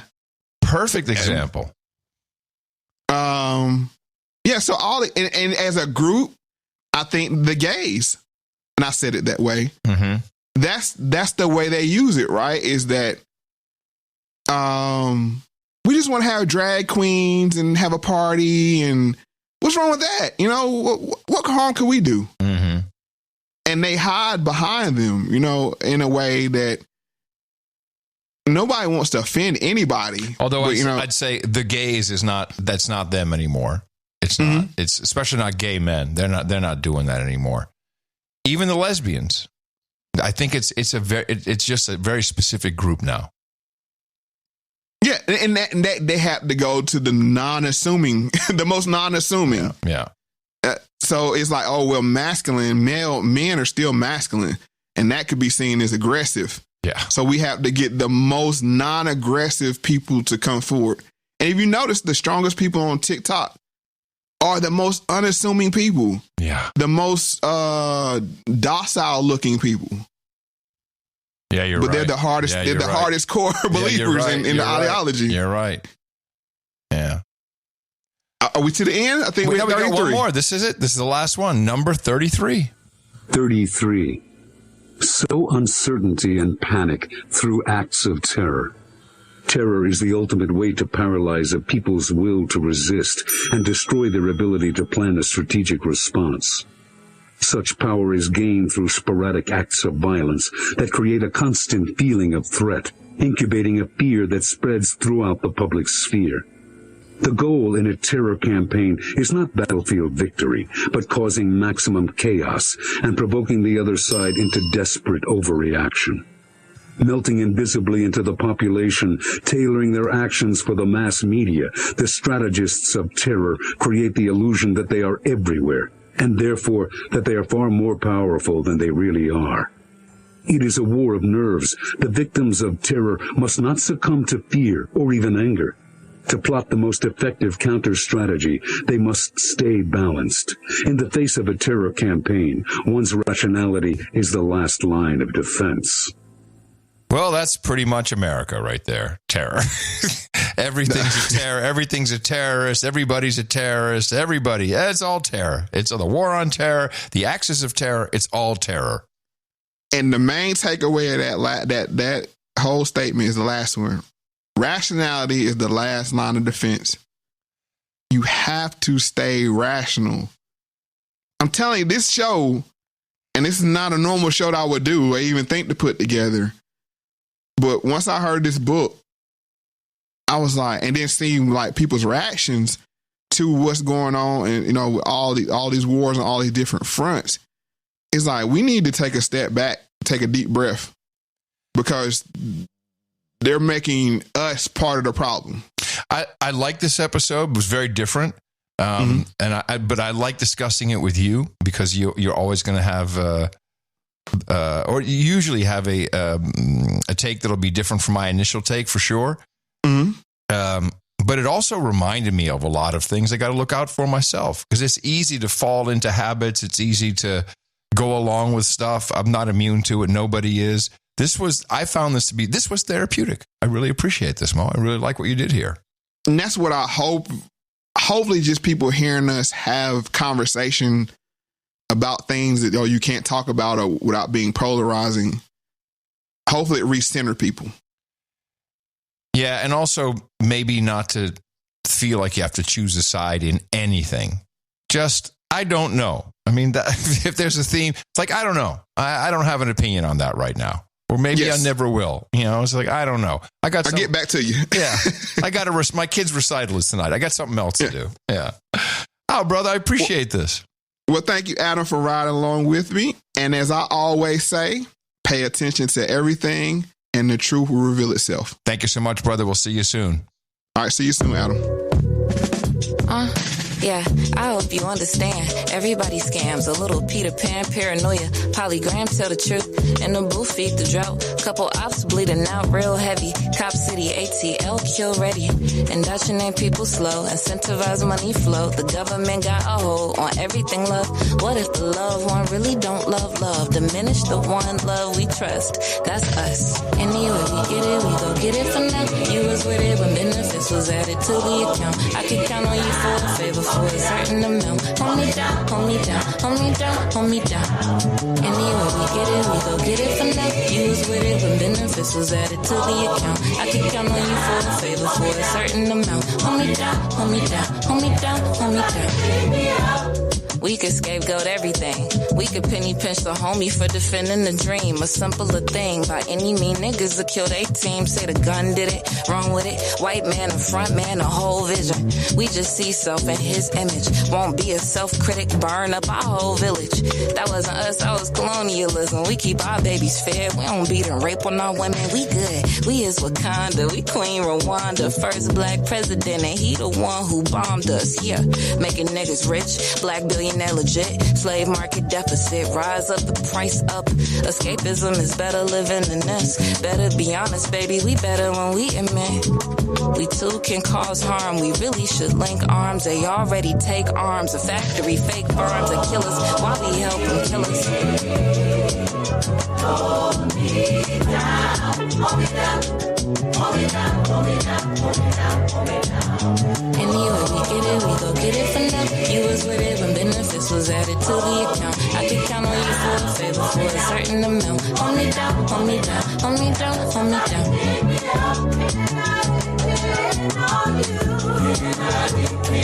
On you, just a little bit, just a little bit. Can I depend on you? Can I depend on you? Just a Have it all.